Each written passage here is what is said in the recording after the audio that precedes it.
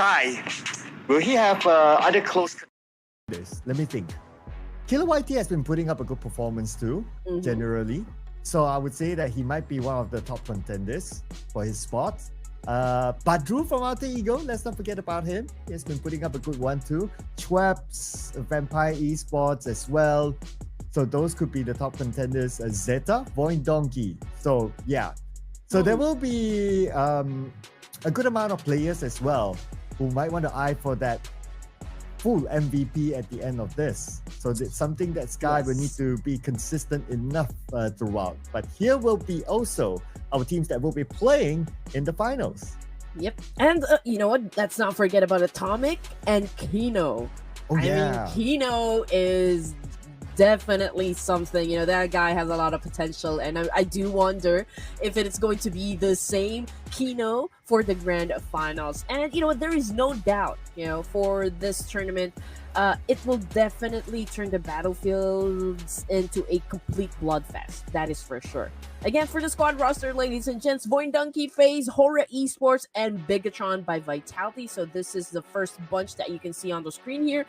It's pretty much the same names that we see from the playoffs. And then coming in at second batch, Champions Esports, DRS Tribe, Aeromacy, and Vampire Esports. Yeah, especially Champions Esports. You did mention it earlier on Kino as well as Atomic performing really well for the team, and the team in general, they're doing quite well as well. I mean, we're talking about comparing them with a lot of these other teams who are familiar to the global stage, and yet they're still able to play their game against them. Looking forward to their performance in the finals. And here we have CelcomDigi Alliance, RQ Real, Alter Ego Ares, and Talon Esports. Among all these teams, Alter Ego Ares, big comeback for them in the playoffs. Yes. And I feel like Champions Esports, I think most did not really expect for them to be the dark horses, and they have been showing us like how steady their strategy can be all throughout the playoffs. They have been consistent in like being always included in the top 10 in the leaderboards. I think they even finished at top 5, if I'm not mistaken. We're gonna check on that later on. But yes, and also for like Talon Esports, I honestly don't know just like which of these 16 amazing teams is gonna step up for tonight's event. Well, maybe one of these Vikings, Team Secret, Xavier, or Sam9. And Sam9, they had a very, very late entry into the grand finals. It took them the last game yesterday, a chicken dinner with 5 eliminations to equal the points with Tribe Aeromacy. And they won through the tiebreaker with their single chicken dinner to be here today.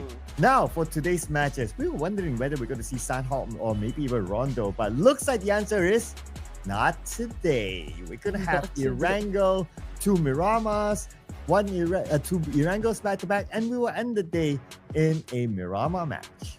Yep, it's still an alteration between Erangel and Miramar. I would love to have a Sandhawk, you know, maybe at the beginning of the matches or perhaps right down there in the middle. I think there's also like one team that we need to mention, and that would be the Vikings.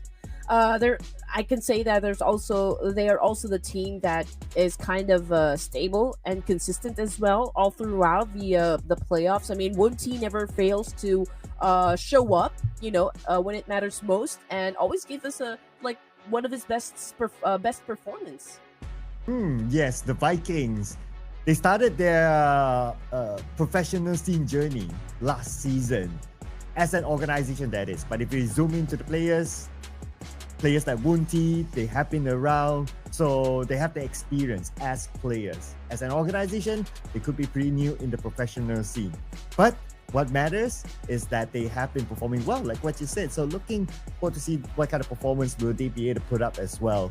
And now, since we're starting our journey in Erangel after this, I wonder will there be any clash of drop slots? Because this is the first time we're pitting all these teams in this lobby, in this map. So some clashes might happen for dominance sake. You are right. You are right. And I feel like, again, okay. I am curious to see if those teams that who finished at the top during the playoffs will be the same teams that will like go off during a first match in Erangel. Again, everyone is actually has a clean slate, so we don't exactly know what's going to happen. We're back to square one, but of course, this is the real battle, right? I mean, the real battle will begin today. All of the 16 teams now will definitely mark their turfs in Erangel and Miramar. So let's see if there will be a lot of drop clashes, pretty much just like during the playoffs, or we will see a different attack coming from the 16 teams. Yeah, so that's something that we want to look out for as well, because the mix of these teams, some of them had their default previous drop spot and maybe they don't want to let it go and it happens to clash with another team, so that might just happen. Military base Reigns, they normally like to drop there, but unfortunately they did not make it here today. Well, I guess they're also busy with other matters as well, if we base on what's happening on social media. So military base itself could be an open spot, but if you have like 2 teams, 3 teams who think the same way, then that might be a early clash point there. I wonder if there will be any team that would challenge D Savior in Pachinki. That's also one of the things that I look forward to. But again, we need to do a prediction. Since you already have 4 points, Sir Cloud, I think you should go first. Yeah, and we gave production 1 point yesterday, so I know, right? Yeah, I know, right? Yeah, now production owes us pizza with pineapples on top. For sure. Okay, first one. How can I say no, right? Let's bring out HORAA Esports. No! Of course. How can I say no to HORAA? You can't. Well, I always go with HORAA Esports during my first match. But okay, I'll give it to Sir Cloud for now. Let Sir Cloud have the first take when it comes to the Purple Hearts. So, if you go for HORAA, then I'll go with DRS. Okay, Daryl Soldiers. Okay, hot one as well. Killer YT, he does have a lot of good highlight moments for himself. Production, I wonder who they're gonna pick this time. Let's see. Put it in, my man. Ooh. Okay.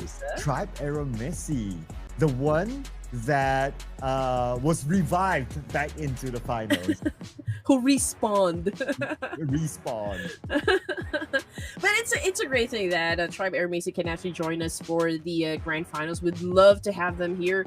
I still know that Tribe Aeromacy, one of the teams that has really a big potential, of course. I mean, the fact that they were able to win the PMNC and actually secure the slot for the PMSL, I just know that these guys can definitely deliver. But of course, we'd love for you guys to join this mini game that we're having with production. Let us know down there in the comment section which teams you guys are gonna go for. We'd love to hear them, and also don't forget, of course, to subscribe to the YouTube channel of Ruthless Esports, and also for us as well, because we'll be the ones to hype up the show. I mean, can you imagine a tournament without casters?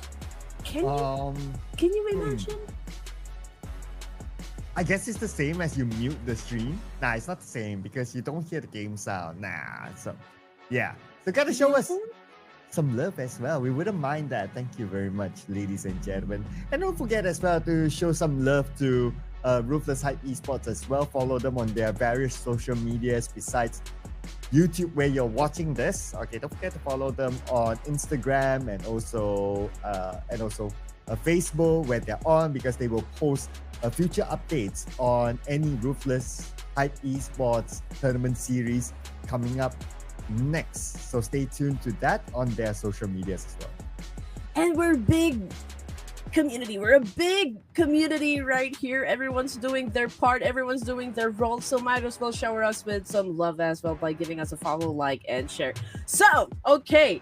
We already picked our team. we already know like which map is gonna go first. Of course, it's gonna be Erangel. And you guys are already making a lot of noise down there in the comment section. So hopefully you guys have prepared some snacks with you because it's going to be a long night here. Again, during the playoffs, teams only played 4 matches, but today it's going to be 6. So it's not just about the test of adaptability, versatility, but it's also going to be a test of endurance. And mind you, it's not just about like the physical endurance, but also mental endurance as well. Yeah, definitely it's going to be tested here because every game is going to be played back to back, obviously. And if you talk about like the playoffs, like, okay, maybe you're in that group that, okay, you play the first game, you take a break, and then you come back next. You can go shower, you can go eat, do whatever you want, right? But here's like, nope, you are going to stay there, you're going to play. So the rest time is even lesser for these teams themselves. So they have to be mentally prepared. They have to be able to reset themselves very, very quickly after they're done with their own game. Exactly. Okay, so speaking of like game, I also wonder, because this is actually one of those teams that have been consistent as well, Sir Cloud, CelcomDigi Alliance. What can you say about CelcomDigi Alliance? I mean, they have always been very consistent since before. The only thing about CelcomDigi Alliance is that they have not been able to score a major trophy yet. And it's just mind-blowing, right? Like, by now, players like Ade Luke is like given the title of the Uncrowned King. When his teams have been performing well, he's like MVPs here and there. But it's always just that title that they need, right? And they check the boxes everywhere. It's just the title. So let's see if he can at least get a starting title here in the Ruthless Invitational Showdown before the professional season starts, as they begin their journey together with the rest of them in Game 1.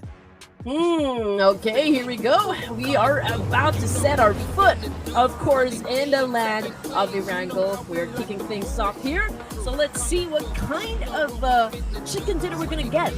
You know, from all of the teams here. Is it going to be saucy? Is it going to be fried? Is it going to be like a Hainanese chicken? We don't exactly know, but I'm excited to see all of the fights that's about to happen on screen. Yeah, here we go with the flight path. Starting from the northern side, just on the side of Severny, all the way down to Novo. So the left side of this map is a little bit far for some teams, and that might mean that some of them might change their regular drop spots. So let's see if there will be any clashes. Up north, we're gonna get Aeromacy heading towards Starboard Community, Vampire Esports as usual. They will drop wherever the flight path begins. If it's up north, they will go to Zarki. If it's down south, they will just go to Primos. And in this case, Zarki is going to be their destination. I'm looking at Yasnaya Polyana, Talon, and HORAA Esports. They always clash in there. Exactly, yeah. So I do wonder if they're going to start things off with a high-octane gameplay from any of the teams here. But yeah, you're right. Definitely. HORAA Esports choosing to drop around Yasnaya. And I think the team that will challenge them in that particular space would be Talon Esports.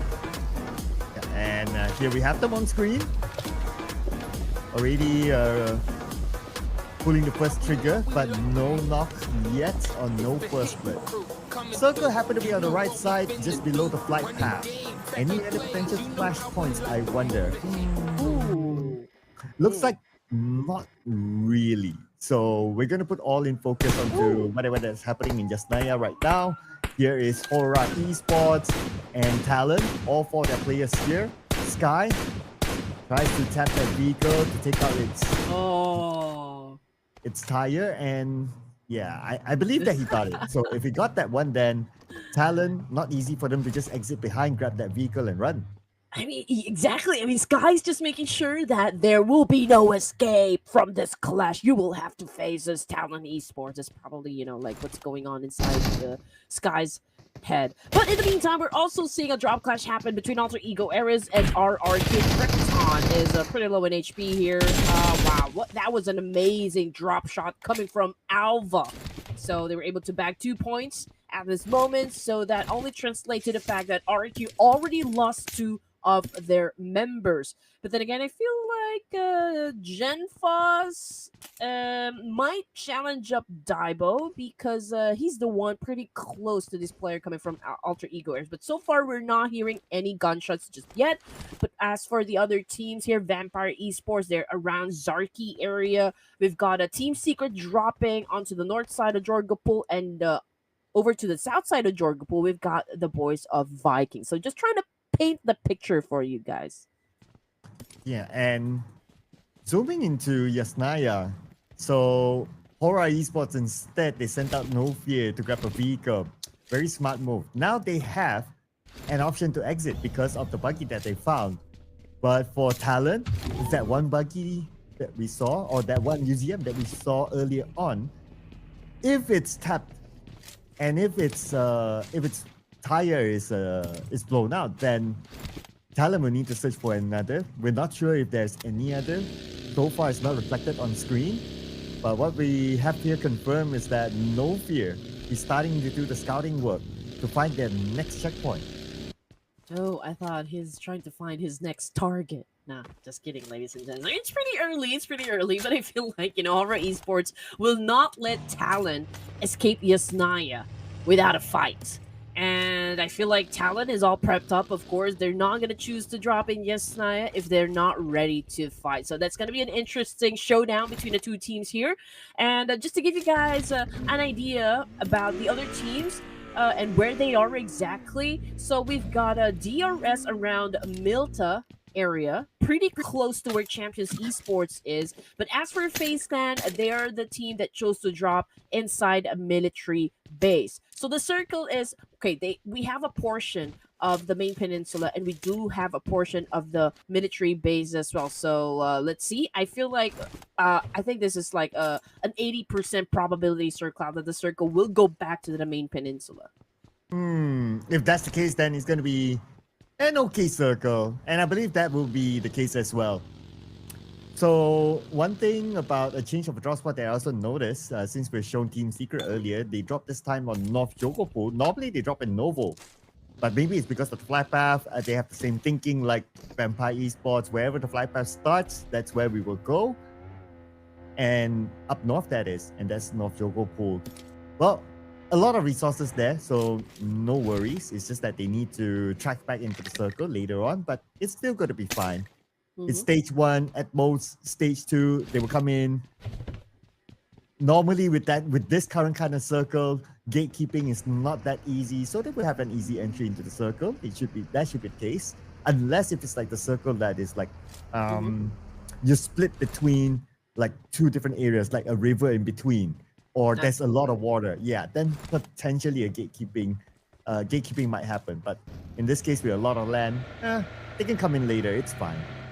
So potential drop clashes that will happen in the next Erangel are like between Talon and HORAA and Alter Ego Airs versus RRQ. But so far, okay, just give you guys, of course, an update. Teams are heading towards the middle here, and trying to get a great compound, or like maybe a great position here that they can utilize. But just to give you guys, of course, like a picture of what's really happening, we've got D-Savior from Pachinki getting into the middle, close now with Cedo, close now with BTR, RRQ, and even HORAA Esports. Alter Ego Airs is trying to keep close to the coastline here over to the east side. But as for like VOIN Donkey, Tribe Aeromacy, well, they're still in the outskirts, but I feel like in just a while they will already decide to actually step into the safe zone. So I do wonder, since Talon Esports is still inside Yasnaya, will they stand guard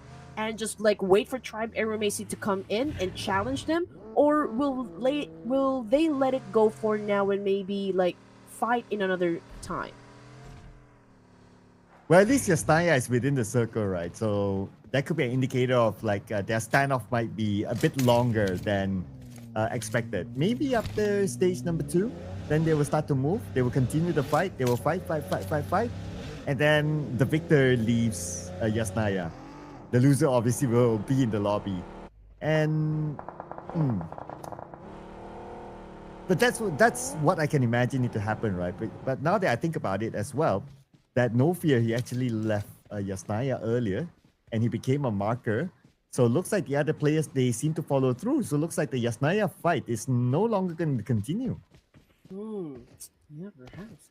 Everyone is trying to take it slow. Very different from what we've experienced during day number 1, the playoffs here. Like, everyone is just chill for now. So it's a bit unusual for my taste. But then again, everyone is just looking to see perhaps who will be the first team to gain the advantage here. They know what is at stake. It's not just about, of course, just defeating your opponents, but also like more on the bragging rights and of course glory. But speaking of glory, we got Tribe Aeromacy on screen. Zayo getting a point. I'm not sure exactly from which team though. Don't tell me it came from Alter Ego Eras. They are kind of close with them. Yeah. Now we have these two teams on screen. But no further follow-up as Mr. Krypton. Okay, we didn't see much of him during the playoffs, so he's going to start. Interesting. Anyway, Trix, now in the chase. Are they going to go all in for it? And Krypton is trying to lead them towards him, but Tribe Aeromacy, they're not buying it. They're focused on to getting into their prime position instead.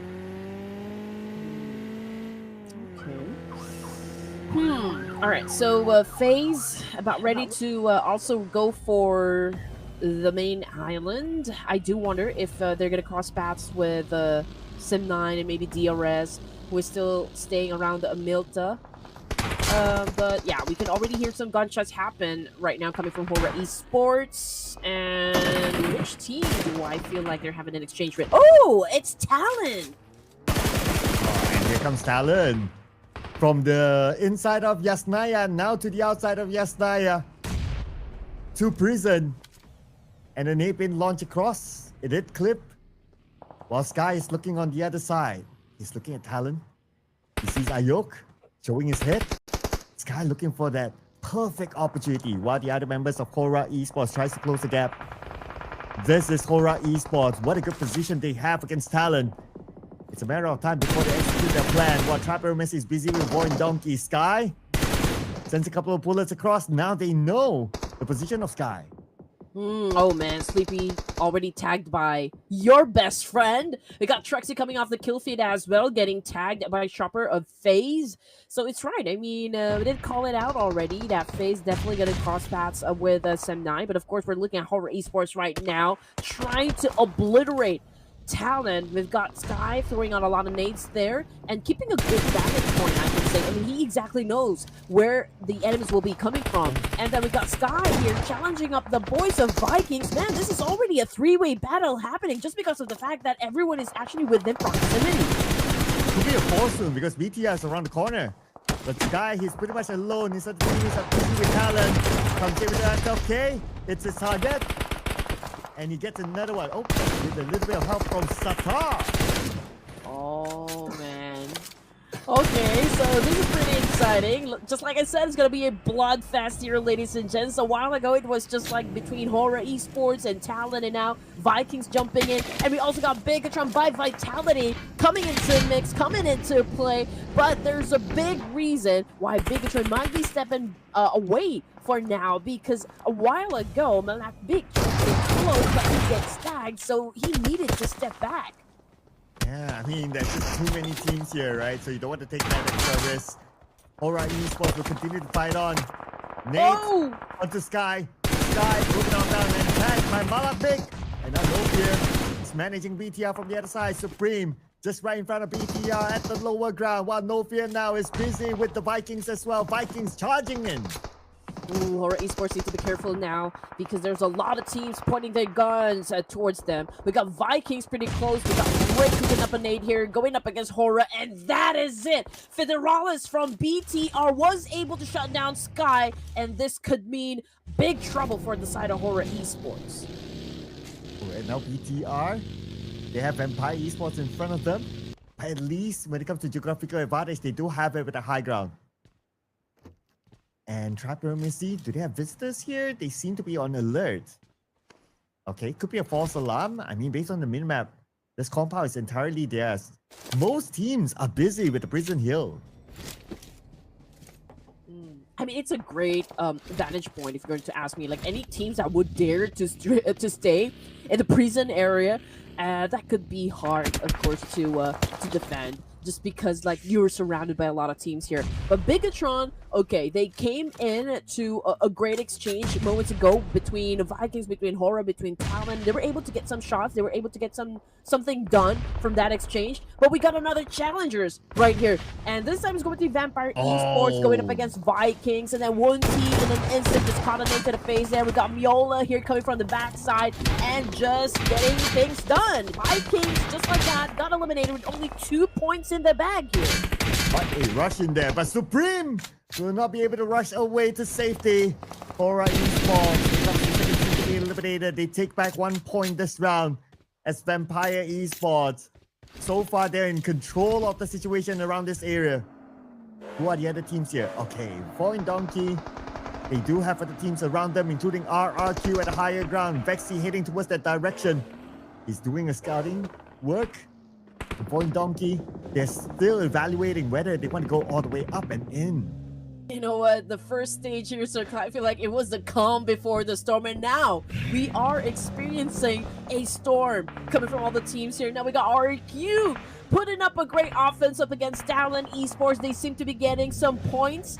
And we're looking at Vampire right now, managing to acquire a total of 4 in the bag here. VOIN Donkey back on the screen here, ladies and gents. We got Potato taking in some hits. We don't exactly sure like from which team they're having a trade-off. But coming off the kill feed, it's RRQ once again. And the fight is not over between them and Talon. Ooh, yes, they're still next to each other. And on screen, Talon now taking the fight against RRQ. And we have Asa here representing RRQ, the final active player. But Talon, they are not truly rushing onto him. They're aware that there are other teams around this area as well, so they don't want to overcommit, allowing Asa to escape with his vehicle. Okay, here we go. Boysil gathering some information. He does hear a lot of gunshots, coming from all directions, to be honest. Now we've got Tribe Aeromacy again still in the outskirts, of course, trying to get inside the zone, but I feel like they will have to go through Vampire Esports before they can even like settle down on the plays inside the circle. And of course, the gunshots continues on.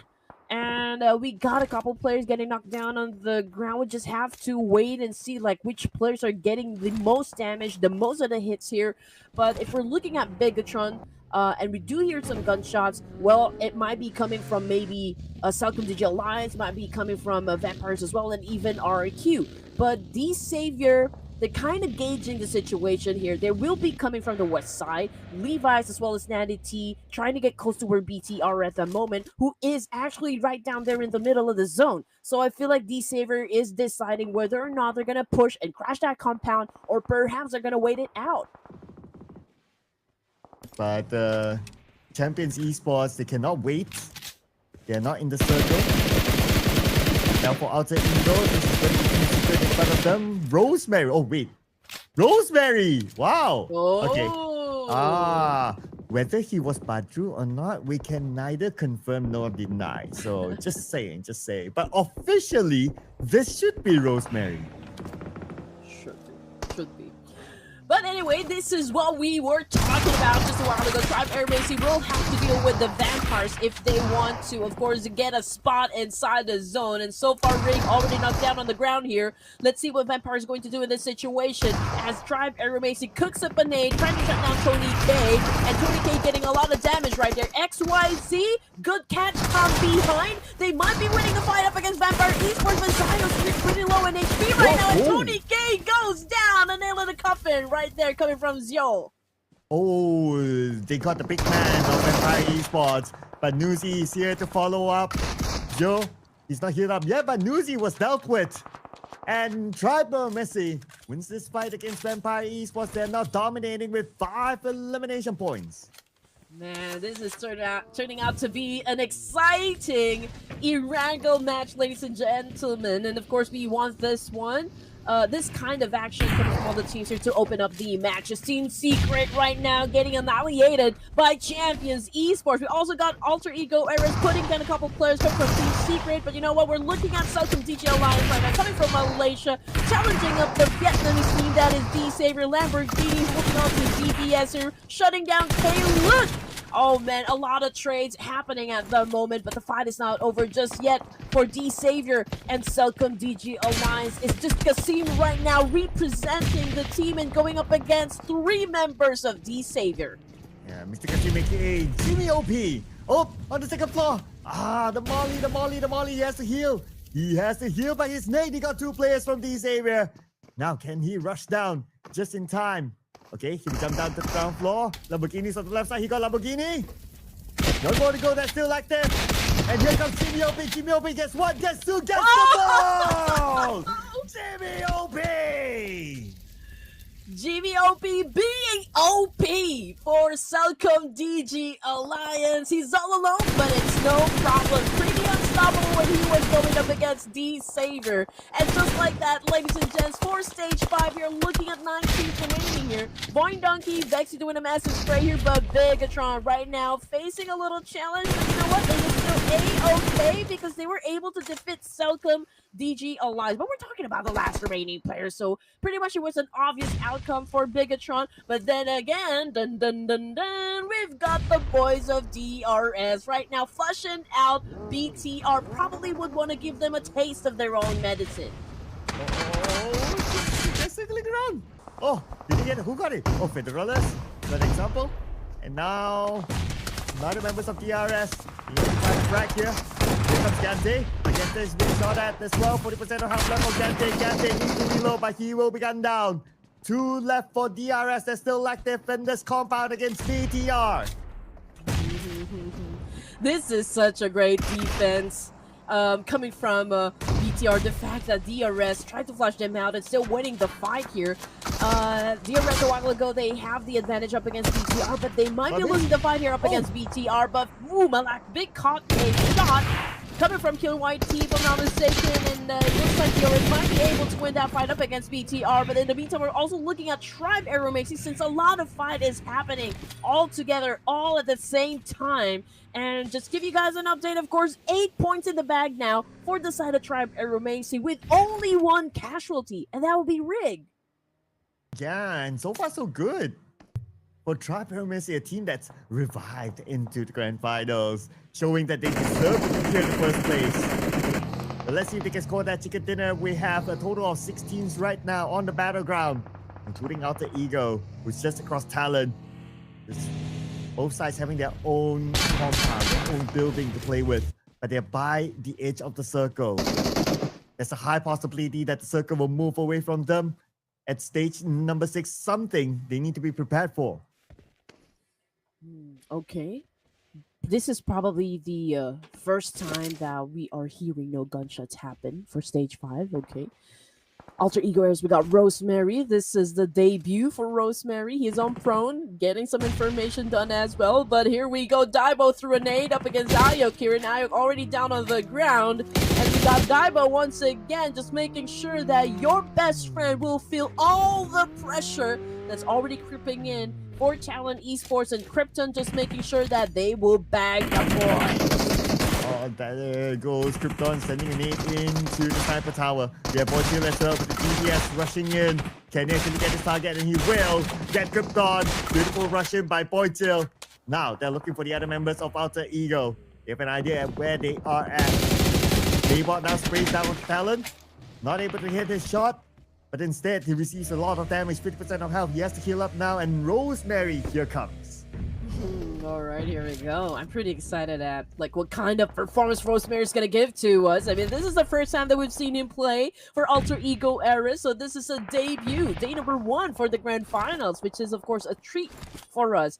And again, 8 points in the bag here for Tribe Aeromacy. They're looking at Talon Esports, who, by the way, still amazes me, the fact that they are still alive, considering that there were already many teams that had actually tried to put them down, but Asa right now coming into play, shutting down Divo as well, and now coming after one more play from Ultra Eagle, which is of course Rosemary. This is a battle of the shotgun, ladies and gents, but Asa needed to step back, but oh man, wrong turn, says Rosemary. Yeah, it's Rosemary, ladies and gentlemen. Here we go. Wow, nice short range nade by Zio to knock out Ayuk. Now XZY is looking for his target. Ooh, there's a lot of damage onto him. While for Trap Aeromacy, they're not in the circle yet. They have to fight their way through. YBF, your best friend, comes in from the side to get Zio. One more to go, but then again, XZY, he was ready for it with the SLC to take him out. Alright, there we go. Things now are pretty intense for stage 6 here. Just like that, Talon Esports did not even make it with only 3 points in the back right now. Vexy on screen. Already on front here in the next 12K, but BTR, oh my goodness, is getting a lot of damage from those attacks coming from VOIN Donkey. And you know what? I feel like VOIN Donkey is gonna unleash havoc here. Oh man, finishing at the top spot from the playoffs. They might be the first one to bag the chicken dinner here in Erangel. Ooh, unless Aeromacy or Rosemary has something to say about that. Right now, Trix might be eliminated. Okay, smokes deployed to allow Trix to crawl to his teammate. Rosemary will finish off Zio. Okay, Rosemary definitely has a say in this. He wants to get that solo run chicken dinner.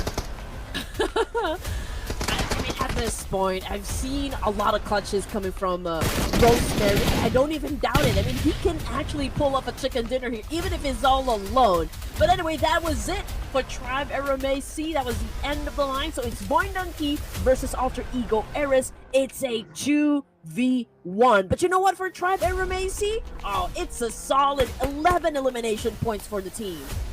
And it's an all-Indonesian finale right now. It's either going to be VOIN Donkey or Alter Ego Rosemary. VOIN Donkey has 2 players, so naturally their chances of scoring the chicken dinner is a little bit higher. But this is Rosemary that we're talking about. And since he's the solo player, he'll be taking his time going from airdrop to airdrop.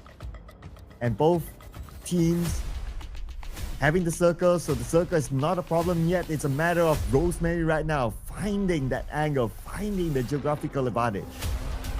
This is exciting, Sir Claus. I did not expect that this is how it's gonna go down. But you know what? Rosemary always gives us a very good show. So let's see what's going to happen. Right now, it's a 2v1. It's Vexy and Potato Tandem versus Rosemary of Alter Ego Eris. We can see that Rosemary is trying to get in position here. He would love to dictate the pace of the game, but unfortunately, he doesn't have the manpower. So what he needs to do is really outsmart the 2 players coming from VOIN Donkey and Vexy taking in some hits, but Vexy, will he go down? Oh, almost, but Rosemary, he wasn't able to shut him down, and his location had already been compromised here. So VOIN Donkey, what are you gonna do? The next step would be yours. I've only got that knock, then it might be a different story. Now the fact that he did not, and like what you said, position compromise.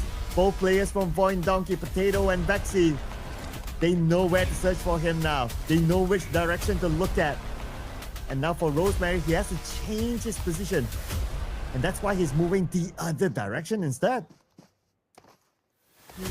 Okay, here we go. I think he has all the intention to bag the first chicken dinner, and it will be crazy. It will be insane if Rosemary can actually pull this off.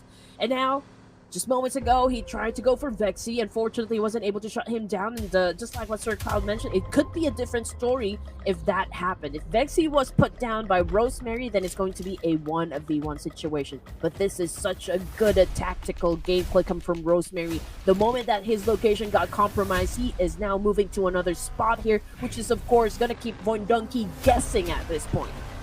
But VOIN Donkey is heading... Okay. They just want to secure a good spot in the circle. And they will. Rosemary, not too bad as well. They're heading towards the direction of Rosemary. It could be a coincidence. Okay, they're still fighting. They're checking the north. Rosemary's not there. And Rosemary managed to slide into the space. Okay, next phase. Both teams still has that circle. This is like a great anxiety build up here. I mean, Rosemary's doing extremely well. VOIN Donkey doesn't have any idea to where Rosemary is. Okay, so Potato almost got shut down, but Rosemary Trigger Discipline is at its finest, and now VOIN Donkey is like really guessing here. Okay, here it comes now. Whoa! Okay, oh man, all that climax, and now we go down with a vehicle gameplay from VOIN Donkey, but it's okay. All right, we get it. It was an unexpected turn, but it's okay. VOIN Donkey was able to secure that chicken, putting down Rosemary as the last player coming from Alter Ego Eris, and yeah, they got the chicken dinner. One drive-by is all it needs, ladies and gentlemen, for VOIN Donkey to continue their reign. They were the champions of the playoff stage, and now with this chicken dinner, they will still retain their number one from the playoffs to at least now the beginning of the finals. What a performance shown by VOIN Donkey, a consistent performance shown. But now the challenge is for them to maintain their performance throughout the entire finals. This time, they score 7 eliminations. Okay, so being at the top spot during the playoffs is not enough for VOIN Donkey. What a way to make a statement coming into day number 1 of the grand finals here and actually getting the first chicken dinner of the night here with an amazing number of elimination points as well. It was great, it was insane, and a valiant effort coming from Rosemary. You know, he did not even stay in just one place here. He wasn't very complacent, to be exact. I mean, he kept VOIN Donkey guessing up until the end there. I mean, he did put up like a great not just defense, not just offense, but also like a great gameplay. Really, he deserves the spotlight as well. Oh yeah, absolutely, right? For bringing the team to second place finish, and also again putting up a good performance overall. We'll check out the numbers later for Alter Ego, but they are in part of our teams to watch, so surely they have collected a good amount of points. But other than Alter Ego and VOIN Donkey, Tribe Aeromacy, this team showing why they deserve to be the grand finals in the first place with another good showing in this round. And BTR also up here as one of our teams to watch. Ever since their rebrand, it seems like they have a new purpose, a new goal in mind to be the best. I just have one question, Sir Cloud. Do you think it's going to be a Nepali day or Indonesian day? Well, if I were to put my finger onto one choice, I'll pick Indonesian Day for 2 reasons. Number 1, VOIN Donkey already scored the chicken dinner. Number 2, we have more Indonesian teams in the overall lobby, so mathematically they stand a higher chance. So I'll pick that answer. But the MVP that's picked for us, you didn't mention about it. Credit given to Rosemary. 4 eliminations, 953 damage. And what's amazing about this guy is he just joined us today. And even if his team wasn't able to secure the chicken dinner, I mean, he snatched the MVP title. Amazing 25 minutes survival time for this guy. 4 elimination points. And only with 4 elimination points, it's also like a great damage output. It's a 953. Just join us for today. Or did he not? Oh. We'll leave that for you guys to keep guessing, ladies and gentlemen. But our top performers, so we have Jimmy OP from CelcomDigi Alliance. He did put on a good highlight show against Xavier in the compound fight earlier, followed by Malak from BTR, also 5 eliminations. And then we have XYZ. Not XZY. XZY is probably someone else. XYZ from Tribe Aeromacy here as well. Okay, points. VOIN Donkey, 17. Tribe Aeromacy, 11 eliminations, the highest among them all, scoring 16 points. And then we have Alter Ego with 12 points, sharing the same amount of points with Bigetron by Vitality, also 12 points. The unfortunate only team to not score any point at this time is Sem9, but whatever it is still game 1. Oh man, fortunately for Team Secret, DRS, HORAA Esports, they all had an early elimination. I mean, they actually met up in just one spot. I mean, do you remember coming into stage 3 and there were a lot of teams in just one area? So that's why there were a lot of teams that got eliminated as well. But it's okay. I mean, that's the whole beauty of Battle Royale. Its unpredictability is what keeps things very interesting. Throwables used in the game is a total of 168, which is, I can say, still pretty average. I would expect that number to still go high as we progress, through the night.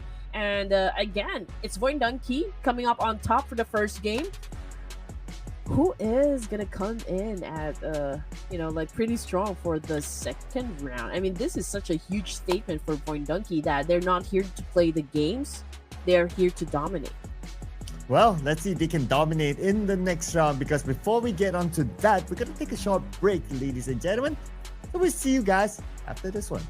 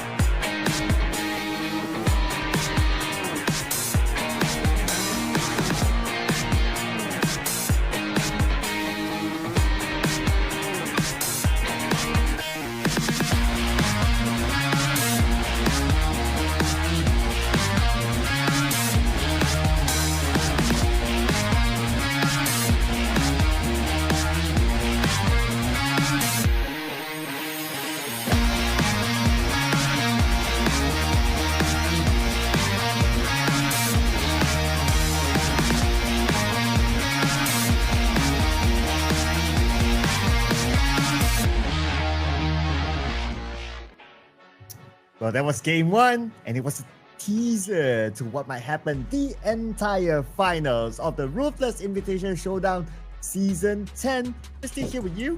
We're so glad together with Red Queen with her hoodie on. That looks like a nice hoodie. What hoodie is that?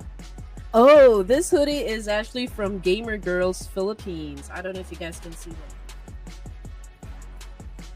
that. Right. How do I see? But it's pretty cool, right? I mean, all the graffiti style. Yeah.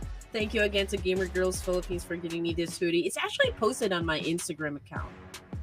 Yes, so that is a hint, ladies and gentlemen, to check out the Instagram account of Red Queen Andy to know what sort of drip that she's wearing every day. Is that how you say it nowadays? Like you call like outfits like drip? I don't even want to say anything because I feel like we're talking about the wrong slang right now. Did you know that we're not even supposed to say epic anymore because it's such an old word? How true is this, ladies and gents? What replaced epic?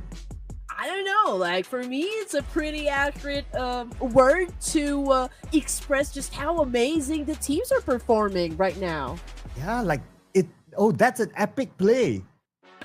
Then what do you replace it with? Like that's a skibidi play? Oh no, definitely not. What are you talking about? Did you see how Rosemary actually put up a great fight even if it was already at a disadvantage? And VOIN Donkey coming into day 1 after the playoffs? Oh man, both the teams, both of the players that we just said, epic. I'm trying to still find the new Gen Z word for it, right? But okay, we'll figure out. We'll figure that out later. Right now, we have to figure out our prediction. Have you had yours figured out? You know what? I feel like Sky is gonna do something about it. I mean, like, it wasn't a great game for HORAA for the first E-rank. I feel like it's gonna be a great comeback in Miramar. So I'm gonna choose, and I'm gonna go with the purple hearts this time. So I want to see a lot of purple hearts down there. Let's go. Let's go. Okay, purple hearts. Okay. So I had a bit of sign, right? Finally Kent replied my message. So let's go for BTR. Let's go. just because he, and he always explains like, oh, why is it so hard for you to reply messages? Because on the same phone that he has like a million scrim groups and all the messages just go haywire. So sometimes my message gets drowned out. So the day that he replies, it's like, okay, yeah, I've noticed. So that's a sign there. Okay. Alter Ego errors for the production team. I do understand. They came in at 2nd place. And again, it was a pretty strong gameplay from Alter Ego errors.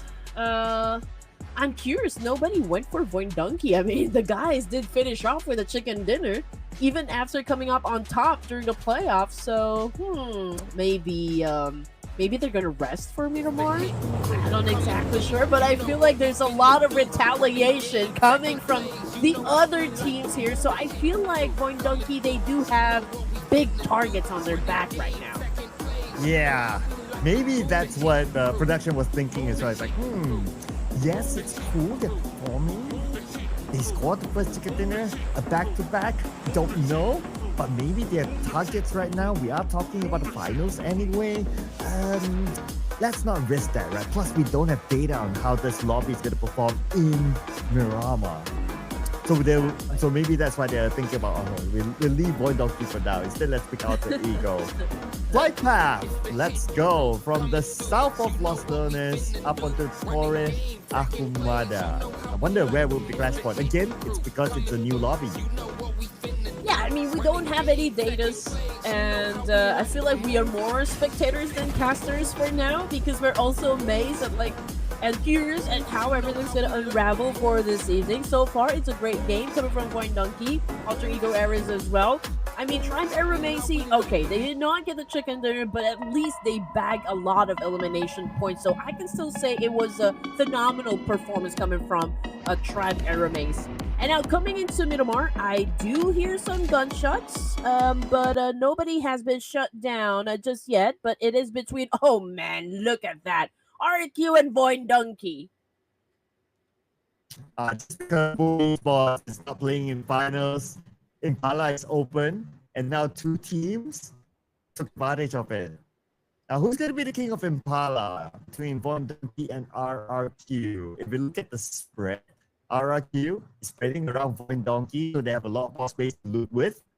For VOIN Donkey, they are locked in, so we can see at least three of them not able to move much. Or maybe all four of them not able to move much. So if we were to talk about preparation and also utilities, probably by now RRQ and also, is the better team. Like, VOIN Donkey is surrounded. I mean, they're in the middle. Oh, come on, Sitar.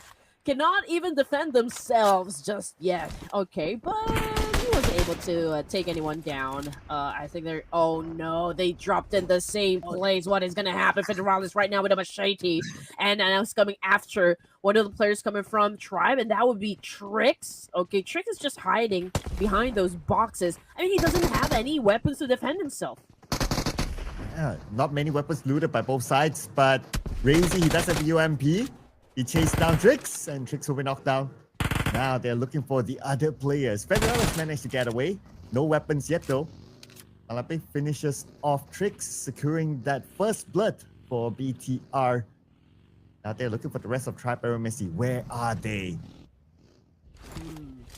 After such a strong performance, from Erangel, I do wonder why they still decided to drop in that specific spot.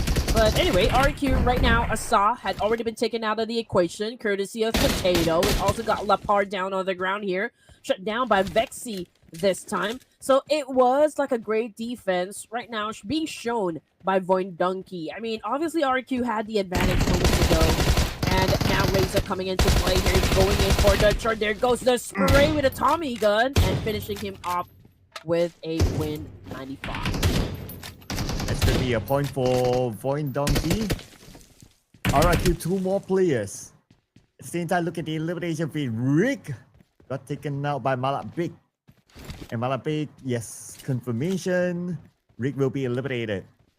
As for Ryu, just opposite of Potato, and they're moving towards him.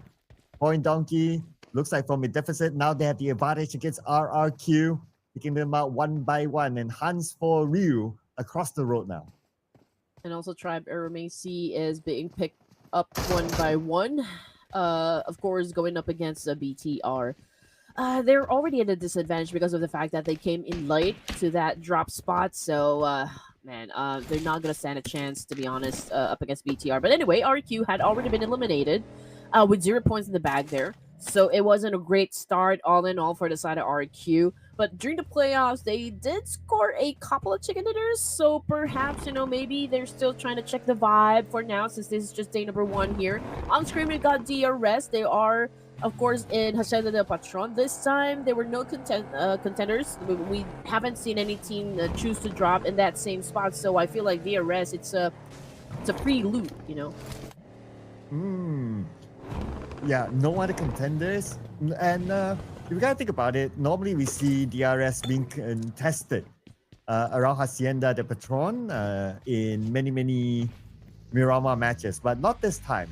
So it's one of those kind of rare occasions as well that we get to see DRS like, okay, have a chill start around that area. They can loot, they can do whatever they want and figure out how to get to circle next. So decent start for DRS. They could use that booster though, since they only scored 1 point previously.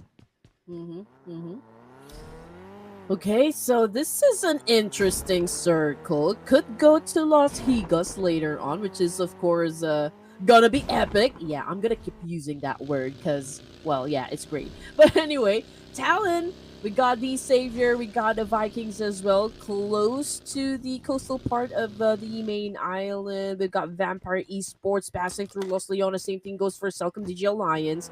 And, of course, we've got VOIN Donkey, close to Alter Ego Ares, close to Team Secret. So I feel like we will see some cleanups happen around the east side. But anyway, Champions Esports right now cross paths with the Savior, and Chua was able to score a point. And Chua has been playing rather frequently here in the Ruthless Invitational Showdown after his contract renewal post. He's been getting a lot of play time here. Maybe he will be in the main lineup later on during the professional season, something that we'll watch out for. But as we talk about Chua, he got gunned down. Not eliminated yet. He continues to roll with the Savior. Lamborghini getting Kino. But on screen we have Zio. Almost getting Federales. One last team with Federales! Woo-hoo-hoo-hoo-hoo! The Filipino Terminator at his best. That was hot. That was such a great takedown by Federales. I mean, can you imagine? He was already down to like low HP, but still he was able to defend himself very well. And he was all alone, and he handled it very well. But anyway, looking at the 14 teams remaining here, we got Newsy being a mechanic over here, trying to fix up their vehicles, which is of course very important to have, a very important resource here in Miramar. Oh yeah, absolutely right. You cannot play Miramar without vehicles, so it's a must to protect them. And glad that with the updates nowadays, you can actually repair the vehicles. So that's exactly what they were doing earlier. But what's happening on the elimination feed? Looks like Vikings, they will lose break to the hands of Talon. Shot from afar. And HORAA Esports BTR in a fight. This is happening now. Yeah, that was the confirmation from BTR. Malak Big had already been sent back to the lobby, ladies and gents. We got Boysil right now on screen. A little bit of a spray up against Tins here of Vikings Esports, but it did not connect. But you know what? D Savior might be headed towards the same direction, and Talon Esports is getting, of course, that update. Probably talking to the rest of the team here if they're going to go for like a fight, go push. So Boyzel obviously is just checking if there will be teams from behind that might do a major backstab. But for now, Talon obviously going for a reposition here. So far, so good for all of the teams. We are not seeing any fights happen just yet. But I feel like as the circle, of course, continues to shrink and we don't really have that much space, well, the teams will then be forced, of course, to battle it out in just a while. Yeah, and I like how this circle goes, right? This is on the high ground south of Los Leones. A very challenging spot to play. And we can see a lot of teams already picking like the high ground positions in it.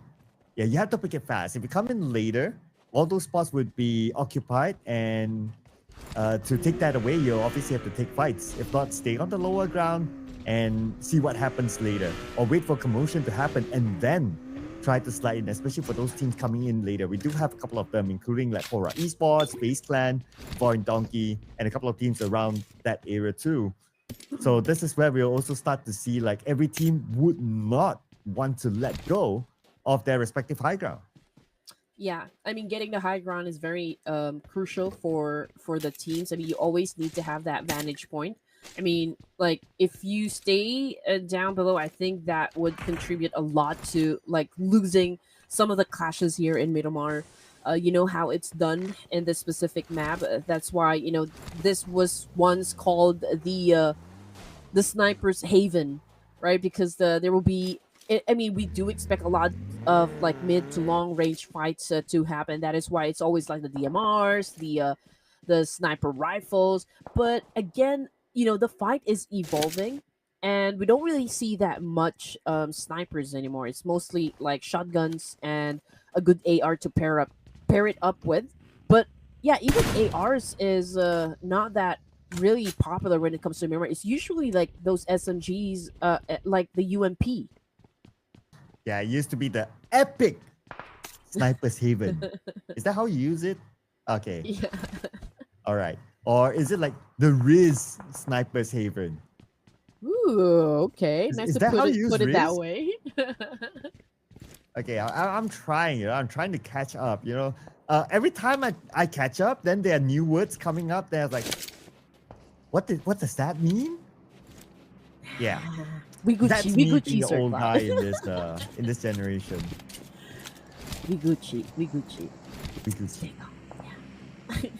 So far, everyone is still Gucci here. I mean, we don't hear exactly anybody really doing an open fire here up against any teams. It's really quiet for now. From the right side of the screen, we can see that FaZe Clan had been traveling from the outskirts, probably entering from the east side, perhaps. But let's see, because there's a lot of teams standing guard. We've got CelcomDigi Alliance, we've got Alter Ego Eras as well. So perhaps they will be the ones to greet, of course, and say hi to FaZe. Oh, but Vikings is going to say hi to Talon. But Talon says bye bye bye bye bye. Don't want to be a fool for you. I don't know. What song was that? Wait, no way. I'm just kidding. Bye. No way. No way you're not gonna know that. No way. It's gonna be May. From the same group? Yep. Potato! Uh-oh. This spells trouble for the side of VOIN Donkey right now. He's knocked down on the ground. Team Secret. Oh, I feel like Potato has already been taken out. Okay, so that's interesting. Speaking of high ground, it seems to me like, okay, Team Secret does have a compound here, but we've got one player from VOIN Donkey who's keeping a close eye onto the rest of Team Secret and also getting the information, cascading it back to the rest of the team, so they do know how to approach this. But Vexy, oh, that was unfortunate because Vexy had already been shut down with a nade. And now Zeta down to him versus Team Secret. Zeta's gonna exit on the south. Looking to bring Vexy behind, and there goes Zeta. 10% of health is rising to 2. Not able to tank it as Strong will gun him down. And Zeta eliminated by GK. VOIN Donkey, only one left. That's going to be Razak trying to get away. Yeah. I think they weren't really expecting that a team is actually staying from inside this compound. I mean, they were caught off guard, I can tell. Rosemary, Alter Ego Eras, despite having such an explosive debut just moments ago, and now currently on the ground, and Kalik is looking to destroy him with an M416 nade, but Rosemary's still making it difficult for him. And finally eliminated. Well, Rosemary survived the longest for his team, but this time he got eliminated at stage 3. It's down to the rest of Alter Ego to carry the banner for this round. For FaZe Clan, they're carrying their own banner here against Vampire Esports. Straps will be taken out. Now it's down to Tony K on the ground floor.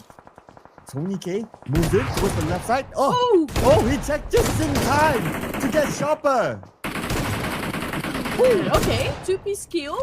I feel like it was a missed opportunity because Tony K was actually facing the wrong direction, but you blink and you miss kind of moment, I feel. I mean, for the side of course, Talon. Was it Talon Esports or like the opposition? But anyway, I mean, there's another player or like another team that will love to challenge them up, and I feel like that would be the boys of DRS. Example is trying to flush them out, but HORAA might be interested to come out and play as well. Come out and play? I know that song too. Anyway, we're talking about song titles today, yeah.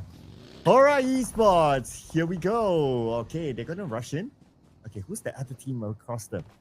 Okay, it used to be Talon, but then again, they're not interested to take this fight. They decided to leave it.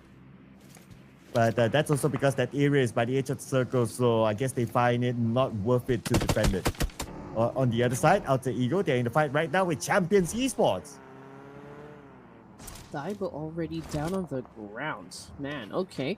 2 casualties now. Alter Ego Res, we got Krypton on screen here, cooking up a nade, trying to shut down Atomic, but Alva is doing a little bit of spray up against the incoming team. That would be Team Secret. Okay, Casa's already knocked down on the ground, so there's a need for Alter Ego Eras to close this clash, but they couldn't catch Atomic. And Urka's out, taken up by GK, because Team Secret arrived on the other warehouse. Krypton now rushing in, sees Atomic, but Atomic fires back. Alva, yes, quickly save his teammate, but a little bit too late. Alva now fires back. At least he gets his revenge. And there goes Champions Esports, number 42 elimination points. Alpha is not done yet. Here comes Team Secret.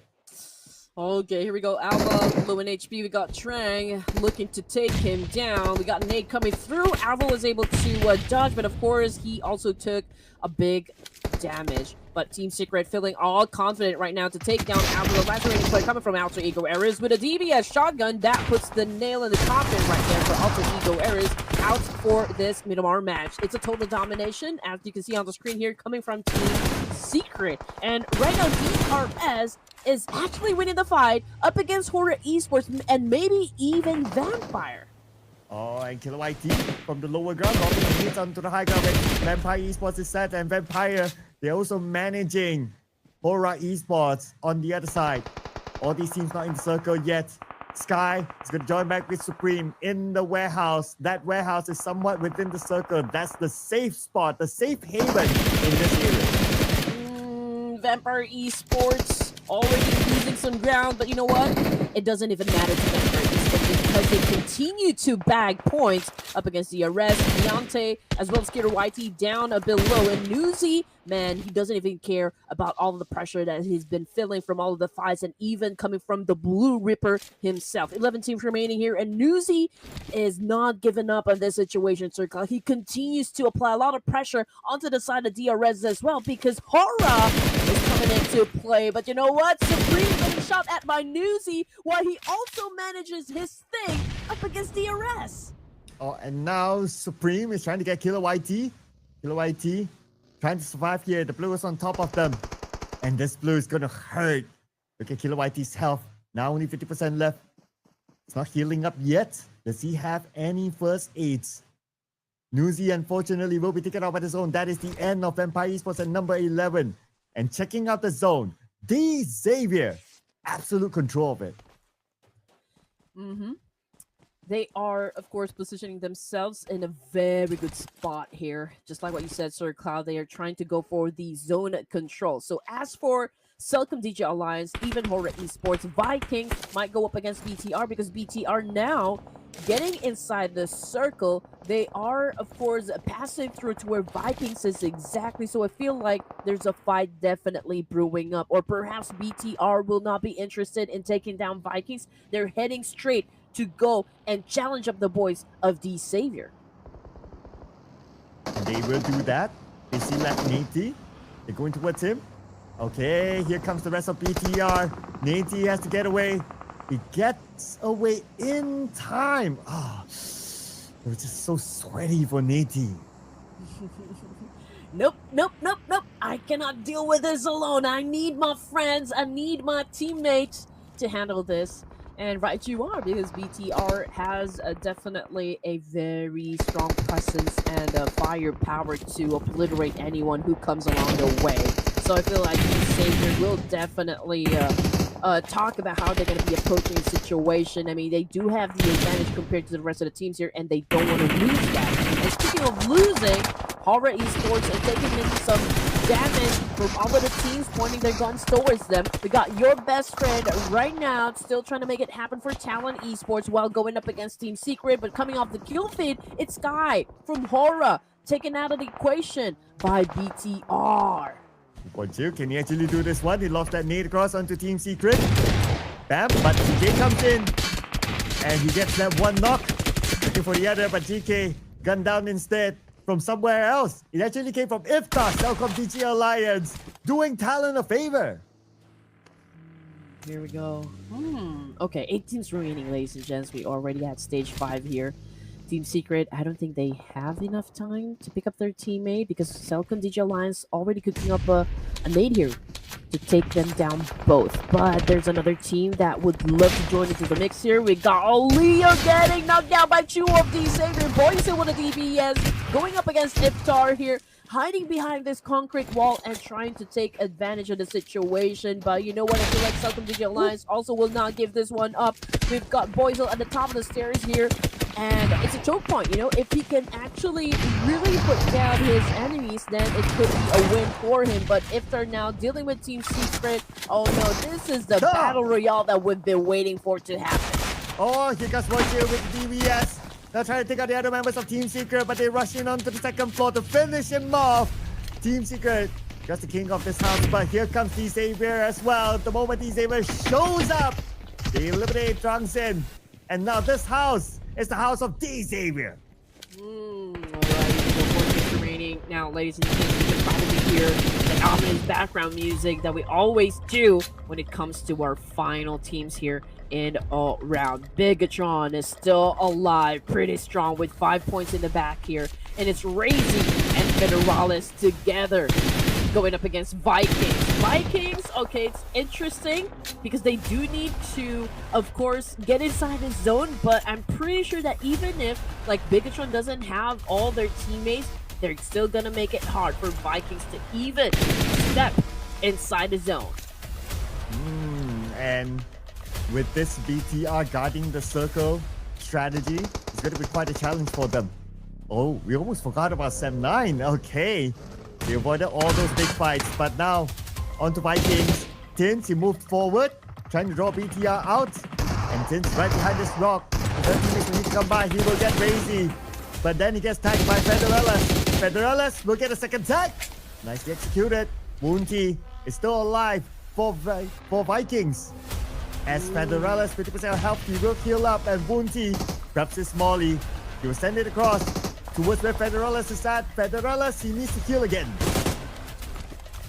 Despite the circumstances, we got BTR still holding down the fort here. It's Federalis, the knight in shining armor for BTR. Can he pull up a clutcher up against Vikings? It's gonna be an epic fight. Woonti! Oh man, they just took the shot from Federalis.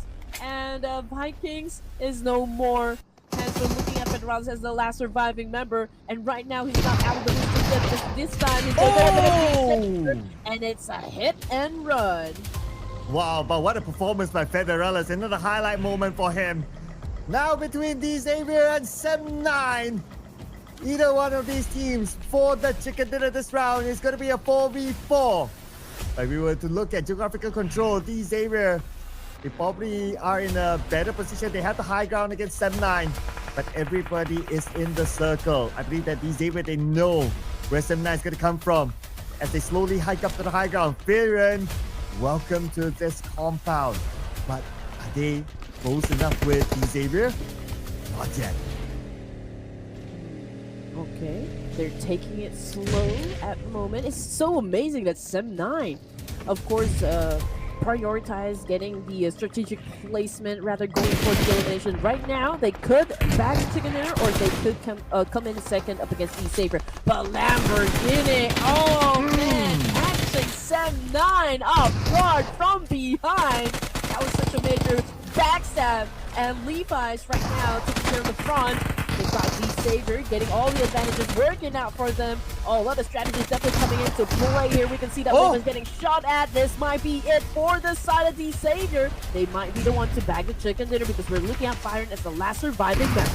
They did in front of Firen. And like what you said, D Xavier will take home this chicken dinner. Chicken dinner number 2 against Sem9. Amazing, amazing gameplay coming from D Xavier, ladies and gents. We've always talked about the fact that D Xavier loves to have that late surge, but it's a different story right now coming into the grand finals. It's an explosive game here in Miramar, getting the first chicken dinner for the team here. And yeah, it is also like a great effort coming onto the side of Sem9 just because of the fact that they managed to get to the latter stages. The game here came in at second place for that match alone. But of course, we don't want to take the spotlight away from this Vietnamese team as they have done like a great job at securing a chicken dinner for day number 1 of the grand finals. Oh, absolutely right. It's D Xavier that we're talking about, the reigning champions of PMSLC with the chicken dinner. And this time it's going to be 9 eliminations for D Xavier. 19 points collected overall by them. It's going to be real interesting, this race. You had VOIN Donkey with the first chicken dinner, now D Xavier. And the reason why they got 9 eliminations because they involved themselves with those high ground fights. As compared to Sem9, the strategy is a little bit different. They played it a little bit safer this time. They didn't want to get involved with the high ground fights. That's why towards the end, we saw them still trying to hike up to the high ground. They managed to breach it, take that head-to-head fight with D-Xavier. By the end of the day, D-Xavier came up on top.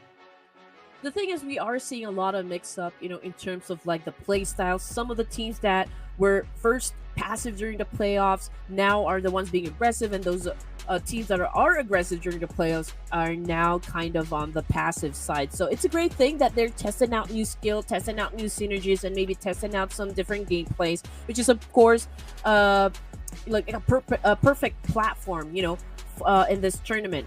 But as for those teams that actually did great for match number 2 in Myanmar, we've got D-Xavier, of course, BTR by Vitality, we got Team Secret, and Sim9 of Malaysia. Yes, so BTR, they were super active as well. Even though they didn't make the top 2, but they are up here. And followed by Team Secret, who was also active. Basically, our first 3 teams here is our teams to watch. They were active on the high ground fights. Sim9, they came later. That's why they were put at the 4th place on the teams to watch. As for individual head-to-head, we're going to compare Trangzin and also Levi's, 2 players from the Vietnamese region, where Trangzin scored 5 eliminations as compared to Levi's 3. But when it comes to damage output, Levi's did a little bit more work as compared to Trangzin. Other than that, same amount of assists. But our MVP, man, welcome back, the Filipino Terminator, Federales. There's a lot of highlights that Federales actually was able to pull off from this round alone. Just moments ago, I think it started off with like him going up against Zayo of Tribe Aeromacy just moments ago. I mean, Zayo definitely had all the advantage. Like, he has the element of surprise. He was able to catch him off guard, right? I mean, for Federales. But just in the nick of time, he was able to hide behind like a couple of like tall boxes there, and he was very low in HP because he took a lot of damage from that spray coming from Zayo, and he was able to counter with an effective spray, or like maybe even just like a tap and fire with a mini 14. I'm not exactly sure, but the fact of the matter is he was able to pull off like such a great response, putting his enemy down. Yeah, he definitely scored a lot of highlights this round. Now, there will be expectations for Federales to perform in the following round, but those are good expectations, so I hope to see more of that. Now, what we will see is the numbers for this round. So, D-Xavier, 19 points, and BTR scored 8 eliminations, 5 of them from Federales, by the way. 13 points collected in total, and Team Secret also 8 eliminations, bringing them to 11 points, and that's going to be the double-digit club. RRQ, Trap Aeromacy, no points for them this round.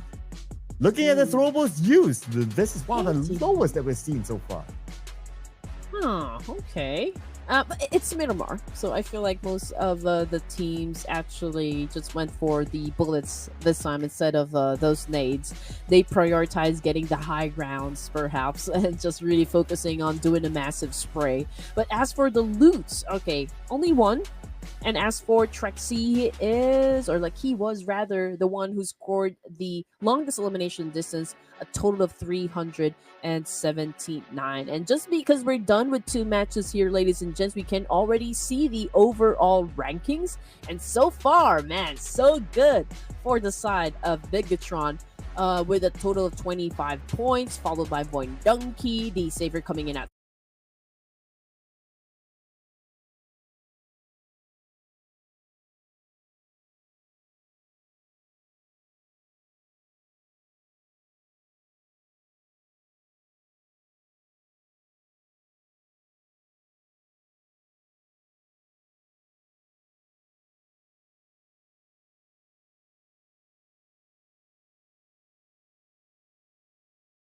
third place, moving up a total of 8 ranks. Tribe Aeromacy coming in at 4 with 16. We got Cedal, Alter Ego Eris, Talon, and even Team Secret climbing up a total of 6 points, ending with a total of 20.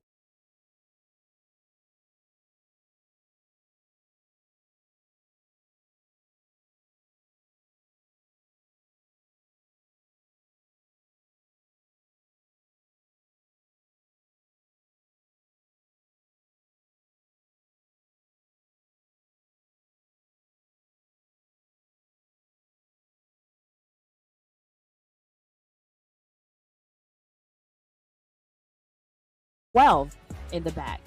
And no chicken dinner, no problem for VTR to be at number 1 as of now, after a consistent 2 rounds back to back. Well, on page number 2, so here we have unusual names. HORAA Esports, so far in their first 2 rounds, they only scored 2 points. But fret not, fans of HORAA Esports, the Purple Heart Army. There's still a lot more games to go. So it's only the first 2 games. We're not even at the end of day number 1.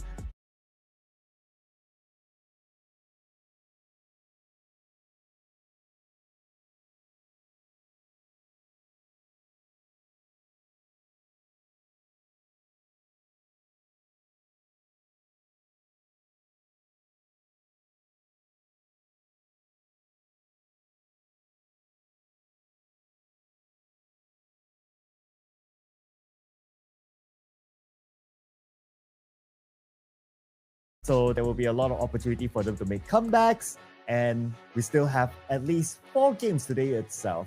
But before we head on to our following match, as usual, we're going to take a short break, ladies and gentlemen. And when we come back, we'll be in Miramar. So see you guys after this.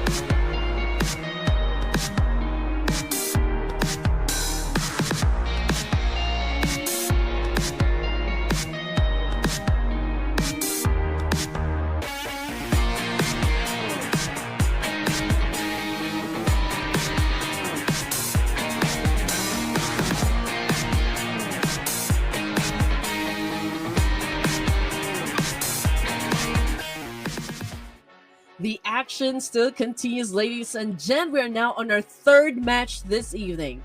What? We're already on our third match. Wow, time really does go by fast. But anyway, welcome back, ladies and gents, to the Ruthless Invitational Showdown Season 10. Today marks the first day of the Grand Finals. You guys are still with us, your favorite casters for this tournament. My name is Red Queen, alongside Sir Cloud.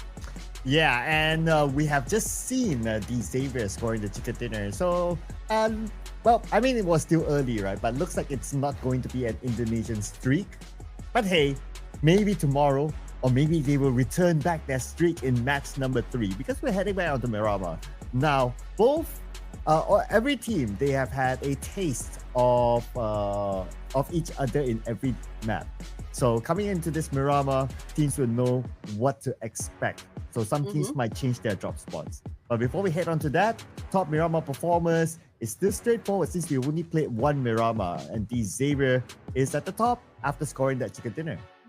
You know what? I think what this sequence of maps will provide to the teams is a little stability in terms of like their gameplay, because they can just replicate what they did, you know, in the previous match. I think that is, you know, the kind of like the advantage for some of the teams here. But anyway, here comes again the team prediction. Who am I going for this time? Okay, still Miramar. The closest, okay. I feel like this time it's going to be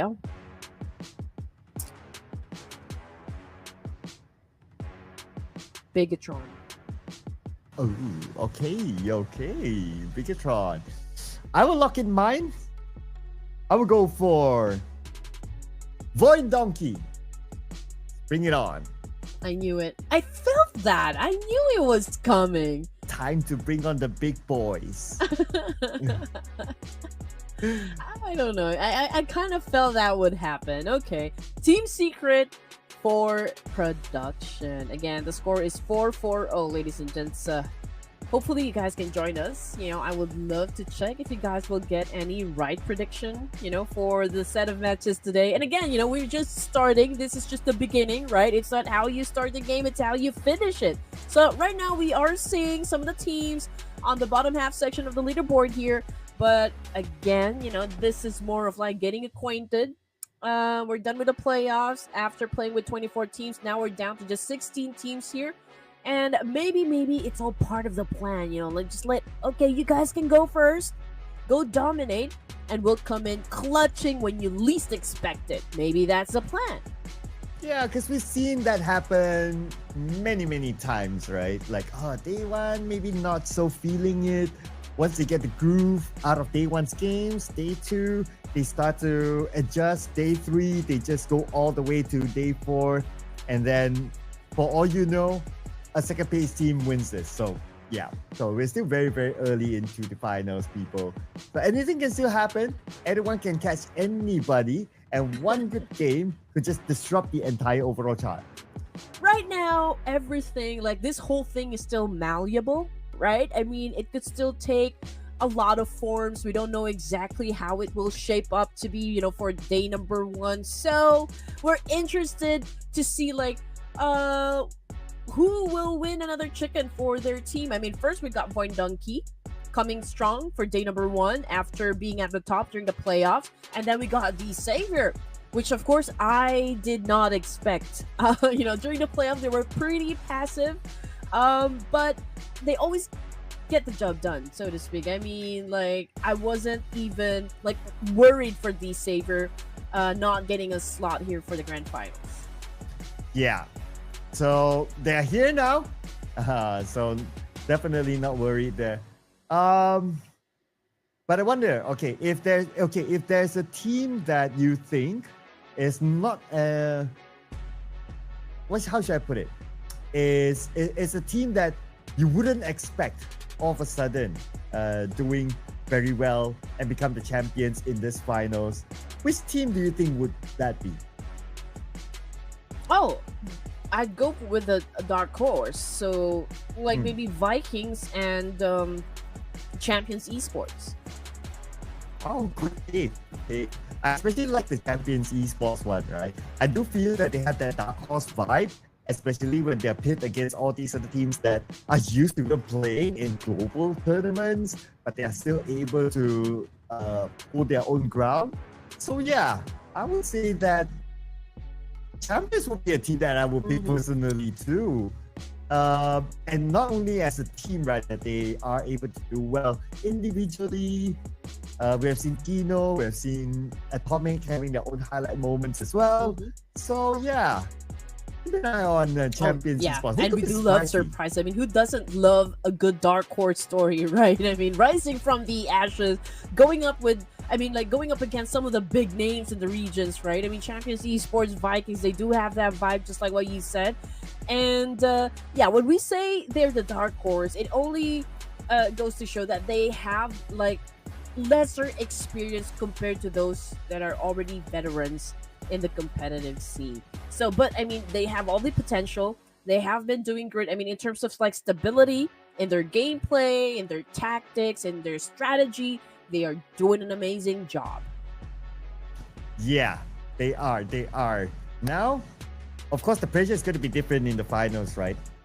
In finals, it's all about being the champion. Basically, that one spot at the very, very top. If in the playoffs, it's like, that's like 16 slots, so you have a lot of room to breathe. But the finals is a whole different ballgame. And that's where the approach needs to be a bit different as well. So coming on to our next match here, it's going to be Miramar, match number 3. The final match of our first half here today. And second time they're going to play inside of Miramar. We saw in the first game, Impala, we had 2 different teams. That might change, that might not change. We'll find out, ladies and gentlemen. Let's go. Let's go. Okay, and again, cannot even believe we're already in the third match here. Already, well, almost halfway through. But anyway, here we go. Plane is already on screen here, flying above the desert. And of course, teams are already getting ready to jump off of the plane here and head towards their favorite spots here in the land of Miramar. I'm looking at like some alterations and a change of pace coming from some of the teams here, but will we see the same drop clashes? Yeah, but it might be different this time because the flight path is all the way on the left, Impala is all the way on the right. So maybe that might not happen. Other potentials based on game 1, don't really see any other potentials based on this flight path, but it's a different flight path. It's game 2, so we might see a new clash point somewhere else. Well, Power Grip was a common one involving BTR, so we'll keep an eye on that. Another hotspot is always Picado, and I'm seeing Vampire Esports heading towards there. I don't see any other team overlapping, so maybe not somewhere in the middle. So we'll keep an eye on the possibility at the north if it happens. I'm waiting to see where the initial circle will land, because that would, of course, dictate the tempo of all of the matches that's going to happen, that's going to drop into Miramar. Okay, Tribe Aeromacy just opened up their chutes now. Okay, so it's this is a kind circle. Los Leones is not going to be part of it. So I do wonder if there will be teams that would choose to head on towards Los Leones, because we've got an abundance of loot over there. We've got RQ DRS choosing to drop in the middle. As always, we got HORAA Esports going to the northern side. We can see Alter Ego Ares is picking up some vehicles along the road. Again, it's very important for the teams to have a better choice of mobility here. We've got, okay, so DRS close to Alter Ego Ares. Are they gonna pick up a fight, or okay, we are seeing a very confident DRS right now on screen and just really declaring war. Yeah, taking a couple of pot shots against Alter Ego, but they decided not to fight because, yeah, clearly they haven't looted yet. They drop, grab a vehicle, and straight move away. So it looks like no early clash based on this flight path this time. So everybody's going to have a smooth early loot and see them later in the circle. Even the circle is kind of nice this time. So we might see.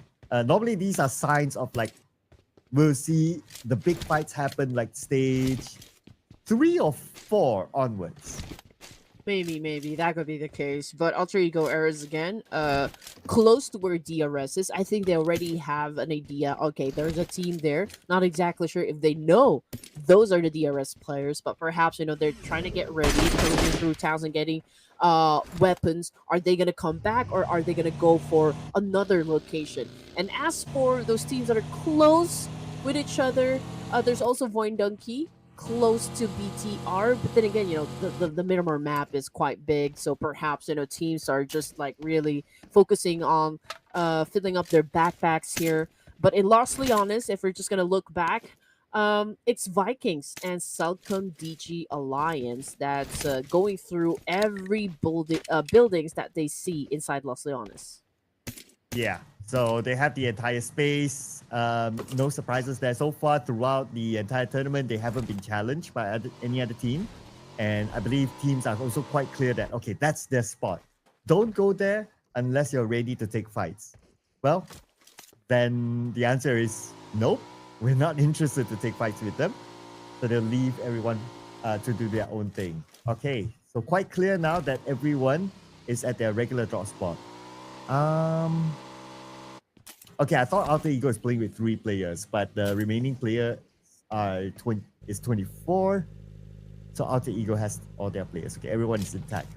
Okay, so if we look at the overalls, let's talk about a bit of the teams on page number 2. Any surprises for you? Page number 2? Not exactly, because I feel like some of the teams that are part of the second page are going for the long game. I mean, take DRS, for example. Yes, some things have not been working out for them during the first 2 matches here, Sir Cloud, but we've always known them to be like one of those teams that are pretty consistent in terms of their strategy in going for the placement points. And right now, since we've only played like 2 matches, I think it's too early to call out like which of the 16 teams are now really performing well. But in terms of like who is really being aggressive, no doubt VOIN Donkey. I mean, this is the kind of pace similar to what they have shown during the playoffs. Also with like the BTR, who have already established a little 25 points here. But as for like champions and even HORAA Esports, I feel like they're still trying to get their rhythm down, but the moment that they do, I feel like they're going to start really racking up some points onto the board. Okay. That's a good pick there. I believe that they will be able to make a big comeback as well.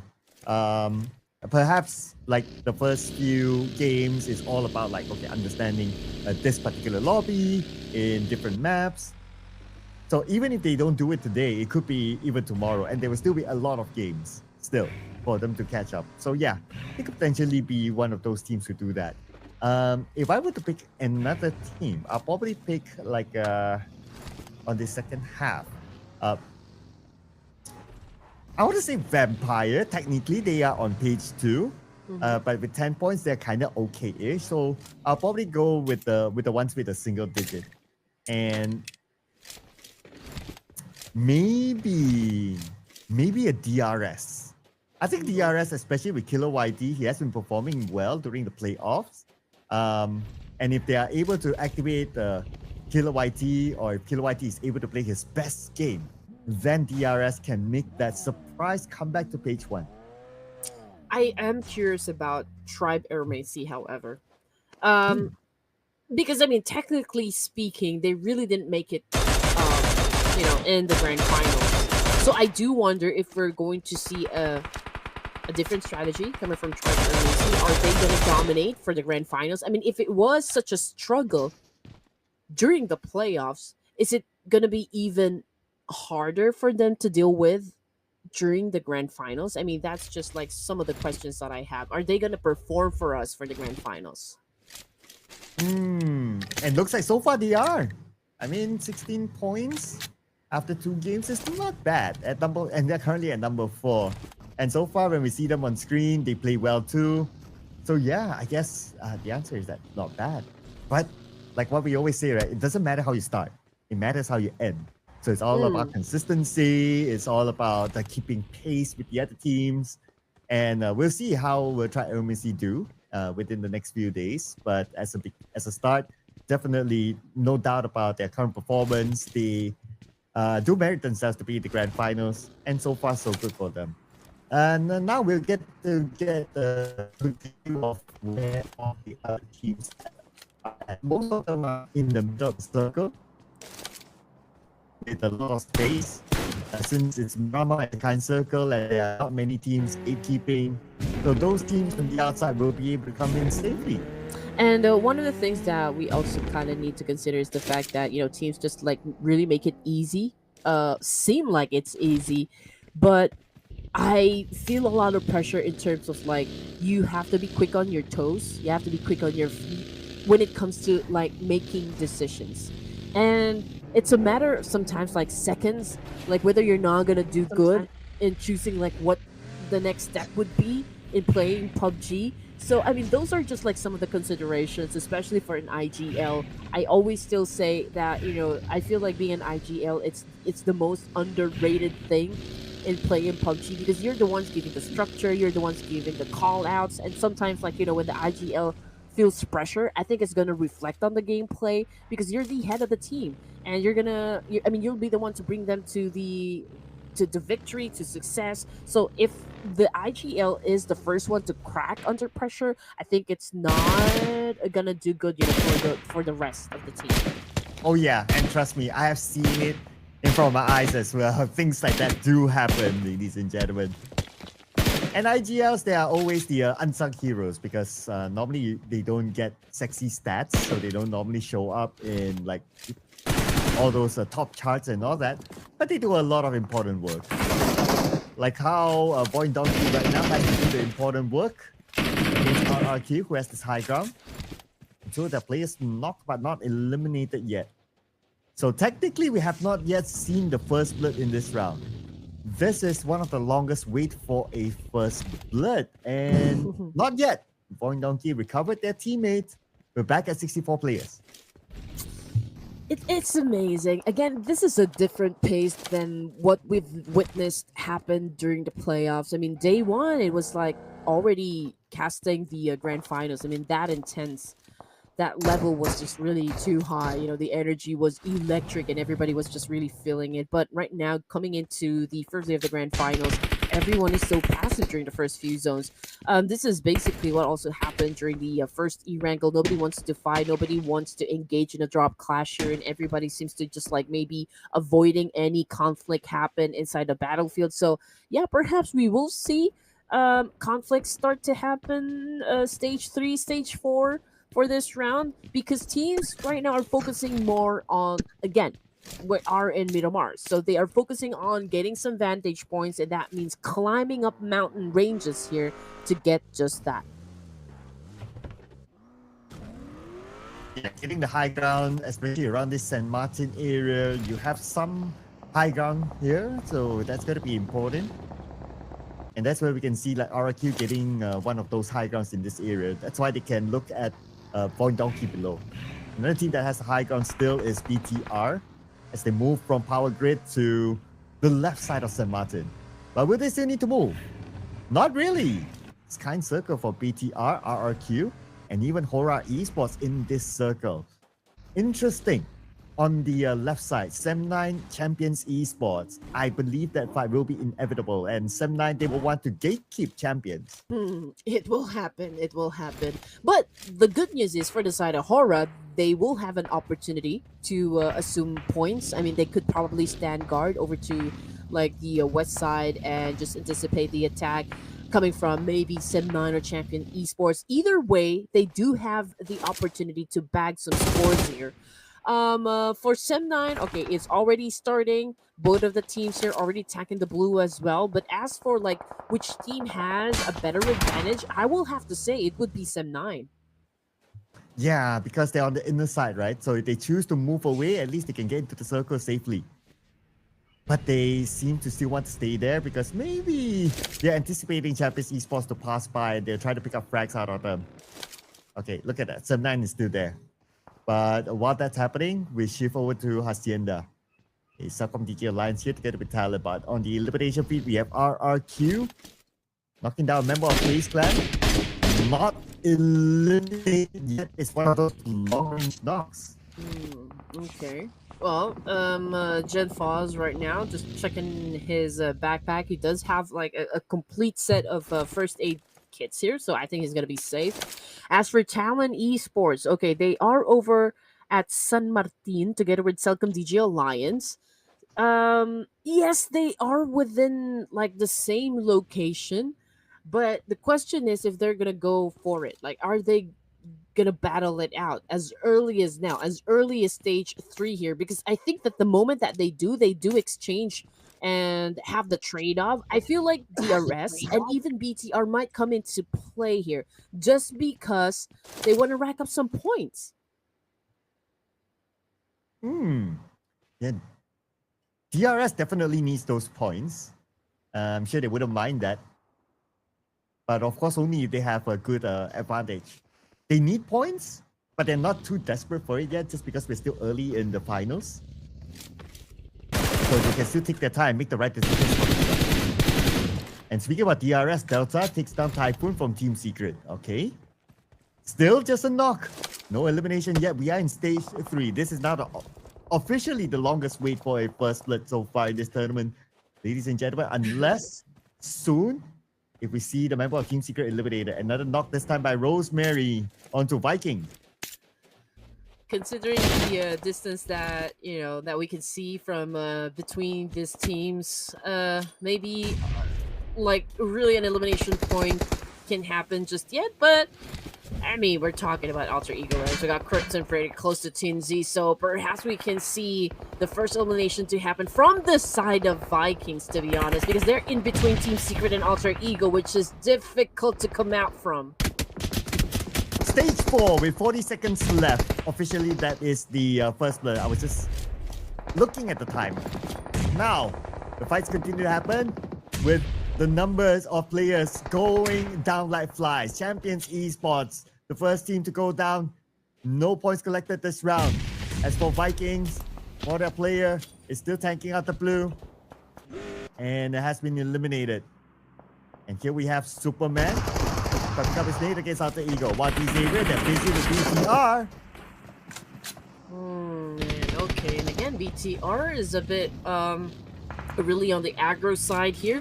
Now they're challenging up D-Saver. Lamborghini already on the ground here, no confirmation just yet. But Superman, on the other hand, it's a different thing because he had already found his kryptonite, and that would be Rosemary sending him back to the fortress. All right, Krypton, it's the same story. He's facing the ground at the moment. We've got Dipole pretty close to him, so they might be able to finish this one off. But here comes the cavalry. I think he's going to go and pick up his teammate here while dealing with Break. But unfortunately, Rosemary caught a nade, and it's up to Alva to keep Break at bay. But you know what? He did take some damage as well. And Break seems to be doing an amazing job so far trying to defend himself. But how long it's going to last from this clash? I think the question had already been answered in an instant. Because Alter Ego Airs now emerges as the one victorious from that fight. And speaking about fights, we're going to see DRS fighting against Team Secret. They're take out this high ground for themselves out of the hands of Team Secret. Team Secret, they are repositioning themselves as well. Down to the lower ground, not interested to hold on to this high ground any longer. As the elimination feed continues to roll elsewhere. Talon, one player down. CelcomDigi Alliance, same situation. It looks like Team Secret, GK, Typhoon. Are they going to leave this one? Okay, yes, they will. They'll move away across this road. And DRS managed to shoot them away and lock in this area for themselves. All right, here we go. Obviously, DRS is just like right across the road up against Team Secret here, but we're looking at Bigetron Esports. There's a lot of teams just really passing in front of them. Again, we got Tony K. He does have a little angle that he can work with, but of course he needs to be patient at this point. But we got Kasim back on the screen here trying to hunt down one player coming from Talon Esports and was able to pull a great shutdown. Unfortunately, he gets tagged as well by Axel this time. And CelcomDigi Alliance, too bad they went out without any points this round. Talon recovering. You need to do it quickly. Axel gets away from the blue. Needs to heal up too. As for still have all the people here. Tap away from and Roseberry behind that. Here is the circle. It will shift again. The question is to where. Who will be favored by the circle next? As it goes slightly towards the left side, Outer Eagle need to plan how to get across this road. It goes for 7-9 at the north. The moment it crosses directly, it's going to be Aeromacy ready to say hi. But you know what? We're going to look at BTR versus HORAA Esports right now on the screen here. And again, just in case you guys just tuned in, it wasn't exactly a great performance, you know, for the two matches coming from HORAA Esports, so they need to pick up the pace. Currently, they are at the bottom of the leaderboards here, so they need to step up their gameplay. And it's going to be tough because they're going up against Bigetron by Vitality here, who also kind of wants to have an explosive play during day number one here. Federal is trying to get closer, but Razy, oh man, just shut down Sleepy right now. And Satar continues, of course, to throw a lot of nades just to add more pressure up against HORAA Esports, but he's getting tagged as well, and that is a confirmation. He is already down on the ground. While Akbeak is, preparing himself to go up against Vampire Esports. Oh, this is gonna be interesting. Akbeak from the top onto Nuzi, but naded down from the other side by Schweppes. And now it's only Federalists left. Sandwiched between two teams, HORAA Esports and Vampire Esports. They're moving forward. He is not able to hold on by himself. BTR eliminated. Now who's going to be the king of this year? Either HORAA Esports or Vampire. Oh man, unfortunate situation for BTR. They do have a little bit of leverage coming or like going up against HORAA Esports rather. But unfortunately, Vampire Esports came from behind and that caught them off guard as well. Main elimination coming from Sky here. Vampire Esports also trying to take care of business with another team, and that is Talon. So maybe what happened with BTR can happen to Vampire as well, because they're in the same situation. They are in between HORAA and Talon right now. Team Secret out at number 10. No points for them as well. Now Mela from the side. Surprise Sleepy. Sleepy down. But they fire back. Nuzi's down as well. It's only Tony K right now. And Tony K all alone. Oh, and here comes Talon. And now Tony K is in Federalist's position. The final player for Vampire Esports. Tony K spotted out by Talon. Tony K 1v3 and Talon had the best of him. Yeah, so that's exactly what happened with BTR. And obviously, Vampire Esports had a taste of their own medicine right there. Very bitter. But 8 teams remaining now, ladies and gents. At stage 5, we got Talon back on the screen here. And now they're going up against HORAA Esports, obviously. But coming off the kill feed, it's Sem9. We've got Alter Ego Errors as well. Confirmation coming through. Rosemary had already been taken out of Midamar, which is, of course, Alter Ego Errors continues to battle it through while they still have one more active player left. But Ayok and the rest of Talon Esports is not out of the woods just yet because the fight is not over. Oh, in the face of Drexy.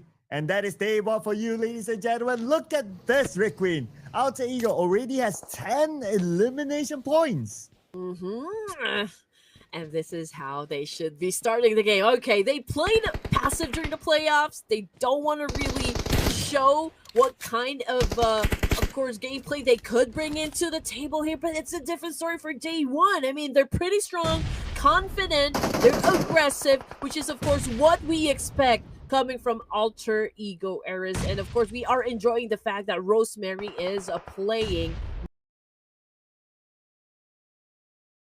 so many teams that they've already dealt with, but this time it's going to be VOIN Donkey. RQ might be joining the mix, but that is still, of course, hypothetical because HORAA Esports is throwing a lot of nades, adding a lot of pressure onto the side of VOIN Donkey here. We got Vexy, 30% of health, but he was able to heal up.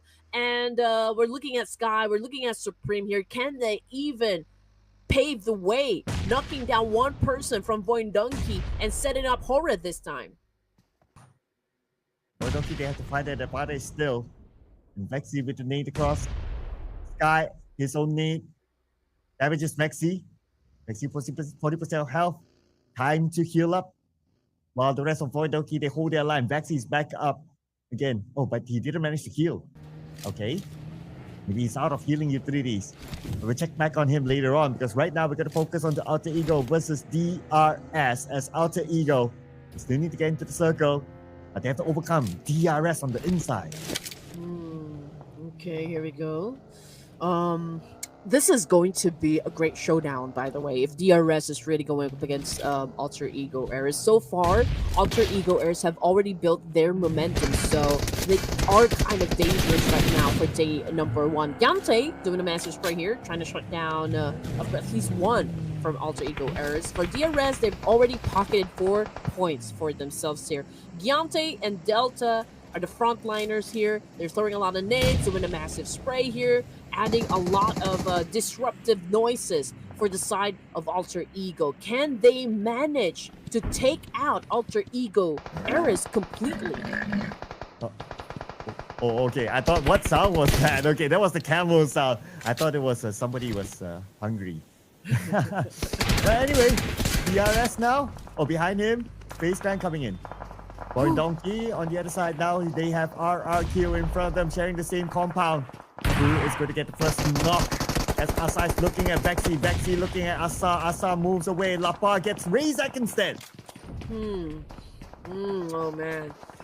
It's getting tight. It's getting tighter. We've got Zeta holding down that nade coming up against RQ, but it was a little too late for him to pull out his gun. Now Vexy needs to deal with the remaining players of RQ here. He's pretty low in HP, and RQ coming off as the strong one. The domination is intense. Out! Ego! HORAA Esports! Just number 5 with no elimination from this round. Come back here for HORAA Esports, but with the play is RQ. HORAA charging in. Double finger base hunts for your dead boss. HORAA Esports now looking for the remaining members of RRQ. Well, they know the assignment, and HORAA Esports is doing an amazing job securing all those elimination points, and now they have managed to, of course, be part of the top 4 here in Miramar. But of course, the placement have not been settled just yet because they're still going up against Lapar here of RRQ. Lapar being the last surviving member, still trying to wrap things up, but unfortunately, No Fear just put a stop onto his tracks, and of course winning the fight. 8 points in the bag now for the Purple Hearts. And Purple Hearts still has 2 players. Anything can happen, ladies and gentlemen. Keep your eyes peeled. Alter Ego and DRS right now. It's going to be a 3v3. Behind DRS, looks like he will make his move against Delta. Delta will punish him for being in an open position. And that will be another point score for DRS. Alter Ego, 2 more players. Man, this could be a DRS win. But then again, okay, just painting the bigger picture here, HORAA Esports is holding on to a compound down south, and they're not joining into any engagement so far. They're letting DRS, of course, doing a little bit of the work here. And now that DRS is done with all the gunfights from their side of the circle, we've got Alter Ego Eras doing a massive spray, challenging up DRS, but will DRS take the bait? That's going to be the question. DRS, they are on the lower ground. It's quite far though. I don't know if they want to charge in. I guess it's worth a wait to stage number 8 might as well. 25 more seconds and see where the circle goes. But Alter Ego, well, they can be active, but yeah, I guess everyone's just gonna wait for stage 8. Might as well see who gets the circle. Well, yeah, that'll be interesting. That'll be interesting. Well, we're waiting. We've got 10 more seconds, ladies and gents. But Delta, oh no, No Fear popped his head just like that. And HORAA Esports might be in trouble once again. But hey, it's a solid number onto the board there. It's a solid 8. And fact of the matter is, they know exactly where the pointer gun. They know exactly where DRS will be coming from, which is, of course, an advantage. Knowledge will always be power in competitions such as this one. Now, here comes XMP with a massive spray. Here comes the attack. Whoa. Now, he won! He won the fight! Just like that, 1 spray to get 2. And now we have HORAA Esports DRS all in the Bali finale. Who's gonna get this chicken dinner? It is a 2v3. HORAA Esports, they have the man advantage. Oh, DRS has the man advantage. For a second there, I thought HORAA Esports has the 3rd player. But anyway, Supreme, No Fear, against DRS, HORAA Esports with the high ground. Geographically, they have it, but DRS, they have the manpower. Yeah, oh man. Nerve-wracking situation for both of the teams here. Supreme, no fear. Let's see if this is going to be an effective dynamic duo for HORAA Esports. How is this going to impact the situation? Are they going to be winning up against one of the most consistent teams that we have in this tournament? Supreme still trying to work on an angle here. XMPL might be going off to somewhere to try another point of defense here, but Killer YT got shut down by Nofer, so this makes an even fight. And with the one knock, now HORAA Esports, they want to try to get that end onto Killer YT. Killer YT bleeding up, but he does have Delta together with him, and he should be revived backed up. Well, XMPL, he's just going to keep an eye onto HORAA Esports in case they do anything funny. And so far for HORAA Esports, they're not making a big move. Okay, here comes stage number 9. The one that's going to be pressured by the blue is going to be DRS, so they will be forced to move forward. Hey, at least HORAA Esports was able to... Oh no, forget about it. I thought I was looking at the number of players from DRS. Okay, so we're back to a 3-man for the side of the real soldiers. So it's going to be an interesting fight. Yes, HORAA Esports, they do have that high ground up against DRS, but DRS, they got the number advantage here. So nobody wants to make a mistake. They've already managed to get to stage 9. They've already managed to get this close to get that chicken dinner. So nobody's going to pave the way. Nobody's going to make another team win here. This is their moment to shine. And let's see just who's going to bag the chicken dinner here for the 3rd round in Miramar. It's a PL. Okay, very low. Knocked out by No Fear. And that's the 2v2. Killer YT together with Delta for DRS. This is HORAA Esports. Ooh. No Fear and Supreme. And they got Delta. Oh! And it is HORAA Esports with a rampage chicken dinner. Oh my goodness. HORAA Esports with a massive performance. They are now not in the bottom anymore. With this amazing win, with this amazing number of elimination points, they're gonna skyrocket onto the top. Well, just like what we said, right? Teams on page 2, still very early before this. Just getting a feel, new lobby, new map, and once they got it, they scored the chicken dinner. Great work here by HORAA Esports. It's a minimum of 10 eliminations that they got, but we'll get a confirmation on that in a little bit. So if it's that, well, it's a minimum of at least 20 points for them. Okay, here we go. It's 11 eliminations for them. So they strike 21 points. 21 points, yes. Amazing. And again, you know, they're probably like flexing their muscles, right? And dusting themselves off and saying like, what? Bottom team who? Bottom team who? No, HORAA Esports came here to dominate. And that's exactly what they're doing right now. After all, the MVP, Sky over here, all throughout the playoffs, man, this guy has something to say. Yeah, man. It's always Sky, right? Always Sky. I'm sure we'll have an MVP announcement at the end of the day. So who knows? It could be Sky again later on. So, wow. What a performance here. Again by Sky. Coming up with a good amount of eliminations for the team. But at the end of the day, it was a No Fear Supreme that brought the chicken dinner to the team. So it's basically a team effort for HORAA Esports. Besides themselves, Alter Ego, DRS, RRQ here as part of our team to watch. And I remember that Alter Ego, they actually scored a lot of eliminations this round. If I'm not mistaken, I also think that they were able to get a total of 11 or maybe 12. So, yeah, they were pretty dominant as well for this round. And definitely one of the high-performing teams that we have in the lobby so far for day number 1 of the Grand Finals. Yeah, and it's only day 1. More to come, more to come. And more to come from Sky. More to come from Example. 3 eliminations for Sky this time. 5 for Example. And a lot of damage output from Sky. If you think about it, for 3 eliminations, 1,205, that is a lot. Let's not forget about his 3 assists. And that's where his damage output went to, right? Even though he's not the one to score those eliminations, but because of his damage output, he allowed his other teams to do it.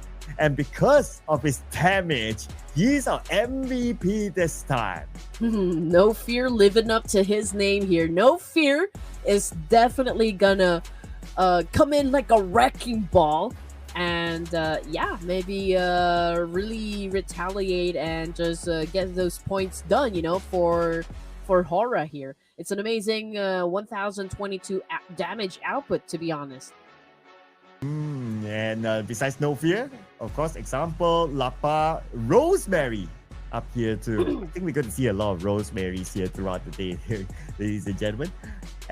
For example, 5, Lapa 4 eliminations and Rosemary himself 4 with damage output of 689. Now, it might not be the most sexiest of numbers, but if he keeps on coming up here consistently, then he can be a strong contender for the FMVP for the finals this season. And when it comes to team numbers, HORAA Esports, 21 points. Alter Ego, 12 eliminations, 17 points collected, and DRS 15. Wow. So the double-digit club here, HORAA Esports and DRS, they're on page number 2, and this will boost them up significantly with these numbers. Yeah, from number 2, moving down the list up to number 6 there, it's all Indonesian.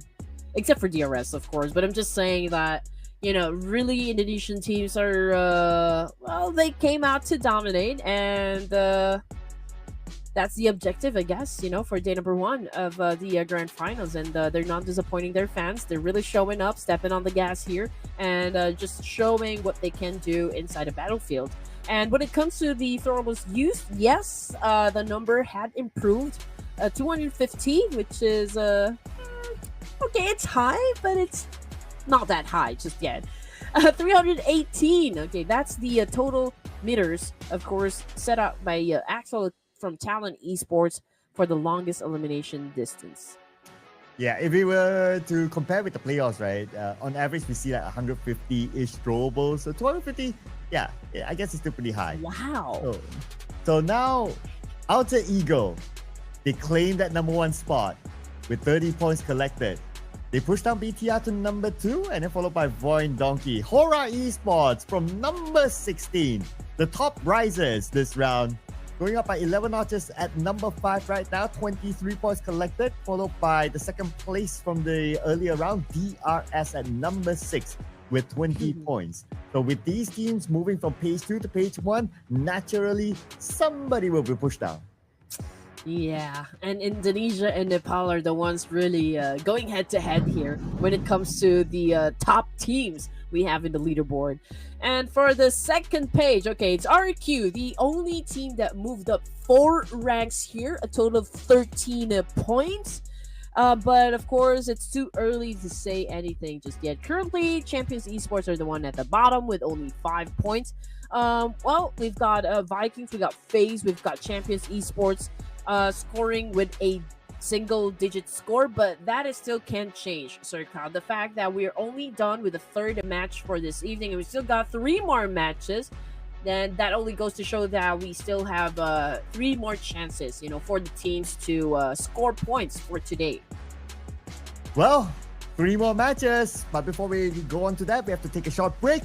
We'll see you guys after this.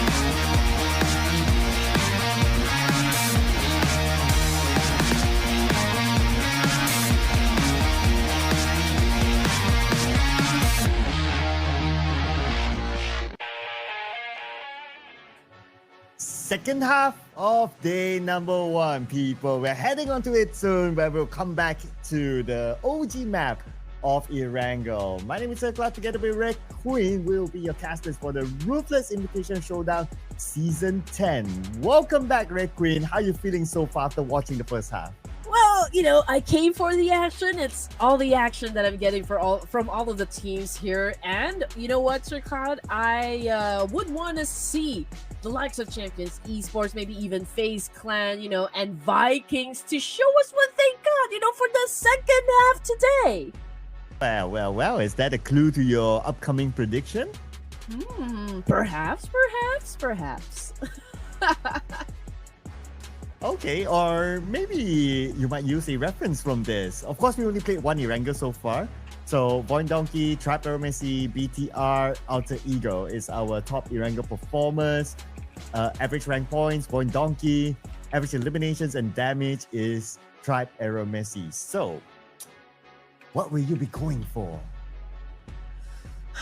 Okay, you know what? Let's give Champions Esports a chance to dominate. I'm gonna put this much fate onto Champions Esports. Maybe Kino can do something for us. Very exciting. Okay. Champions Esports. Good pick. I mean, even during the playoffs, been bigging them up. So, yeah, that is a good pick. Solid one. I had the vibes for Rosemary and Alter Ego. Let's bring them on. Ooh, big boys. Okay, here we go. And as for the production team, okay, they're going for VOIN Donkey. Of course, all right. I mean, I like the dark horses. I like a team that surprises me, and perhaps Champion Esports can do just that. Okay, let's see what's going to happen for the second half of the show here. And as for you, ladies and gents, who do you think is going to dominate for this round? I mean, we're jumping back into Erangel. 2 Erangels, by the way, before we hit things off in Miramar. So that's going to be interesting because teams that dominated in Miramar, they did have a chance to replicate the same energy onto the next Miramar that we just gone through. And now it's going to be a back-to-back Erangel match, which is going to be an even amazing thing. Yeah. Especially now that we are going back-to-back Erangel matches. Based on the first Erangel, do we have any early clash? Let's see. Only in Yasnaya, we had HORAA and Talon. Not that I can remember anywhere else. I don't think it was anywhere else. We'll observe.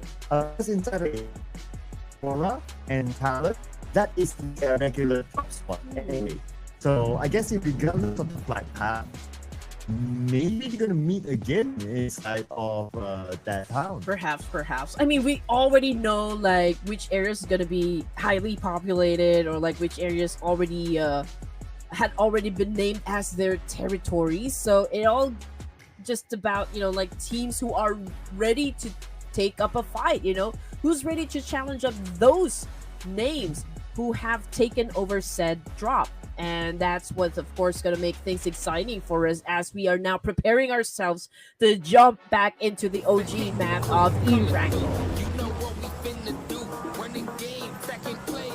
And here it is, Erangel, the OG map, and looks like we're gonna get a southern flight path. I see Primos there, I see military base, so it's probably gonna cut until Milta there. Yasnaya, reachable? Yeah, sure, reachable. So maybe we will see that clash again happen inside of Yasnaya. But for some of the teams that might change their drop spot, Vampire Esports, they will change their drop spot to Primos this time because it depends on the flight path. So they will have an early drop. Sem9 also heading towards somewhere near, maybe the area of Gakka or even Huari, or maybe even Very Fear. They're quite spread out there, so everyone's still flying. A military base, who's going to occupy with the non-presence of Reigns Esports this time, and we're going to have a FaZe Clan actually heading there too. I'm really hoping for a military base. To be honest, I mean, I've never seen this flight path so low, at least even during the playoffs, I can say. So this is an interesting flight path. We're definitely going to have a lot of space on the north side, but I'm still waiting where the circle will land. But as for FaZe, they did not hesitate at all. They went straight to military base. Team Secret right now dropping into Novo, and it's the same story for Team Savior. I guess no change is going to happen. They're still dropping around Pochinki area. And as for Vampire Esports, they're around Primorsk. Sem9 is in Ferry Pierre. But as for the, I mean, like most of the teams, they're over to the east side. And inside me to the base, oh, it's not only FaZe Clan, it's also VOIN Donkey. Okay, early fight here. However, me to the base is big enough for them to split away, but they seem to still want to take this fight, especially with VOIN Donkey still looking at the movement of FaZe Clan. Or setting up Zeta on top of this billboard. Okay, this is a very good spot for Zeta to be in. He'll have a good view of me to the base itself. Now, HORAA Esports in their own fight against Talon as what we expected, with Sleepy gunned down by Ayok. Ooh, interesting. HORAA Esports started Evenko with a fight up against Talon. Your best friend is still alive, but can't say the same for Zio because he's been gunned down. And also no fear coming from HORAA Esports, but that's coming off the kill feed back there. Ayok, oh man, was that a confirmation coming through? HORAA Esports just got eliminated right this early. Just when they got that chicken dinner, I think the first team to be eliminated. But again, fret not, we're still early in the finals. Alter Ego, on the other hand, they managed to score their first blood here. And they might score a second one against Trap Aeromacy as Rick is bleeding out. We come back onto mid to the base. Now FaZe Clan and VOIN Donkey, they continue to fight. Okay, Canary with a massive S12K shutting down Rig. Oh my god. Oh, not Rig? No, not Rig. This is VOIN Donkey versus FaZe. Okay, Joey right now shut down Potato, and VOIN Donkey might be the one on the losing end here. And we're looking at Razak as the last, maybe not. Okay, he's the one knocked down. Vexy is the last surviving member. So I don't know how long VOIN Donkey is going to last in this situation just because of the fact that they have been overpowered by FaZe. I mean, this territory already being marked by FaZe that, hey, this is ours. If you come here, you have to go through us before you can dominate the military base. And FaZe Clan, they want to dominate the military base. Now they're searching for Vexy. He's on the next floor. Okay, they have arrived. First room to the left. Opens the door. Vexy surprise. Gets one. They get a second one. And looks like the answer is no. Just too much for him to handle. And FaZe Clan took care of him. VOIN Donkey becomes the second team to be eliminated. And that fast, huh? Okay, I think what VOIN Donkey wants to happen is to also enjoy the perks of having to set up like a huge gap compared to any other teams here, which will be, I feel like, harder to replicate just because of the fact that we are already in the grand finals and not the playoffs. So there will be other teams that will really exert a lot of effort, a lot of work, just to make sure that they will also enjoy the same perks that VOIN Donkey enjoyed during the playoffs.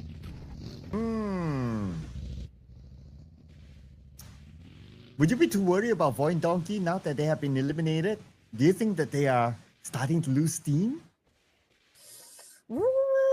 Oh man, I don't think so. I don't think so. Perhaps they're trying out new strategies, or like just maybe not working, or not maybe a smooth execution in terms of like planning. But I don't see VOIN Donkey slowing down anytime just yet, because if they are, I don't think they're even to score that first chicken dinner in Erangel.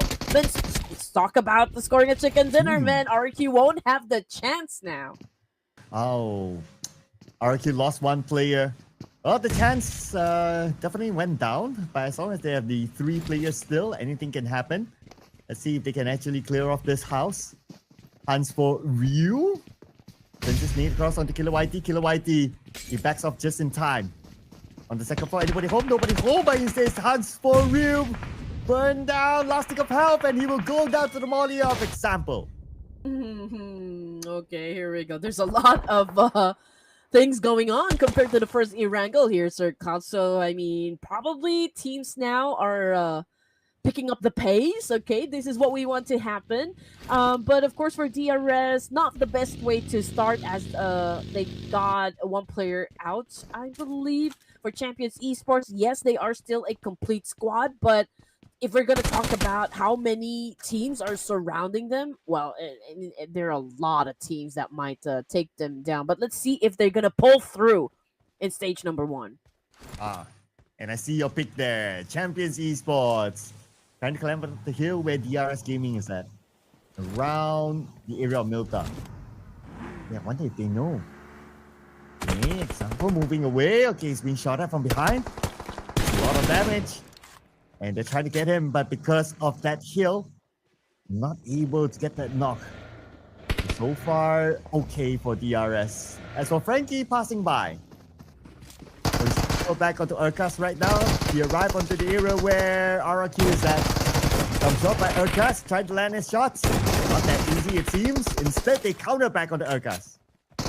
Here we go. Okay, it's a good thing. I mean, DRS is already quite leading, but we're gonna check out what RQ is doing at the moment as Lapar on screen trying to defend himself up against Atomic here. He went outside. Okay, he jumped and crossed over to the next house, saving himself, and now we're looking at Gen Foss at the moment because he still has a complete set of health here, and probably the best guy to deal with the situation. And Gen Foss with a massive spray using an Uzi, and now switching into an AUG, and now Gen Foss might be heading towards to shut down Atomic in this situation, which he was able to inflict a lot of damage, but I think he will opt to like maybe picking up his teammate for now.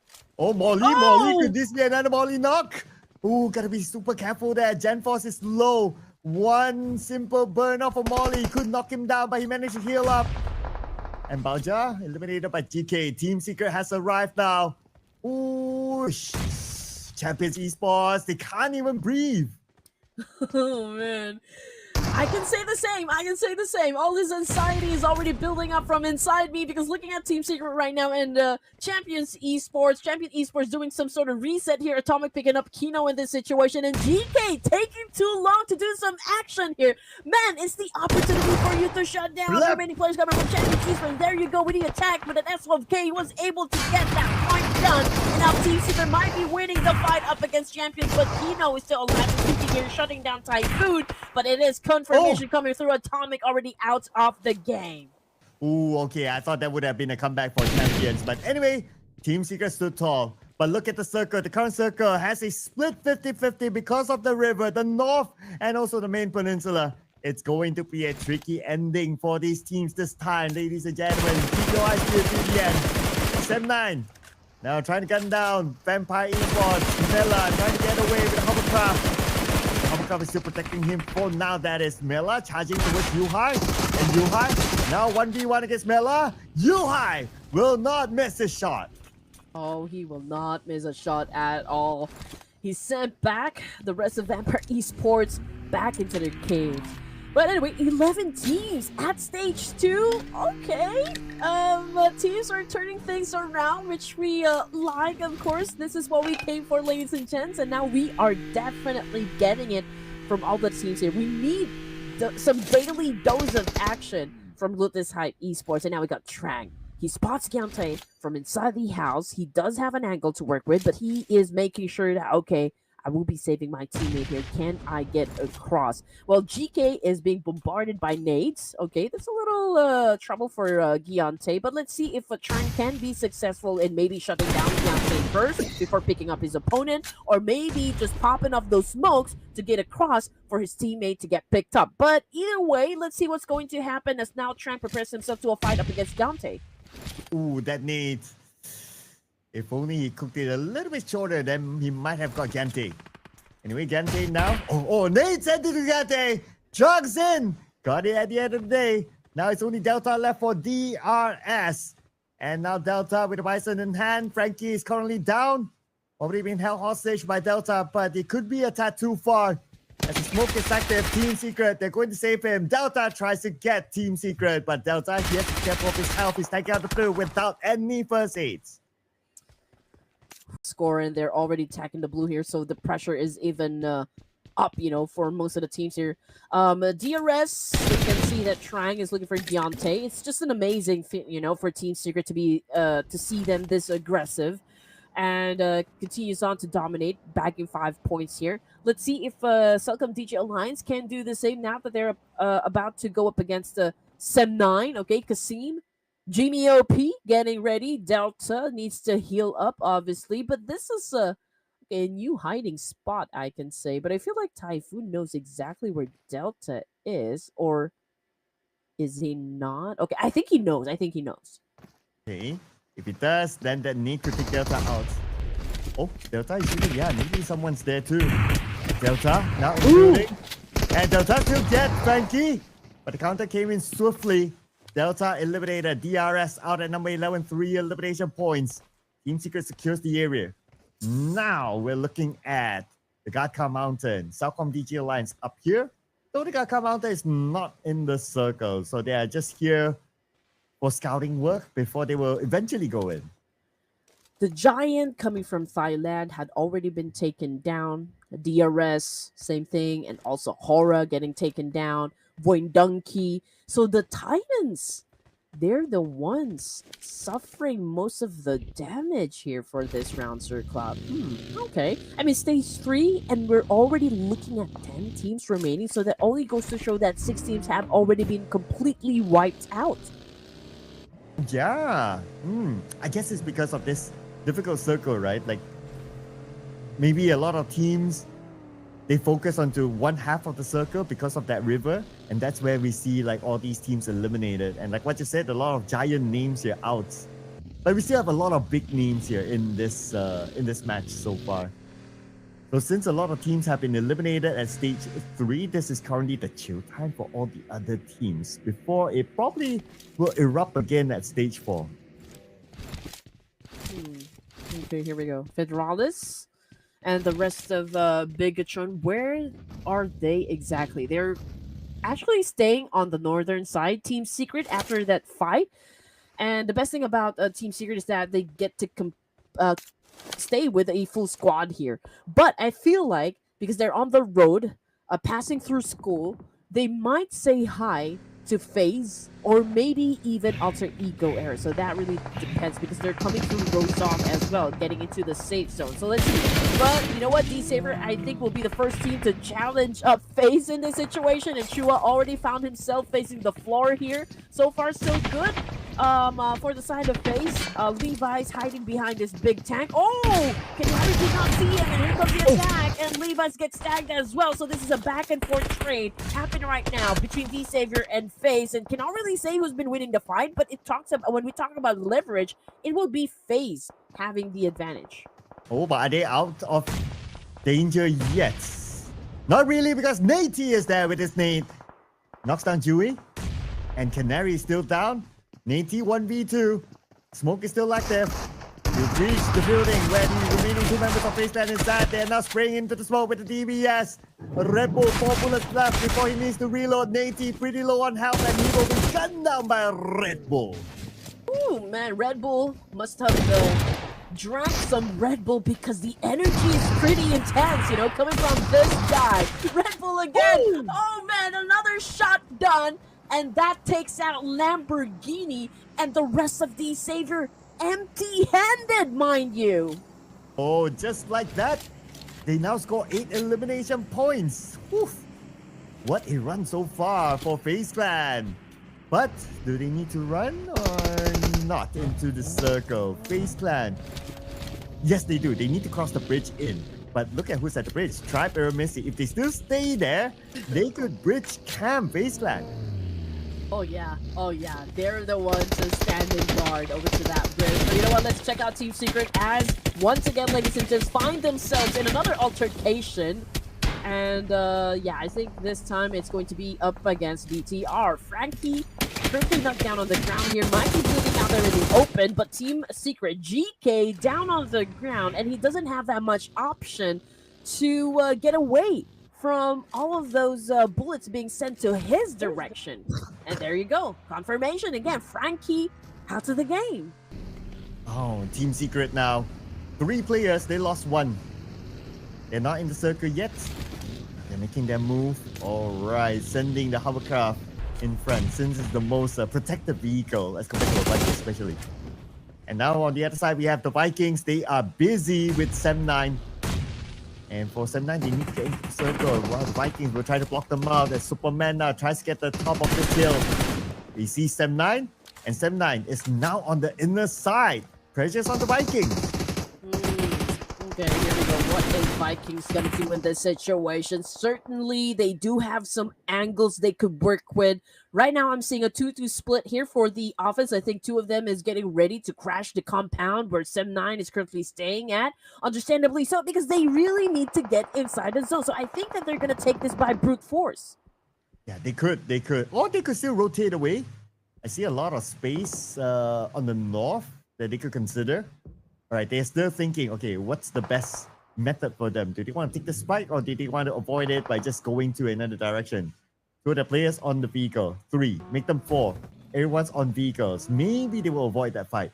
Well, FaZe Clan, as what we expected, they will need to cross this bridge and Aeromacy is there. But oh, here we go. Vikings, imagine, and SEM9, they were ready. Oh man, that turned into a bloodbath. They did not even have a chance to pull out their guns. They took nades and two of them went down, crashing on the ground. 7 points now set out by SEM9 here. And again, it was an amazing defense. Impeccable from SEM9. But yeah, I mean, Vikings is still alive, but then again, they're down to their last player and they haven't put out any numbers just yet. So this could be like a crucial thing as well for the side of Vikings. And it will be crucial how the next circle will shift. If it goes all the way down south, then that river will be the split again. Okay, it goes towards the left. We still have a little bit of river there, but it's not going to be the biggest impact in this round based on this kind of circle. But the one that gets the circle in the middle is Talon. So they will not be involved in this fight for now. As for Aeromacy, they're involved with FaZe Clan. Dewey will be knocked down by Trix. And here we have it. Aeromacy, FaZe Clan. The fight now is not in the circle. Oh. By Trix.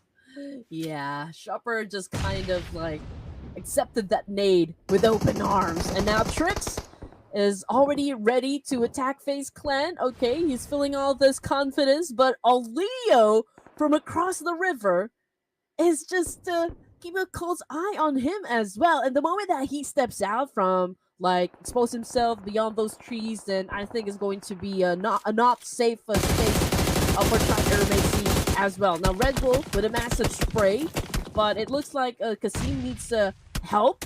He needs to get picked up. He needs to be resuscitated just because that he is already about to lose his life. We're already at stage 5 here, ladies and gents. And Red Bull, man, got shut down by Leo coming off the kill feed. Ooh, and that was from the other side. The long range knock. Can you get Shopper? Federella stole away that elimination point, taking out Red Bull instead. That point is given to BTR. Speaking of BTR, now we have them on screen. They will be up against SEM9 next. Okay, here we go. Bigetron, okay, it's a slow pace for them right now. Although we're looking at 2 points here, but the fact of the matter is they're not really engaging into a lot of fights during the first few zones here. So, like, I think they're really focusing more on the placement points for now. Okay, that is the strategy. But of course, there will be fights that they need to take up. Like right now, since we are already at stage 5 here and they are at the rim of the circle, they will have to go through SEM9 first before they get safely into the zone. Right now, we're looking at a 3v2 situation between Byron and Trexie all together. And it's Satar, actually, who is far away from the rest of the Bigetron by Vitality here. So let's see what Byron is going to do in this situation as he goes up these 3 members from BTR. We got Malak Big taking in a lot of damage from a lot of spray. And it's a good thing that he was able to come down from that boulder just in time for him to save himself. Oof, and he still takes damage. But still alright. 50% of health. Tins will take care of Oleo. I believe that fight is happening on the side because that's where CelcomDigi Alliance will need to enter into the northern side of the island. They lose 1 player, now only left with 2. Still with their opponents from Vikings. Make that only Tins now. On the lower ground, on below this bridge, he lobs his nades. Don't think he's able to connect it onto anybody. But for FaZe Clan, they are out, number 8. But they still score a whopping 9 eliminations. You're right.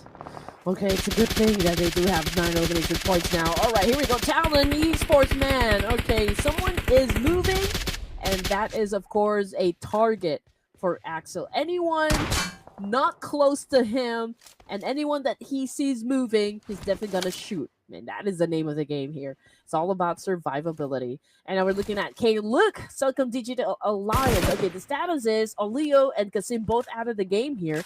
And then looking at Talon Esports, holding on to a compounder. So I feel like the next challenge would be, of course, from that side of the town.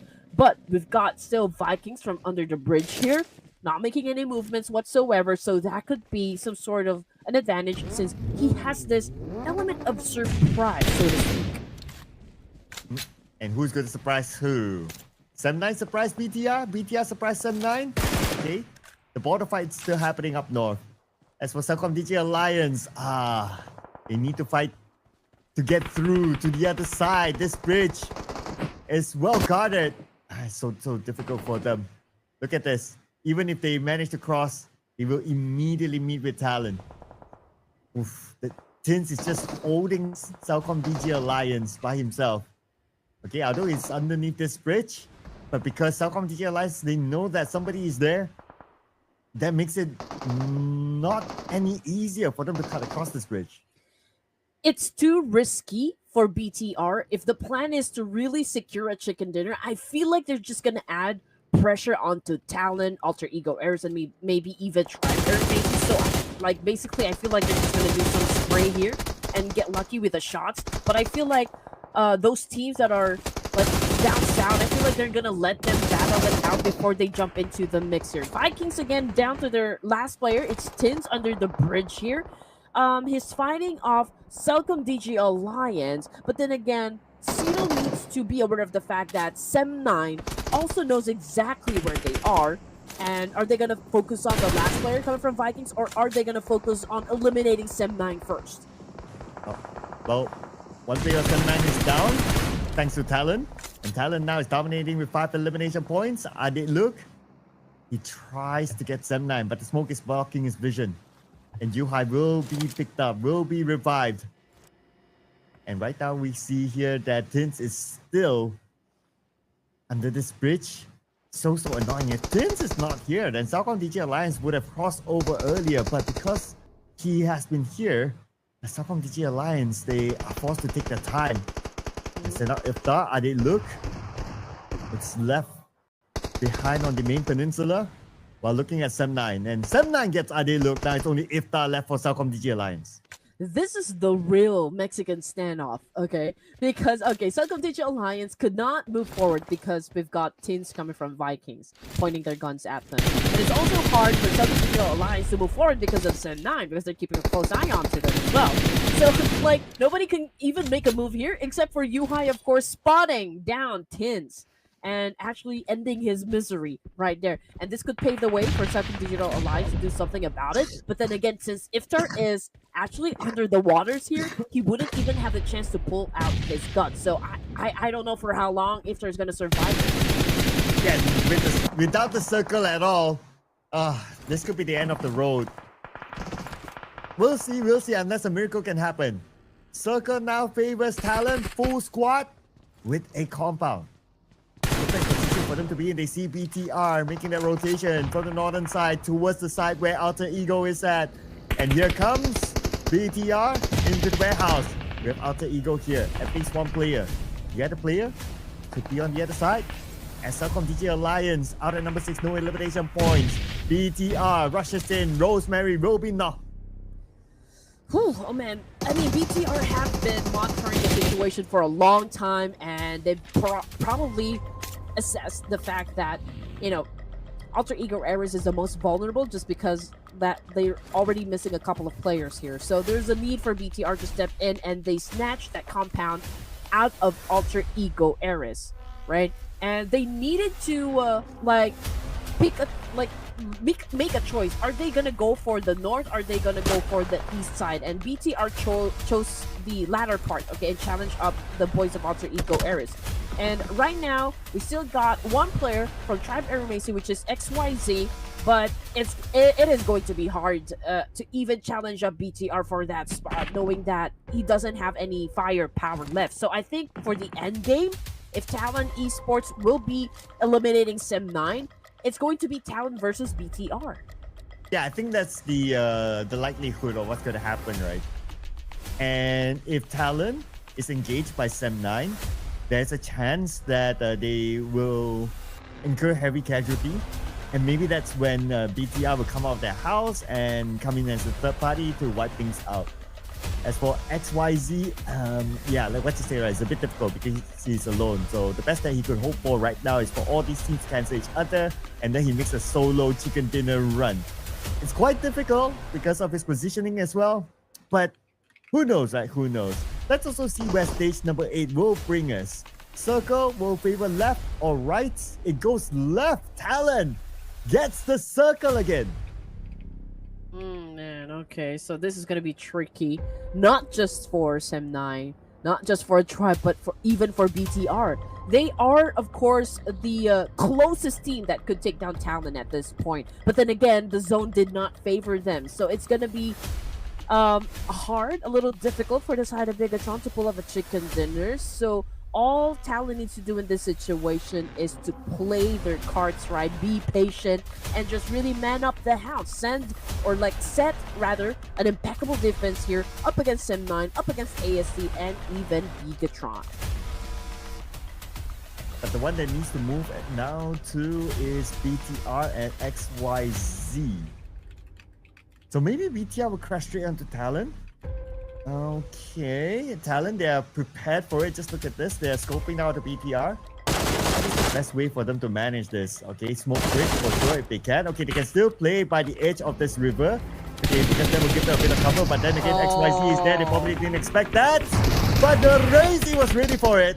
Okay, they managed to breach across, but now they have to deal with Sem9, the two players there. Firen knocking down Malabe. Firen gets Federales as well. Sem9 to defend their ground, but they still lost to the numbers of BTR. Now it's go time for Talon.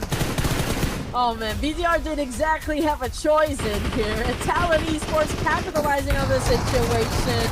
They know that BTR already vulnerable at this point in the competition. Now got Boyzo up against Ray-Z right now, having that exchange, dancing it off. Ray-Z 3 points in the bag for himself. Pretty strong, if you ask me. Now Boyzo already impatient here, got close to where Ray-Z is. Are they gonna finish him off? The big question is Ray-Z can still get some points done before he gets taken down. Unless Ray-Z can pull a Ray-Z again, like how he did during the playoffs against Dorda. A 1v3, this time 1v3 against Talon. Can Captain Ray-Z do it? As Boychill moves forward. Blue is gonna close anytime soon onto Ray-Z. Ray-Z last stick of health.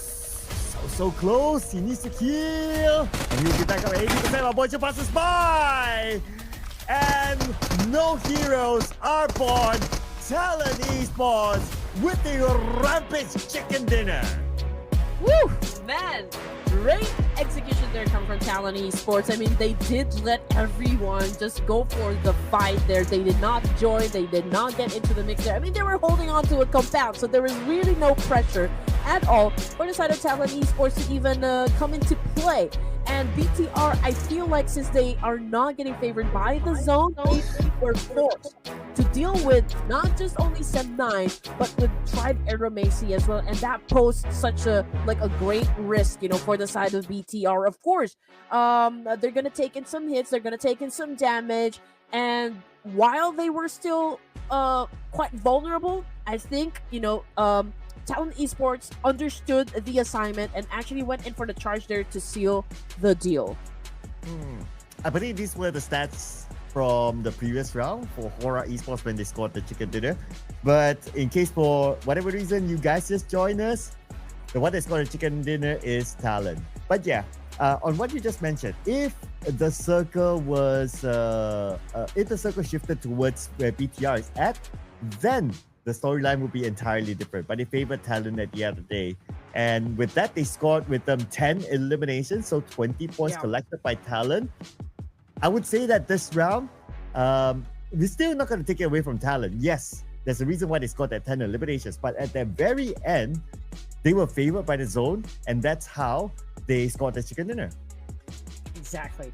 But I think if we're gonna be looking at the brighter side of things for the side of BTR, yes, they weren't able to bag the chicken dinner, but with that kind of opportunity, they were able to score a lot of elimination points. I think we could take it just as that. But we cannot really deny that it was like really on point, you know, for like Talon Esports. Everything worked out their way. They've managed to utilize all of the advantages for the team. So it was also a convincing win, I can say, for the side of Talon Esports. Yeah, it was, right? I mean, they retained all 4 of their players towards the end, so it's a very good run for them. And besides Talon, of course, BTR had a good round as well, and they traveled the most among all our top 4 teams, followed by SEASON10 as well. From the north, they fought, and then they got into the top 3, and then we have FaZe Clan, who saw a lot of action as well. Their full squad time is the least among the top 4 teams, but still able to make it as one of our teams to watch. Okay, all right. Okay, so it's a great thing.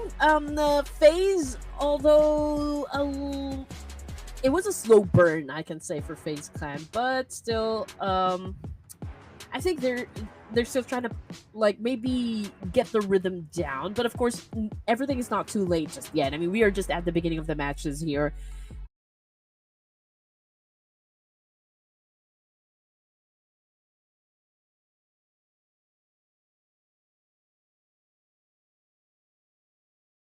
If we're gonna go head to head, BTR versus Talon Esports, pretty much the same thing in terms of damage output, but elimination points, I can say Talon Esports, yeah, it's a 1-point lead up against Bigetron. Yeah, I think it's pretty much the same thing. I mean, it's not that far of a gap.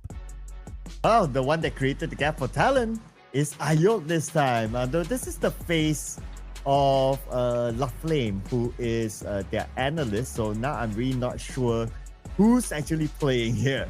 But anyway, 3 eliminations, 743 damage as the MVP this round. And 4 utilities use maximum survival time of 26 minutes, 51 seconds together with it. So MVP points, 4.24. But if you kind of think about it, we have seen Ayok coming up a lot during the playoffs. So this guy, he has been, for the team itself, pretty consistent. I agree with you.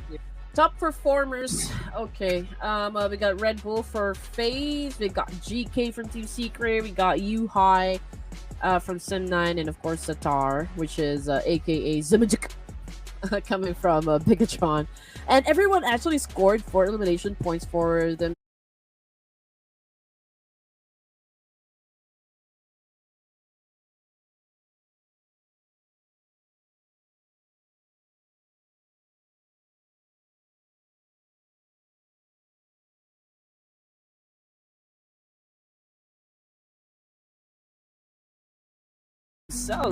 The only difference I can say would be, of course, Red Bull with a total damage output of 634, so slightly higher compared to GK over here.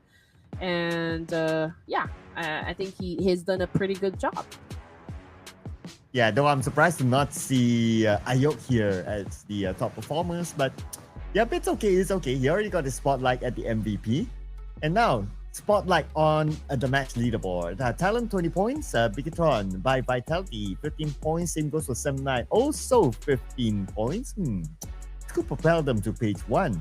And FaZe Clan 10 points. But on the other end, wow, we got 5 teams this time, no points at all.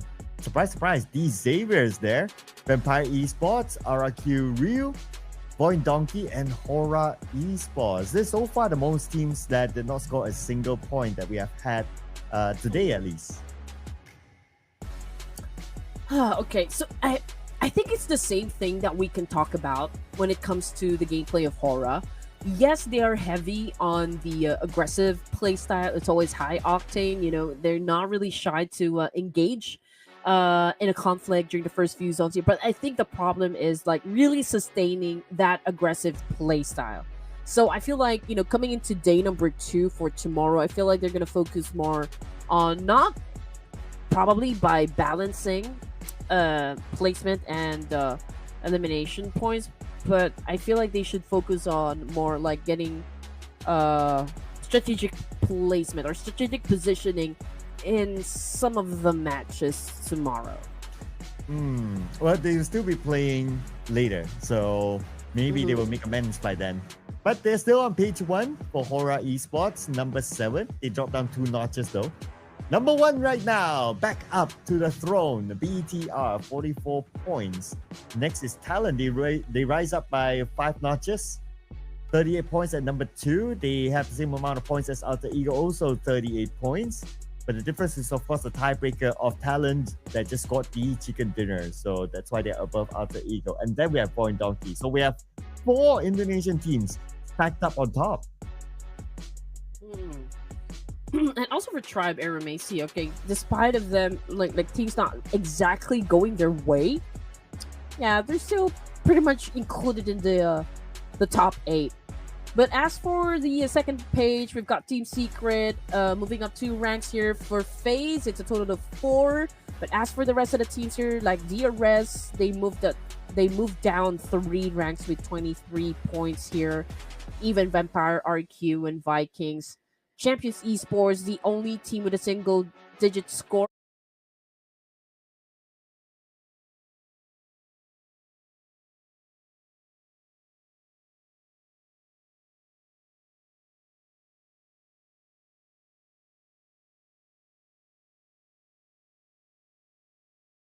But honestly speaking,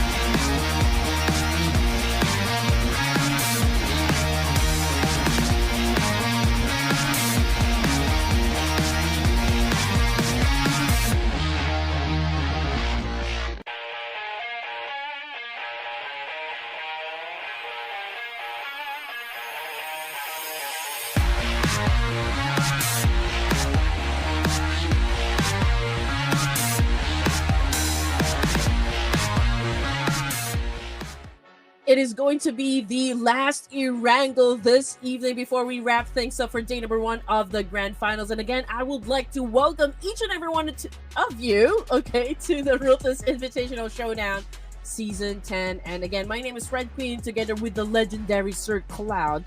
We are still your casters for this event. Well, in case you just joined us, is to get you guys up to speed. VOIN Donkey got the first chicken dinner, followed by Xavier, and then HORAA Esports, and we just saw Talon getting the chicken dinner in Erangel. So no team is truly dominating yet, which makes our head scratch even more, like who we're gonna pick next. But maybe here's a clue for us. Our top Erangel performance so far, dominated by the Indonesians, BTR, Talon, Alter Ego, and then we have Tribe Aeromacy here. But most of the stats favoring BTR. Yeah, I feel like, yeah, they're really setting up the tempo here, which is, of course, amazing. But I wonder if VOIN Donkey is gonna do something about this. Yes, they were the first team to actually score a chicken dinner in the grand finals, but they're kind of fading out, you know, for now. Are we seeing some sort of slowdown, or are they gonna step on the pedal this time? Are they gonna show up, you know, for the final Erangel today? Well, are you going to pick them for the final Erangel today? You love putting me on the spot. Yeah, because right now, okay, Red Queen has to get her first point. You know, is this like what, the longest streak that you have had? Yeah, I mean, like, I cannot even believe that I haven't gotten any point, even just one. Yesterday, I came close to getting at least 2 points, but one of them, you know, when I picked Xavier, Joel put a bullet to the last remaining player of Xavier, which of course takes out my chance of getting my first point in Miramar. Well, then I'll help you then. I'll pick Xavier. Let's go. Damn, slam it in. Okay, alright. I haven't chosen VOIN Donkey just yet, but okay, I'm gonna go with VOIN Donkey. Okay. Let's see what production wants to go. Production, decide. Oh, BTR. Okay. Oh, they're going for stats. They're going for stats. They are going for stats. Based on stats, BTR, they have the best numbers. So, okay, that's cool. That's cool. Well, yeah, numbers don't lie. I mean, if there anything that is truer than that, is that numbers will always dictate, of course, just like who is really dominating in a tournament. And so far, BTR has been doing great for the first matches that we've gone through. And let's see, you know, since this is going to be the final E-Wrangle this evening, final chance to make this one go to your side of the fence here. And it's not, of course, at all impossible, you know, for Bigetron by Vitality to win this round in E-Wrangle, just because of the fact that, based on the numbers that we saw, they've already gotten their momentum. Yeah, I mean, if we would look at the previous round, if the circle favored them at their compound, then I can say that the chicken dinner is theirs. It's just unlucky that the circle didn't, so it is what it is, right? But if you kind of think about it, hey, in that situation, they could have got the chicken dinner. They could maybe get it this time with the level of momentum that they still have. Oh man, I mean, this is the first chance, you know, for the teams to really show us what they got. You're at least what they're willing to show us for the grand finals here. And so far, I can say that it is really being dominated by the Indonesians. But the fact of the matter is, when we see, or when we look at the leaderboards, we also have at least 3 Nepali teams. So I think it's just a back and forth trade, you know, between these two amazing countries, by the way. But we also have to consider the fact that between the Indonesians and, of course, the Nepali, there's also D-Saver coming in between them. Yeah, there's also D-Saver, and it could be also Sem9, who knows, right? Yeah, because Sem9 has been pretty decent. They've been showing up as well. In Miramar, they got a second place finish, and then in the recent E-Wrangle, they saw a lot of action that they did well too. But who knows? And let's not forget also about like CelcomDigi Alliance. They're a team that's always consistent. They might be able to show up too. So yeah, every team has their own chance. It's like that's what happens if you have this sort of stacked lobby. It's like it's so hard to predict. All I can say right now is that every team is actually cooking something. That is for sure. Some of the teams, yes, they would love to like serve their chicken dinners first, but for other teams, you know, they're cooking up the secret sauce, just making sure that it tastes perfect. So it might take a while for them to serve their chicken dinners, but of course it's inevitable for some of the teams here to step up their gameplay, and they will definitely serve their own chicken dinners, because we've still got a lot of games to go through for the grand finals. Well, here will be one of those games, as we will be witnessing the final E-Wrangle for today, and it's going to come from the other side this time. Starting from the area of Milta all the way to Primorsk. So for Vampire, they should still drop at Primorsk. Although they are fans of dropping early, but if you drop early, we're going to really drop. Like in Milta, you have other teams already securing it. Alter Ego likes to drop in the Bovka. So you don't want to challenge those teams that regularly drop at those areas. Well, expect Vampire Esports to return back to Primorsk. And this is actually a similar flight path from the one before, and if it's going to be like same all the way, we might see a similar standoff again, especially in Yasnaya. Exactly.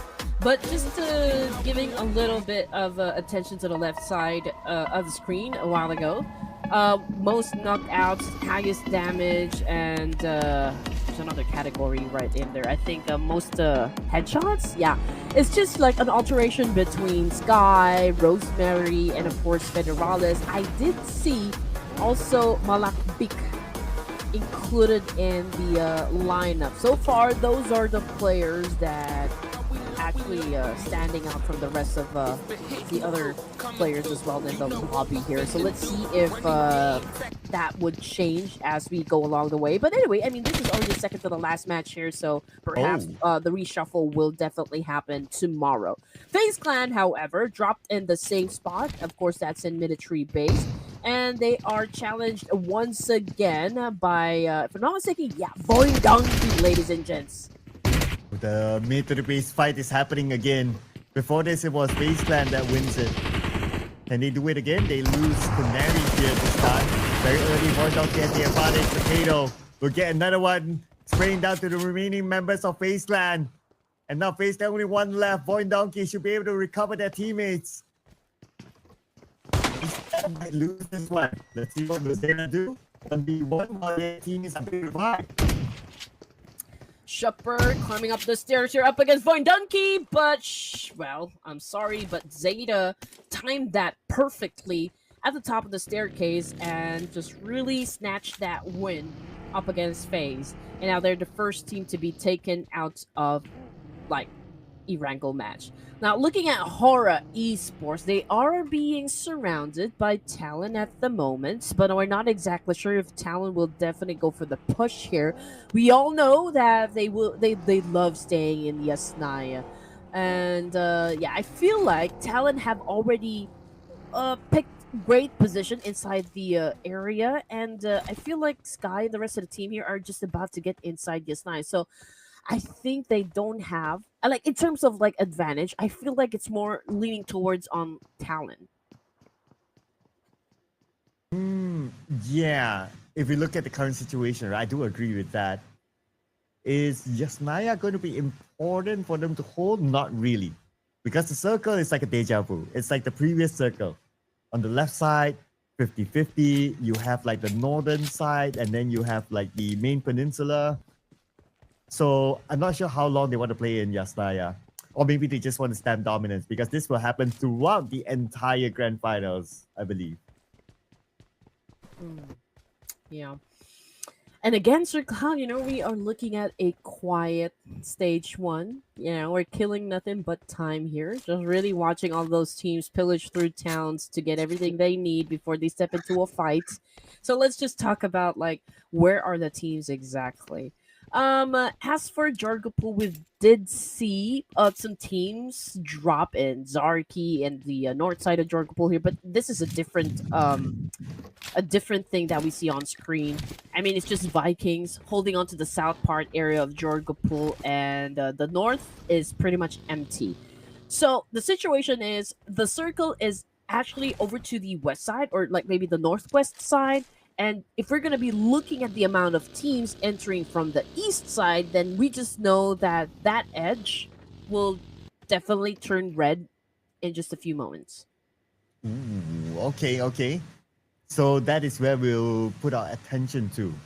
I would say another area that we will want to see later is also the same north side. There's still a chance that the circle will go up north, the area where Talon scored the chicken dinner, because there's that house that can block the bridge and also block teams from coming from the northern side hill.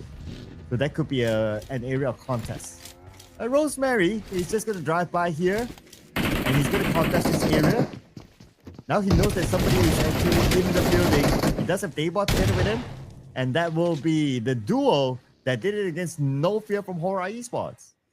Yeah, it's coming to the rescue here, but he is not expecting Alva to be behind him. And this is such a good tactical gameplay coming from Alter Ego Eras. They were expecting that, you know, the players or the teammates will be heading towards that entry point from that compound. So great anticipation coming from Alter Ego Eras, and again, great strategy being displayed here.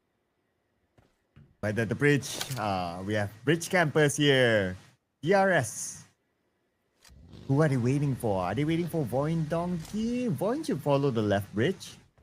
I don't know if anyone is across. Okay, obviously they don't know as well. So that's why they're waiting for Okay, now they do know. Team Secret. Passing by with a hovercraft. Example. Lands a couple of bullets onto them. Okay, now they're really alert of Team Secret's presence. Okay, they want to try to get those elimination points in. At the same time, we need to be aware of the blue on top of them. I feel like both of the teams here are gonna finish them. The fight.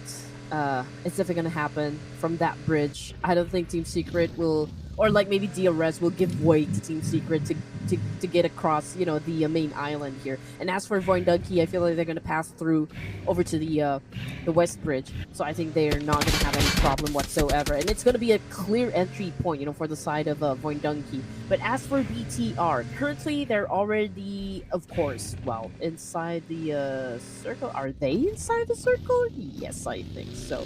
But just couldn't pinpoint exactly where they are in the map.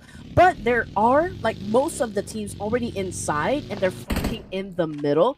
So let's see if another chain of events will happen in just a while. Oh, and this chain of event could happen here in the Gaka Mountain, where Champions Esports, Baoja, he tries to hike up, but the moment he did, he noticed that another team is there. So, little bit of scouting work, and Xavier, they shoo him off. So they're now still the king of Gaka Mountain. On the elimination feed, we have Gen Force ticket outbreak from the Vikings. Waiting for us to get a good visual. Okay, that could be a long-range knock and elimination while they were traveling. And RQ, okay, and Vikings opened up and started the chain of events. I'm pretty sure that the moment another team sets off, you know, like maybe fight, oh man, it's gonna turn red. I'm pretty sure about that. It's going to be a non-stop action once again here. Lots of trade-offs, definitely, especially coming from the Gaka Mountain. And as for, you know, those teams down there at South, I think, you know, Team Secret and VOIN Donkey just exchanged, because Team Secret, okay, this is not going to work out for us because DRS is there and they're not leaving the bridge. And so they went and traveled across to the west side, but VOIN Donkey, they're headed towards the east bridge. So they're the ones probably going to have a fight up against DRS. I know, right? They didn't get the message.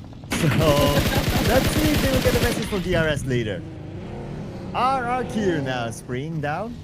Yeah, they're going to go in for that fight. Looks like not. They choose to relocate themselves into the inner side of the circle, going up to this high ground around the Gaka field area. And this is a good area to be in. So great move here. I like the rotation by RRQ. BTR making their move as well. I wonder if they will continue to move after Ruins. Okay, they're playing by the edge of Ruins instead.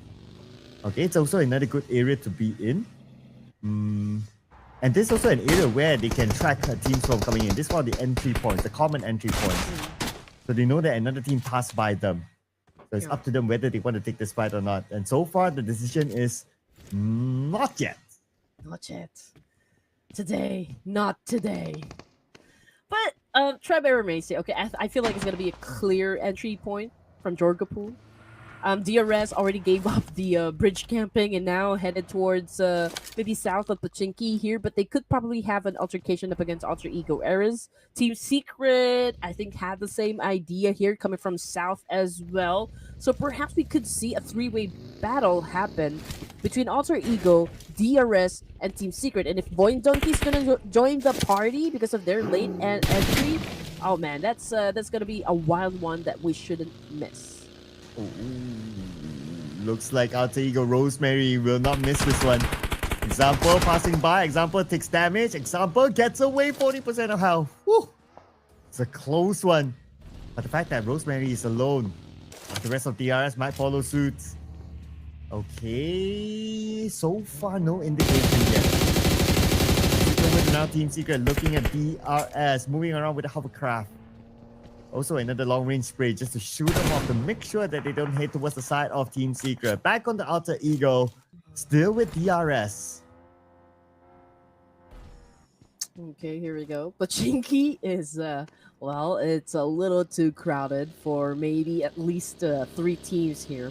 So I feel like a fight is definitely going to ensue in just a while, considering, of course, like just how these teams are practically basically close to one another. And there you go, ladies and gents. I mean, Alter Ego Errors right at the edge of the circle here potentially could be fighting with DRS and VOIN Donkey. So that's a chance for them to score a lot of points here. And just look at what Rosemary's doing.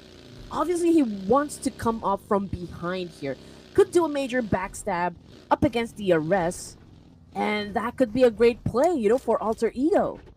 Oh, this could be a big play by Rosemary. He's looking down onto Yante and Killer YT, but okay. Decides not to shoot yet. Now, he takes a shot against Killer YT. A little tad bit too far for him. The DRS should be fine. They will join back together with their other teammates. VOIN Donkey uses Potato to the hands of Viren from Sem9. Okay, that's a long-range one. Okay, starting to get crowded here around the area of Gaka. But Tribe Aeromacy, they are busy with RRQ. And of course, we got Trickster cooking up a Molly. Was that a Molly or a nade? Okay, so Trix now already ready to go for the charger, but from behind he gets tagged, and now he's currently down on the floor here. Lapar tried to do a counter up against Stripe to save his teammate Hans. Quickly facing the floor, and there you go, just like from an action scene, we got Lapar flying into the battle. Jagfa scoring the points and eliminating the rest of VOIN Donkey. DRS now, Delta is the only one that's still active. While Alter Ego surrounds the area. And finally Delta, so they saw Delta, they know exactly where he is, and Delta surrounded by Alter Ego. No space for him to run. It will be a straightforward elimination by Alter Ego. Delta is out. 12 teams left. It was a long travel, you know, for VOIN Donkey, coming off of the military base, going back to the main island, and headed towards the middle of the circle. I think they weren't prepared for it. I mean, just considering the amount of teams that are already stationed, was able to get a better position. It was like, it wasn't even a 50-50 chance. It was a 60-40 chance for VOIN Donkey to make it out alive. And they are still in the game, right? No, I think they've already been eliminated. Okay, let's get it. Oh yeah, they have been eliminated. Yeah, but my coach is here, the fact that they managed to live that long. Okay, but too bad. Officially, no points for them. Yeah. But for HORAA Esports, okay, now Sky and Supreme against BTR. Production's pick here. They're checking out ruins, and they have 4 players. HORAA Esports. They probably realized that, okay, guys, we only have 2 players. Let's not take that fight against BTR. Let's not awake the sleeping giant. Oh man, I mean, I do have a lot of questions, you know, for VOIN Donkey. Obviously, they haven't gathered enough information just yet to even stay in the middle of the zone. So I think it would have been better for VOIN Donkey to kind of have a slow burn, you know, entering the circle. But anyway, okay, it's we don't exactly know what the objective was for the side of VOIN Donkey, but we'll probably see them fight again in the next round, since we still have one more game to go. But as for Oleo, he just got knocked down by Rosemary with that distance. Are you kidding me? Oh, yeah, that was close one. That was a close one there. If we got knocked, then the rest of our team will need to save him. Krypton, isn't that your own teammate? Okay, calm down, my man. Calm down. I know maybe he stole your last nugget, but not like that. Okay, here we go. So far, if a team gets eliminated here, they won't score any placement points just yet, so teams need to be careful. Talon Esports, okay, trying to flush out for we got your best friend burning alive here, getting roasted as we speak. We've got Sky, the same thing happening for him. He must have been damaged by a first, second degree burn here, but he was able to still get to do things here. Was able to score some point here, but the fight is not over. Sky trying to find a better angle here up against Talon. Unfortunately, with that shot coming from Axel, getting outside of the house, that seals the deal for Talon, and HORAA Esports is no more. And this time, HORAA Esports, they're able to secure 1 elimination point. Vampire Esports now interested in Team Secret. Playing without Schweppes, Team Secret on the other side. Also 3 players, 3v3 on the outside of Gaka. Beautiful nade by Mela to take out Frankie. It's going to be Transit and Typhoon. Is he cooking up his own nade as well? Okay, where will he send this one? He'll keep that for now as Mela will put it off Transit. Oh, here comes the Vikings. 3 teams. Let's go. Man, this is what we want. These are the moments that we always look out for. It's a 3-way battle happening between Team Secret and also Vampire Esports and Vikings, of course. We've got Tins already knocked down on the ground here. Same thing goes for Frankie 007. Well, Miola cooking up a nade here. Trying to, of course, get the job done as well. Typhoon already on his knees here. And Tony K just made sure that there will be no coming back from that one. Wunti was sent back to the lobby here, and Vampire Esports right now does have the upper hand advantage. Tony K getting some damage, but it's Miala taking in some more points here from the clash.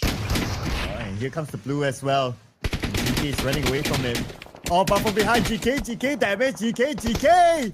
Eliminated by Levi's from the other side. Surprise by the Xavier. And again, Lamborghini making his car fly again. Pretty much just like from a movie scene. 9 teams remaining here, ladies and gents. RQ suffered a loss. Asa already out of the game, but they did manage, though, to bag 5 points for themselves. So I guess it's a solid and decent number to have for this round. And now looking at the map feed here, Vampire Esports coming into the zone close to where SEASON10 is at the edge down south. But I feel like they're already headed towards the middle here. So I think it's a good call. But anyway, let's see if they can actually defend that spot. Genfast opened fired, but it was Natty who took the score. Newsy already down on the ground here. But Genfast, oh man, that was a great shot coming from Lamborghini, avenging his teammate. It's going towards D Xavier. Levi's is still active, but he is all alone now, surrounded by RRQ. How's for you? Wait, what? Oh, Nate is still there. Nate protected Levi's. And they won it against RRQ! What a sweep. Oh, man. D-Savior right now have already managed to really set the momentum. But Vampire Esports, Tony K still tries their best to defend themselves. And this fight is now commencing. They got Miola cooking up the nade here, but Chua, Lamborghini down on the ground. And it seems like Champions Esports is dipping into the fight. And Vampire Esports, from the inner side, they can potentially block out 2 teams. Not only D Xavier, but also BTR at the north, depending on where BTR wants to go. But they are focusing on to D Xavier now with a nade sent by Mela to knock down Levi's. Nate should be able to hold his hand. But Mela lobs in on the nade. Okay, it does not connect. And now the revive has been done. Let's see if they're able to do it in time. He should be able to. But also the second question is that is he able to heal up in time before Vampire Esports comes by? They are charging in right now. But we shift over to Rosemary and Alter Ego against Talon. Okay, Rosemary again making some things happen. We got Natty coming off the kill feed. Is down on the ground, courtesy of Miaula. We got him, of course, picking up another nade here. I mean, this guy's pretty much a chef right now. He's the one with the secret sauce. And he's not giving up on the fight here. Still continues to apply a lot of pressure onto the side of the Savior, making sure that he will prevent them, of course, from standing up. And Vampire Esports, they breached through this building, but they know that their timing is off, so they cannot just charge in onto the Xavier. We shift over to Talon on the north. Oh, Talon actually breached to the same compound, the same area. All right, let's go. This is going to be a brawl. While they're being monitored by BTR. But Alter Ego took down Federales from the other side. Federales is on the outside of the circle. Razy gets Rosemary. Levi's gets Tony K. And Vampire Esports eliminated by D Xavier. D Xavier defended the spot. You know what? Federales getting knocked down. That was the cue for Malakpik to not join into the fight between D Xavier and Talon, or the opposition moments ago. And I think, you know, like they paid for a costly prize as well. Just because Federales got knocked down and Malakpik tried to save him, I think they were caught off guard and there was no chance for them to save their teammates. So which, like, cost the demise for Bigetron. But we're looking at the 5 teams remaining currently. So we got Talon, we got SEASON10, Champions Esports, which holding on to a compound here, very strong position. They do have the opportunity to kill off players for CelcomDigi Alliance and also hold the power here. I mean, they could prevent Seedle and make it difficult for them to step inside the zone, and that is if, of course, if their fortress is impenetrable. 4v4, but CelcomDigi Alliance. Jimmy OP starts it off with a nade onto Atomic. And now Baoja with his own nade. He'll respond back on CelcomDigi Alliance, but he will not connect. Urkas is heading towards Atomic to save him. But before that, sends a nade across just to shoot him off. And hopefully to be able to buy him some time. They should be back up as a 4, but here comes Alter Ego from the side. Oh man, this is gonna be interesting. Okay, Champions Esports, and they're getting a little help, from Alter Ego Airs. This is a massive cleanup right there. From the north down to the south, Alter Ego Airs picked the fight up against CelcomDigi Alliance and actually eliminating everyone in the team. And now the fight is about to happen between Alter Ego and Champions Esports. Let's see what's going to happen. Are they gonna survive the wave that is Alter Ego? Alter Ego. They came, they saw, they stripped them off the floor. 7-9, Yuhai, finished out by Rosemary from the side. 15 eliminations already for Alter Ego. Are you kidding me? Oh my goodness. They're unstoppable, man. Okay, alright, they're here to make a statement. Day number 1 of Grand Finals here. Maybe because Rosemary is goading the team, but so far so good. For the side of Champions Esports, like, okay, step into the zone here, and we're ready to defend. Because looking at the situation here, Sir Cloud, Champions, still a complete squad here. Best chance to destroy Alter Ego Airs, but you know what? Senrai also interested to join. Hey, might as well call Talon to come join as well. 7-9 the moment they arrive. Drexy the IGL will be gunned down by Baoja. And now they will get Dep as well. 2 players from 7-9 currently out. Alter Ego, you're going to take advantage of the commotion. They will close the gap right now. Daybot with the save, set the cross onto the other building.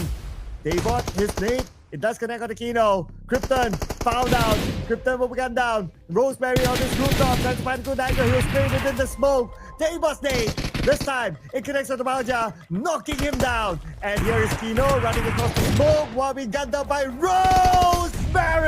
Oh man, here we go. Daybot right now taking care of business up against Champions Esports. He needs to pick up his teammate here for more firepower, but as if they still need it. Come on, Rosemary's doing an amazing job and pretty unstoppable at this point. But Daybot right now still trying to dance it off, playing Ring Around the Rose here up against Champions Esports. But you know what, Pass? I think you can pull the play here. He was able to shut down Daybot. Oh, we're looking at maybe perhaps a redemption coming from Champions. This 1v1 and then Rosemary. That we're talking about here. But that's okay. He needs free roll. He will do so. He's back up and Rosemary. I got him. Coming for Rosemary. He did connect on his opponent. Wait for that moment. Rosemary got it, but he's not out of the way. Here comes Talon. Talon. Eventually a backpatch into that. That's a Rosemary. What can happen? Rosemary. He will fight. And Rosemary, unfortunately, you know how many points? 19! Man, these guys are monsters! Ion right now face down on the ground, firing with a Death 12K, still making things happen for Sem9. Now we're looking at YBF and Axel over here playing for the side of Talon Esports. And there you go, ladies and gents, with only 3 elimination points in the bag, Sem9 got eliminated and Talon Esports taking the chicken dinner for this round. And Talon Esports, the first team to score a back-to-back double chicken dinner in the grand finals. Wow, what a run it was for Talon. And for this time, it is all about patience. It is all about timing. When do you come into the party? They came in exactly at the right timing while the commotion is happening, and they wipe all those teams off the floor. At the final moment, it was left with only Rosemary and also Firen from Sem9, and it was quick work by Talon to finish them off to claim this chicken dinner. It was pandemonium over to the south side of the circle. You know, like Talon Esports, hey, they must already be partying without us. I don't think they're gonna come here, and play with us. Might as well join them, right? If you can't beat them, join them. And that's exactly what happened. I mean, but it's still amazing, coming from the side of Alter Ego, Eras. They were able to go through a lot of teams. I mean, for you to be able to score a total of 19 elimination points in a single round, that is insane. Yeah, I know, right? That is the record right now. 19 eliminations, man. If they only made it 20, right? The number will be even more sexier. But it's okay. 19 is very, very high up there too. Okay, but we're not going to take away the glory from Talon now. Talon, 2 chicken dinners. I wonder if Talon is number 1 now. I'm also thinking about like Alter Ego Eras. I'm really sorry, but that's just 19 elimination points. It's hard not to focus your attention to that kind of gameplay, I can say. Oh man, I do wonder if they're going to be included in the top 5. I mean, moments ago we were already saying like, okay, where's Alter Ego Eras? Are they gonna perform for us? Rosemary's making a debut here for the grand finals, and you know what? It's really different. Alter Ego is on a different level when Rosemary is actually playing with them. We're not even sure if he actually played in the playoffs with a different name, like maybe hiding behind Badru. But fact of the matter is, when Rosemary is playing, man, Alter Ego's Eras is on another level here. Yeah, so quote-unquote debut of Rosemary. We don't know exactly, ladies and gentlemen. But the one that we're going to compare right now is Alpha and Krypton. So they're going to share similar stats here. Eliminations, a little bit to Alpha, a little bit of damage to Alpha. But well, no doubt, right? Rosemary is the MVP of this round. 5 eliminations, 1,143 damage. And this is his second MVP today, right? Yeah. Right. So that means that he could be the daily MVP. Maybe. So that's a clue there for you. I mean, he's already got like 2 MVPs, so likely to get the daily MVP, but we still have one more round to go.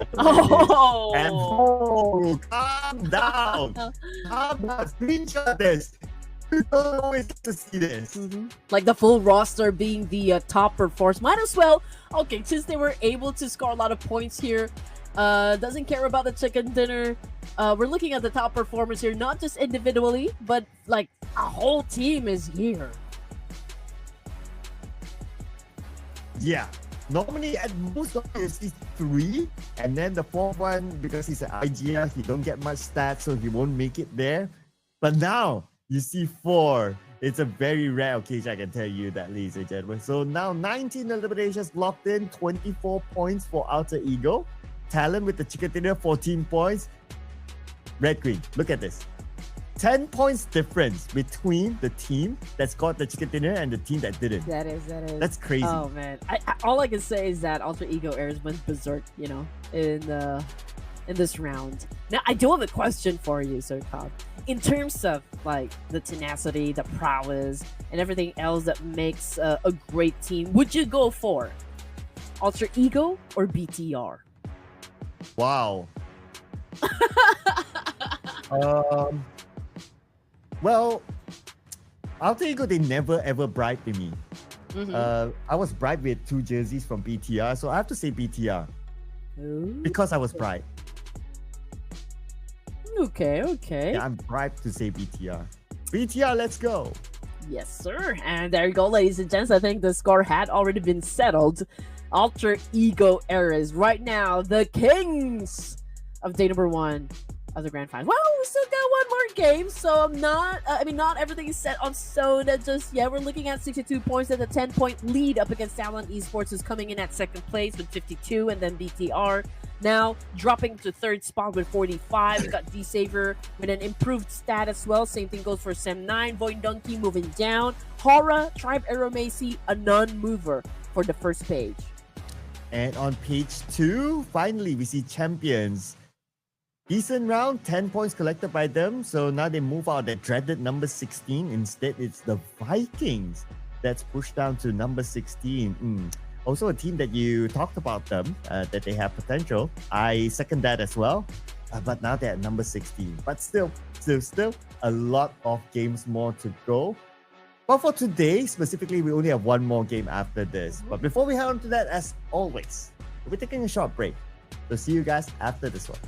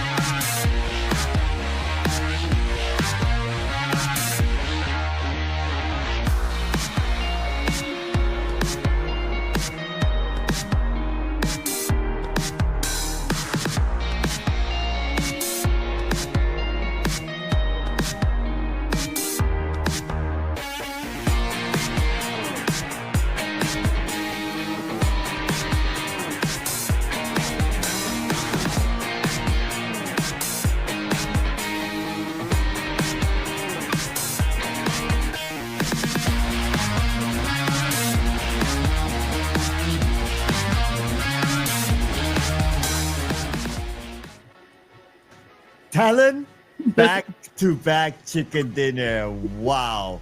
But then again, Alter Ego, 19 eliminations. That's the record so far in a round. Welcome back, ladies and gentlemen, to the Ruthless Invitational Showdown Season 10. And we circle out together with the wonderful Red Queen. And this will be the last game for today. Hopping onto Mirama next. You know, that is the number to beat. 19 elimination points. I do wonder if there will be other teams that could probably put that kind of number on the board, or maybe even higher. Oh, that would be beautiful. But anyway, if you're late in the game, I don't know what you did, but if you're late, hey, you're looking at the teams on the screen right now who scored the chicken dinner for today's matches. And again, VOIN Donkey, Talon Esports back-to-back. We got HORAA as well during the third match here, and D Savior coming in hot in Miramar. Yeah, so the Xavier is the hottest team based on the top Miramar performers, followed by HORAA Esports, DRS, and then Outer Ego. Oh, this team is going to be everywhere on our stats now. Okay, one more Miramar to go. So, are you going to base on some stats here to make your last prediction today? Or do you have like the feels? The feels. Vampire Esports, I know that they're a strong team, but I feel like they're just taking things slow and just like maybe playing on the chill side. As for Talon, okay, they were able to score a back-to-back winner chicken dinner, so you know my other teams might step on the gas. Man, it's hard.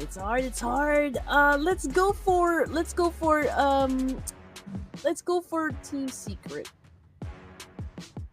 And production is going for a triple Talon. Wow. Okay. Wow. All right. Team Secret. Okay, cool. I'm having dumb feels now for my homeboys. Bring on Sem9. Oh, okay. Talon, they're on the fast lane. Not gonna lie. Yeah, they're there. They're up there. Alter Ego Eras is again the last round they didn't even need a chicken dinner, to be honest. BTR, okay, they're aggressive, but I feel like they struggle to sustain the aggressiveness also when it comes to the latter stages of the match. Sem9, yes, they always make it to the latter stages, but they always end up getting obliterated at some point. So, I mean, there's a lot of things that this thing can go down. I don't even know if Team Secret is really going to show up, you know, for the last round here. But, of course, the unpredictability of each of the matches is what we always long for, what we always expect, and what makes things very interesting. I thought you were going to change your mind. I was making this whole speech, you know. Yeah, that whole speech. I thought I'll pick another team. Yeah. Okay. So you're sticking all your guns for Team Secret, right? Lock and loaded, Sir Cloud. Lock and loaded. No second thoughts. Okay, cool. I mean, Team Secret is a good team as well. Not gonna lie, yeah. They can score chicken dinners. They can. So Team Secret, please do it for Red Queen, okay? For the record, in any Ruthless Hype Esports tournament series, there has never been anyone with 0 at all. So please, somebody save Red Queen. Don't make her become the first one. You're putting all of this pressure on me. What did I do to you? Okay. On the teams. I'm putting on the teams. You guys gotta save her. Team Secret. You gotta save her. Okay, that is right. But you know what? Okay, here we go. I'm gonna do another TikTok. If I don't score any points, that's the deal. That's the deal. Okay, like you're saying, like don't score any points the entire tournament? Yeah. Okay, if I don't get any points, then I will do a TikTok. Right. Do we get to request? No, I'll be the one to say. I was about to pick the song or something. But I've been really wanting to do this TikTok dance. Probably do a cover. But that is it. That's if, of course, I don't score any chicken dinners. Okay. You just have to wait. But it's pretty cool. I like the song. And okay, the big clue is it's a Nepali song. Oh? Yeah. Okay. Okay. I'm pretty sure it did not pass by my FYP. But what I'm sure is that we are passing by Miramar now, heading on to our last match for day number 1 in the grand finals. Let's go! Let's go, ladies and gents. Of course, this is the final showdown before we wrap things up day number 1. And of course, you just know that, yes, it's still gonna be epic. And I'm still gonna use that word because, well, it's epic. But if we're gonna pay attention to those names over to the left side of the screen here, it's now Rosemary with the most elimination points, with the most knockouts, and probably the highest damage as well. Ooh, headshots? It's still Rosemary? Yeah, I think he pretty much got all the titles here. And I do wonder if HORAA is gonna reclaim his spot from Rosemary. Ooh, that would depend on how they perform this round. Think about HORAA, they dropped fairly early up north. La Cobera is the area. Okay, that's cool. Potential clash points. We didn't see an early fight. Yeah, I don't think we will have an early clash this time, unless if a team wants to force a clash. Talon is heading towards Chumacera, I believe, and Picardo is going to be Vampire. So that's going to be okay. At most, in Los Leones, we'll have 2 teams, the Vikings and also CelcomDigi Alliance. But then again, you can split Los Leones to 2 teams, up to 3 teams, that's fine. Circle happen to be down south anyway. So no big reason for them to really take that early fight. It's all I can say is that for day number 1 here, everyone's playing at a different pace. Again, this is an opposite to the day number 1 that we've experienced during the playoffs.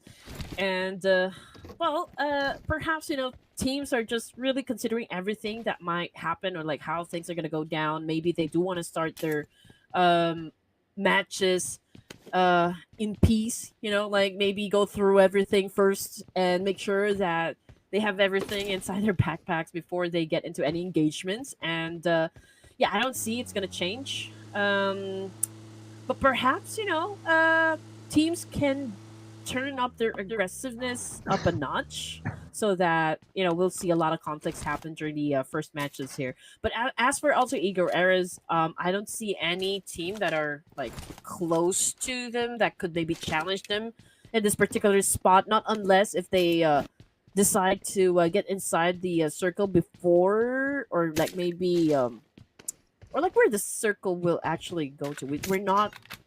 We don't exactly know where the next circle will land, but Team Secret probably might be the first team to have a fight with. Well, if that's going to be the case, then they have to win the fight for you. Of course, yes.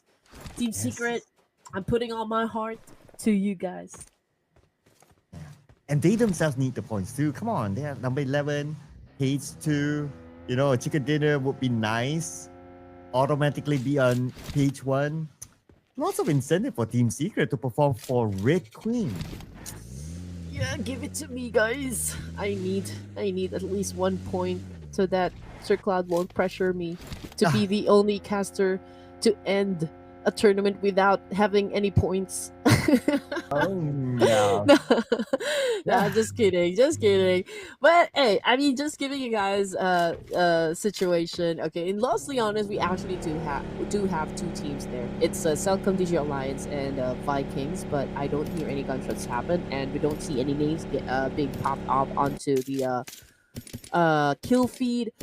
But as for those teams that might be coming from the northern side, perhaps at the edge of the circle here, maybe a fight will ensue just because of the fact that BTR is so close to the edge of the circle here. Same thing goes for Sem9, and we've got Tribe Aeromacy, D Savior, RRQ, even HORAA Esports headed towards their direction. So we'll just have to wait a couple of minutes more. Yeah, So I guess this is also expected with the flight path that's not too different from the one that we had before this. If we had like a right side flight path, then maybe we might see the RRQ VOIN Donkey clash happen again. But because like the flight path does not like directly pass by Impala, so it's only VOIN Donkey that's committed to go to Impala. RRQ, they choose to go to St. Martin instead. And that's where the split happened. Okay, now with this circle and some movement on the map. Trap Aeromacy on the left side just next to 7-9. But with this circle, there's a chance that we see more teams utilizing the high ground below Chumacera. Even if the circle shifts away from that high ground, like from the high ground going down, it's easier from if the circle goes to the high ground and you're not there, and then you have to hike up when a lot of teams have taken those prime positions. I mean, if the other teams or like most of the teams just understand that, you know, that part is actually going to do them good, then I feel like there will be a lot of teams that will be fighting over that very spot. But judging by the situation, there's just like most of the teams here are driving and headed towards the perhaps the middle of the circle here. I mean, Pecado is still there, but it's currently empty. And yeah, BTR might have a chance here to go through a lot of fights here. It's definitely high risk, but if they can pull it off, then maybe they could set a high score. And they do have the capability of doing that if you kind of think about it. I mean, throughout the day, of course, the highlight is Alter Ego and also Talon with their respective own highlights. Talon with the most chicken dinner, Alter Ego with definitely the most elimination. But the most stability, then you're talking about BTR. It's like every round, so far they're able to collect a good amount of points. Like they're that way. I'm like comparing like the stock market now, right? Like Alter Ego and Talon is like they're the high risk stocks. Like if you invest at the right timing, you get big returns. And BTR is like the low risk stock. It's like you invest in them, but the return will come in the long run. The thing is, when it comes to PUBG, Cloud, you know, either way, even if you focus on like, okay, we want to play the long game, we want to focus on like strategic placement, or like maybe we want to come out guns blazing. Okay, if you go for the elimination points, you're risking losing members of your team, which is actually hard. But if you play for the long game, then you need to make sure that you make it pass through the 9th place, because that's the only time you will be scoring a point in the, I mean, like when it comes to the placement. So if you get eliminated without even bagging any points, that's also kind of like will not do you good in a tournament like this. You know, back in my day, how do we summarize that with a word? Back in my day. Yeah, back in my day, it would be a bummer. Yeah. Is that such a boomer word now? Like it is. Like, it's a bummer if they don't make it. You know, it's a bummer if they don't perform. Oh, people don't use that nowadays, right? No, Okay. not really. Let's not expose the edge. Oh, oops. But Tino was exposed, and he will pay for that. Okay. And he actually fell to the hands of Vikings. Okay, alright. Well, the next piece of the circle. Oh, okay. Part of it is at the Chumacera high ground. Interesting. And 7-9 has locked down the Chumacera high ground. But we're going to put focus on the Vikings now, okay, against champions. And Vikings, they want the points for themselves. They don't want to be at number 16. Oh, yeah. I feel like they're really going to make a difference here. But, okay, here we go. Champions Esports basically have the same idea here. But right now they're getting shot at by Wunty. He's all alone in this shot, or in this shack rather, and the fact that he knows exactly where Champions Esports is headed, so that is a clue for them. But coming off of the kill feed, it's crazy. Confirmation coming through, already out of the game here. Same thing goes for Satar, Federalis, but Malak beat with an impressive counter up against Lamborghini, shutting him down as well. But Federalis also out of the game, so we're only looking at Malak Beak here representing Bigetron. Okay. Very different performance by BTR this time. Unless Malabik can pull off heroics against Xavier, but Nate is going to say no to that. And BTR, they're going to have an early rest tonight. Number 16, 1 elimination point. Early supper for BTR. We already know that there will be a lot of teams headed towards the same spot here, and maybe BTR got overwhelmed. Maybe they weren't really prepared for it just yet. But of course, it doesn't discount the fact that, hey, they're one of the formidable teams that we have here in the lobby. But yeah, we'll definitely see them tomorrow again, ladies and gents. Maybe even stronger. But for HORAA Esports right now coming into play here up against Byron SEM9. We already have one player already knocked down on the ground here, and Byron another one. Thanks to the dust. Here comes the cavalry. No fear what they're going to do in this situation. U-High already down on the ground. So it seems like HORAA pretty much had this one in the bag. And HORAA looking at SEM9 and waiting for Death to show himself. U-High will be gunned down by No Fear. They only have Sky down. They should be able to pick up Sky. Not going to be a problem. While doing that, they will finish off Darren. So right now, SEM9 only has one active player left.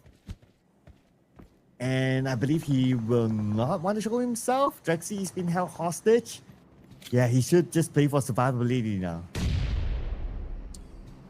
Oh man, Champions Esports could not catch a break here. They went up against Tribe Aeromacy, and it seems like they already lost 2 of their players. Okay, HORAA Esports managed to survive the fight up against SEM9.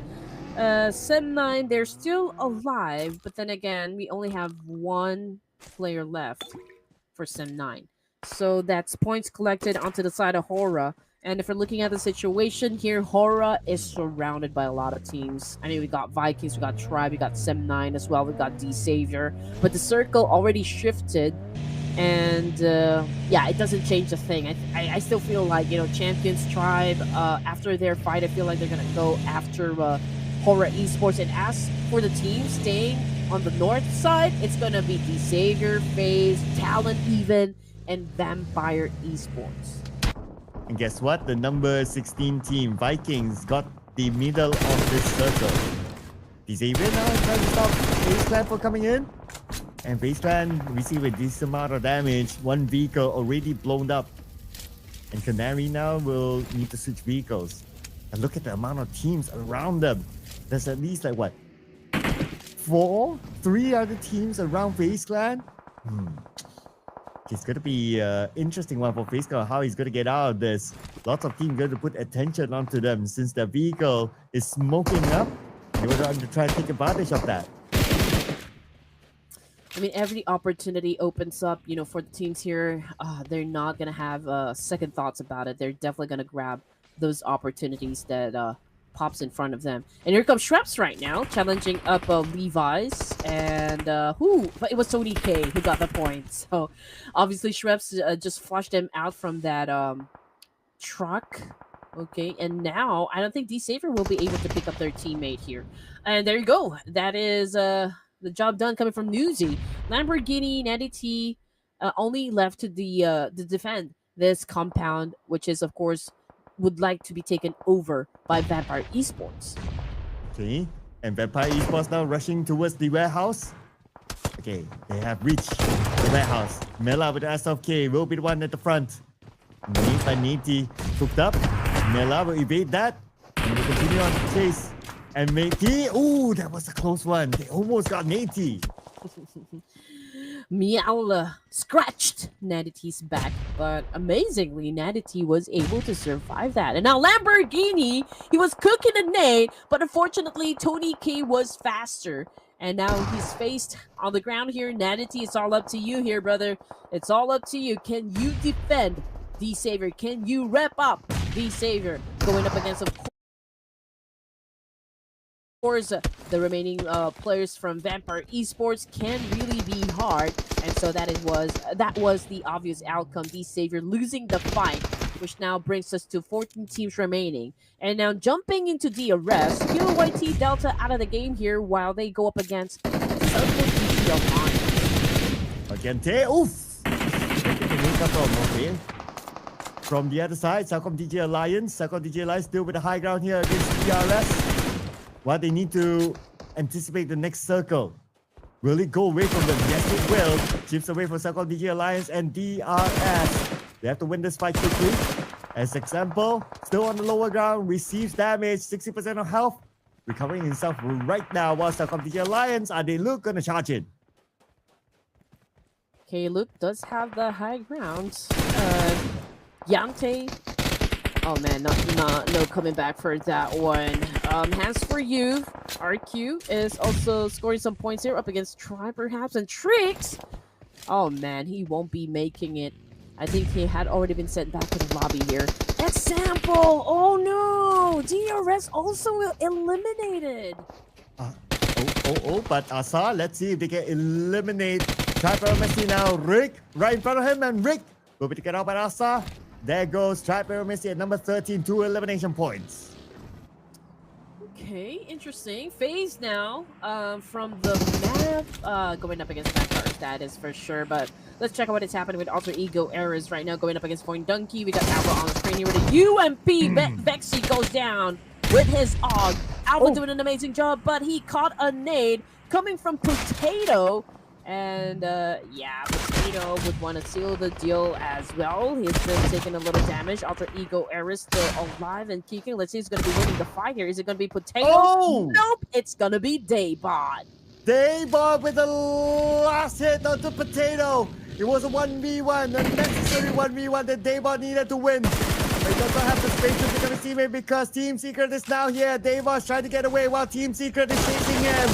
GK sees Daybot. Daybot will not see the light of day. Man, okay, so a massive cleanup had already been done by Team Secret when it comes to the south part area of the circle. So most of the teams are actually staying on the northern side. And right now we're looking at Talon Esports going up against Vampire and maybe even FaZe Clan. Okay, let's see if Talon can actually pull up a win up against the Vampires. We can see that Viola already shut down by your best friend here. Okay, so far so good. I mean, this is a great trade-off happening so far, and Talon seems to be on the winning side. Oh, but your best friend takes damage, 50% of health. Okay, Tony is now down on his knees. Wants to win this fight by himself. He gets one, jump shots out. Probably gonna get the second one, but your best friend evaded that. He's still safe for now. Just reloads. Just coming back out again, navigating around the smoke. But just moving on down. Now it's down to music for Vampire Esports. But then again, FaZe Clan, they showed themselves from behind. They didn't even knock the door. Instead, they knock out Vampire Esports. Oh man, Vampire Esports also not having a great day for the first set of matches that we have for the grand finals. But it's still okay. I mean, before they got out, they were able to bag 6 points, so that's a solid one, I can say. And FaZe Clan got eliminated by CelcomDigi Alliance, but FaZe only managed to bag 2 points, if I'm not mistaken. So it's really not much of a score there. But anyway, 7 teams remaining. We can see that HORAA already making a move somewhere north side. So I feel like they're going to have an exchange with CelcomDigi Alliance later on. But Vikings is not joining in any fights for now. Team Secret might be handling business up against RQ. But as for Champions Esports, they are holding on to a compound here. But I don't see any team that would challenge them for now. But RQ might challenge Team Secret. Here comes the name from Lapar. Lots of damage from Team Secret. And here comes the cavalry. They have to fight their way through. Team Secret to get into the circle. They got Frankie, GK next. And they're looking for Typhoon. As for Trungzin, he'll position himself on the inside of the circle. But Typhoon's alone. Okay, Typhoon on his buggy, getting away. Typhoon should be safe for now. He will join up with Trungzin. Frankie will be finished off by RRQ. But they saw where Trungzin went. They saw where Typhoon went. Now they're looking for the remaining 2 members of Team Secret. And Team Secret, they know they're not in a good position. They leave that area. At least, you know, for RQ, they were able to bag a lot of points from that exchange. And Team Secret, well, okay, they have been experiencing a lot of difficulties from this round. And now we're looking at 2 remaining players for the side of Team Secret. Now they're coming close to where Vikings is and Cass, they are, I mean, he is monitoring the situation, just really keeping a close eye onto the boys of Vikings. But as for Kino, Champions Esports, oh, this is going to be exciting. Kino getting some damage as well, but coming from up above, that would be No Fear. Okay, so that's still HORAA. Okay, that's still HORAA. And now they have taken over the compound where Champions Esports were currently staying at. Cast is all alone, left to deal with business. Look at this, right? We are at our top 7, and HORAA Esports still with a full team. I'm just putting it out there. But okay, Team Secret, you still need to do it for a Red Queen.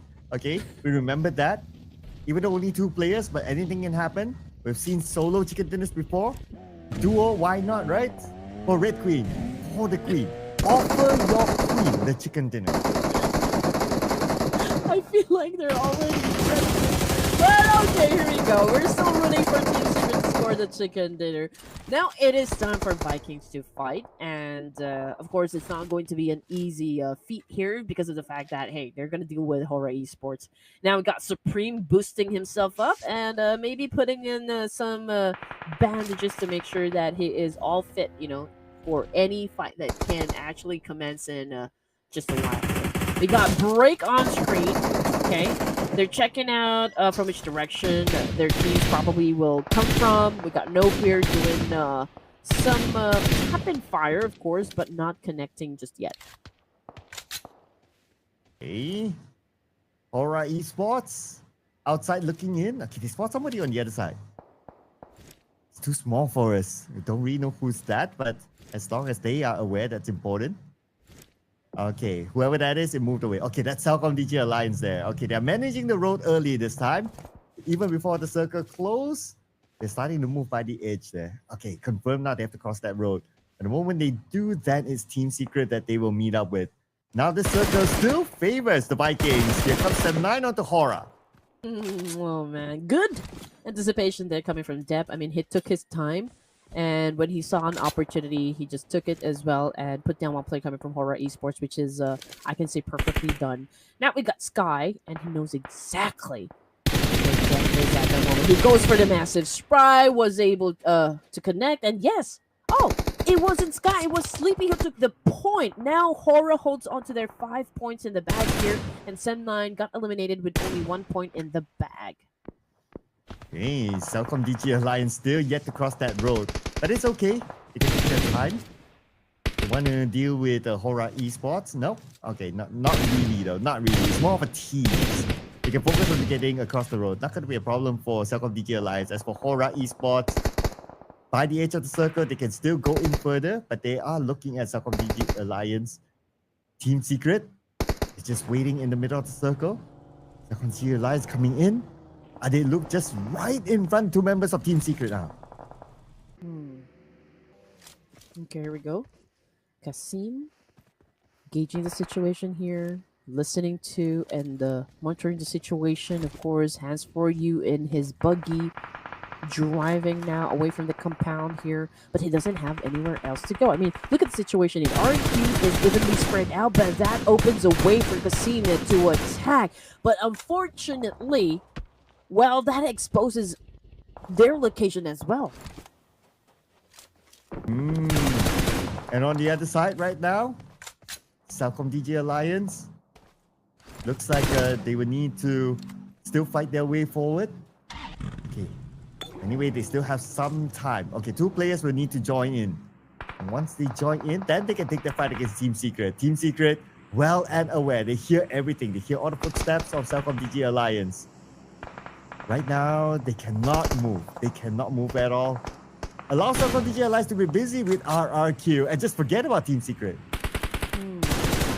Oh, could be. But okay, we really have no sense of RRQ down on the ground here. We can see that K-Look is capitalizing on that situation as well, applying a lot of pressure on the other side of RRQ because they're already in between here. So RRQ doesn't have any option in the matter. But let's see what Team Secret is going to do. I mean, they do have the option to join into the mix as well, get lucky with those shots, while RQ is actually busy dealing with, of course, CelcomDigi Alliance. But Iftar, okay, manages to shut down Asa, and now he is cooking up a nade here. He could potentially shut down a lot of players from RQ. Oh, whoa, there you go. 1 nade, 3 kills. 1 nade to rule them all. Right now, CelcomDigi Alliance, 11 eliminations collected. Team Secret, Still the 2 players in.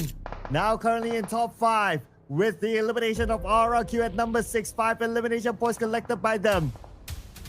See who has got the chicken dinner still. The Vikings, they have been really quiet since they stepped out the circle for the longest time. And they still have a full team. And they still have the circle. But now Team Secret, they're in trouble with CelcomDigi Alliance taking out Trunks in. 1 more to go. Can he survive this one? Can Typhoon actually do it?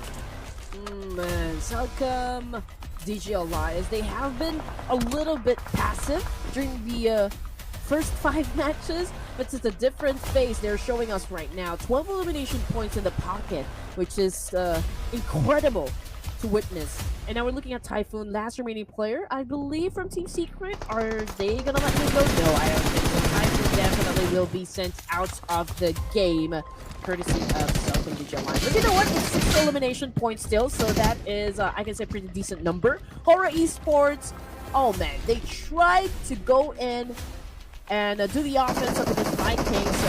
Love to take over that compound. Unfortunately, they got eliminated, which is, of course, effectively done in terms of defense from the side of Vikings. And now, we might be looking at the final endgame between Vikings and CelcomDigi Alliance, but we still need to consider the fact that Champions Esports is still alive with 1 player, and that is Cast. Wow, okay. Somehow managed to sneak into the top 3. Great work for Urkas. But for CelcomDigi Alliance, they're on a roll right now. 13 eliminations to their name. But even if they eliminate all of them, they won't be able to break the record of Alter Ego. But that's fine. It's still a lot of eliminations so far. Oh, yeah. Well, we did say if there will be other teams that would challenge the 19 elimination points, and I think CelcomDigi Alliance, they're on that path. Maybe, just maybe, they could score 19 or even higher. Oh, 18. Okay. Yeah, not enough bodies for them. Not enough bodies. Yeah, maximum is 18, so not enough bodies. But if they're still able to get like 18 with the chicken dinner, that's a lot of points. That's a lot of points. But they have to do the business first.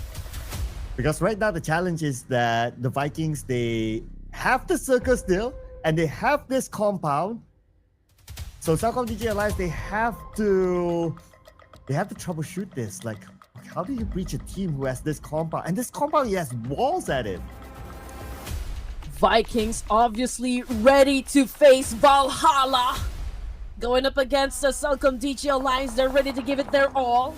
Let's see if they can actually win the fight here. Right now, they're still favored by the PUBG gods because they do have the circle with them. And now they're making it hard, of course, for the boys of CelcomDigi Alliance to even step their foot inside the circle.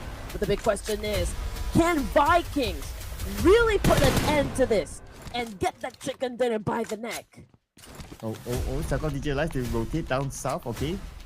They're trying to figure this one out. They're creating a smoke bridge right now, alright? Let's see how far will they be able to go. Alright, here comes CelcomDigi Alliance on the compound where Vikings are at. And so far, so good for them. They found an entry. They found a good area. Okay, Iftar next. Iftar survives this one. Tins takes a lot of damage. Now it's time for Olio to get across. And last is going to be Chimiopi, but Chimiopi did not make it. Break got him instead. Oh man, here comes Superman with a jump shot. Oh, and there you go, Leo goes down. Of course, a very effective shot by Superman. Caleb, and of course, still looking up for him. He's trying to put down one team with those nades. He was able to inflict some damage, but not enough to take anyone down just yet. But you know what? Superman is here to save the day. He shut down on Leo. And now, when it comes to upper hand advantage, hey, we are still looking at Vikings over here. Iftar and Caleb, 2 remaining members for CelcomDigi Alliance. Can they still make it happen? But Wonty seems to have found trouble because currently knocked down on the ground here. Okay, we got one at least. Let's see if it's good enough for them to breach in. Superman, now 40% of health. Dancing around with CelcomDigi Alliance, playing by the wall. Looking for his next target. Iftar will be eliminated by Superman. And Adeluke just behind this wall. Adeluke still dancing with the devil, and Adeluke will be eliminated. Looks like Urkas made it to top 2. Will it be heroics from Urkas? Oh man, All right, well, they're hoping for a great fight here, and now he is getting ready to charge, but Superman is here to save the day. Let's bring on the red cape. Superman cooking up a molly here, but okay, hesitated and switched to a nade, and now he pulled out his DBS. Okay, going in for the charger all by himself, and now looking to shut down Cass, and Cass trying to defend himself, but unfortunately, Superman is not from Earth, ladies and gents. He is Kal-El taking the win for the final match. And with this chicken dinner secured by Vikings, the last we saw them there at number 16. This will propel them up for sure, and definitely not be at number 16. So who will it be that takes the spot? The dreaded number 16 that nobody wants to be at. Will it be enough for them to be on page 1? That will be the question mark as well. That will be answered later on as we roll through the stats. But for the Vikings this round, I must say, it is a round that, like what you said, right? The PUBG gods favored them. They caught the circle like from the very early stages of this round until the very end. Yeah, they played it smart, I can say. But, oh man, okay, it was a great fight. All in all I know is the fact that there were 2 bottom teams that were able to skyrocket themselves to, like, maybe I cannot say like maybe the top spot, but maybe just improve their overall status. So that would be HORAA, and of course you're looking at the champions for this round. We've got Wunti's gang over here, the Vikings. Yeah, Wunti's gang. Yeah, it's like Wunti and the gang. Wunti and friends. Oh, Wunti and friends. Okay. That is maybe alter ego. Alter ego, the entire team's performing, so that's fine. We normally give that to that team that if it's only that one player carrying everything. Yeah. Okay. Wunti and friends. That's not bad as well. Expect to see them more tomorrow, ladies and gentlemen, as the Vikings scores this chicken dinner. But besides the Vikings, CelcomDigi Alliance with a whooping, like what, 13 eliminations last we saw them? That's still a lot here. Coming in as the second team to watch. And then we have HORAA Esports also here. And Team Secret with a duo that held on for the longest time. You know, before starting the last round, Vikings was the only team that had a single-digit score. But now everything's gonna change, right? I mean, like, bottom team who? Again? Vikings? Now, they ain't the team that is currently at the bottom right now. So I'm interested to see just how much ranks they were able to climb just because of this great win. I mean, 8 elimination points in the bag is not bad at all.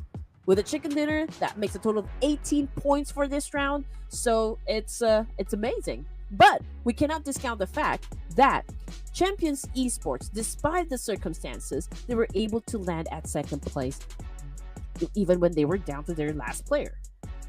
Yeah, the Dark Horse team, right? The Dark Horse team. And down to the last player, survived to second place, 1 elimination. Not that much points collected, but still, it's good work by them. Good effort. But the one that put in the most effort here is MVP of the match. Adit Look from CelcomDigi Alliance. 6 eliminations, 934 damage. And with a whopping 13 utilities used by himself, the main fragger for CelcomDigi Alliance. Always putting up a good show for the team. Hopefully, we'll be able to get to see more of his MVP-ish performances throughout the finals. Okay, all right. For the other top performers here, we got Trang coming from Team Secret. We got Sleeper from HORAA as well. And then, we got Superman, the man of the hour from Vikings Esports, putting up a total of 3 elimination points, 604 damage output, and a whopping 37.5% for team contribution. And Transy only scored 250 damage with 4 eliminations. Still be up here as one of our top performers. So that means that he has been stealing away eliminations, or maybe his other team is putting in the damage and he becomes the finisher. Either way, it works to bring in the points for the team. And speaking of points, the Vikings, 18 points, sharing the same amount of points with CelcomDigi Alliance. And HORAA Esports, 9 points, Team Secret, 9 points. Okay. The only team that unfortunately is not able to collect any point this round is DRS, and they need to do a lot more better tomorrow. Yeah. I mean, they're the only ones with a donut for this round, but it's still okay. Again, this is just day number 1. It's mostly about, like just really getting acquainted with one another, testing out the drop spots, checking out the rotation, checking out the vibe here. And there's a lot more explosive gameplays that's definitely going to happen for tomorrow. So hopefully you guys don't miss out on that one. But we're not going to miss out on these stats here. So 60 total eliminations. That means nobody went out to the zone. 1 airdrop still able to be looted. 205 throwables used. I'm starting to see a pattern here in the finals, right? The average seems to be like 200-ish when it comes to throwable use. Very different as compared to the playoffs where we normally see a range about 150 or so. But we're probably going to see more of this guy here, our daily MVP. We did talk about it, Rosemary. I feel like we can see a lower number when we play in Miramar. So this is a different Miramar, I can say, because it's the first time that I've seen the number really go as high as 200 plus here when it comes to the throwables used, because usually it's just like 100, maybe 115 tops, maybe even lower. But it's a different thing when it comes to Erangel. So it's not the same as before when we see that number go as high as 300 plus. But the numbers are high here for Rosemary. That's why he's the number 1 road to MVP. His teammate, though, Alva, is at number 2. And then we have Ade Luke, who just got his own MVP in that round at number 3. And we had Federellis. He also has an MVP today, so he's at number 4. Followed by Tony K at number 5. Okay. Interesting. Well, I guess the fact that we had a very good run from Alter Ego, the 19 elimination round, that's why we see like 3 players from Alter Ego here as our overall fraggers. Rosemary, Alpha, and Krypton. Absolutely right. But this names that we see on the screen here, there's a possibility as well that it can change depending on like how aggressive the teams can be tomorrow, and even not just the teams, depending on like how the players can be really aggressive in the games tomorrow. And again, we have a different format for the map sequence here, so it's going to be a different vibe, so to speak. But anyway, before we say goodbye, we're going to give you guys a peek, of course, on how well the teams performed for this evening. Alter Ego Eris just snatching the top spot here, still with a 10-point lead up against Talon Esports, who already scored 2 chicken dinners, by the way. We got BTR coming in at 3rd place with 46 now. And CelcomDigi Alliance, just because of that explosive gameplay, well, they managed to climb up 7 ranks here.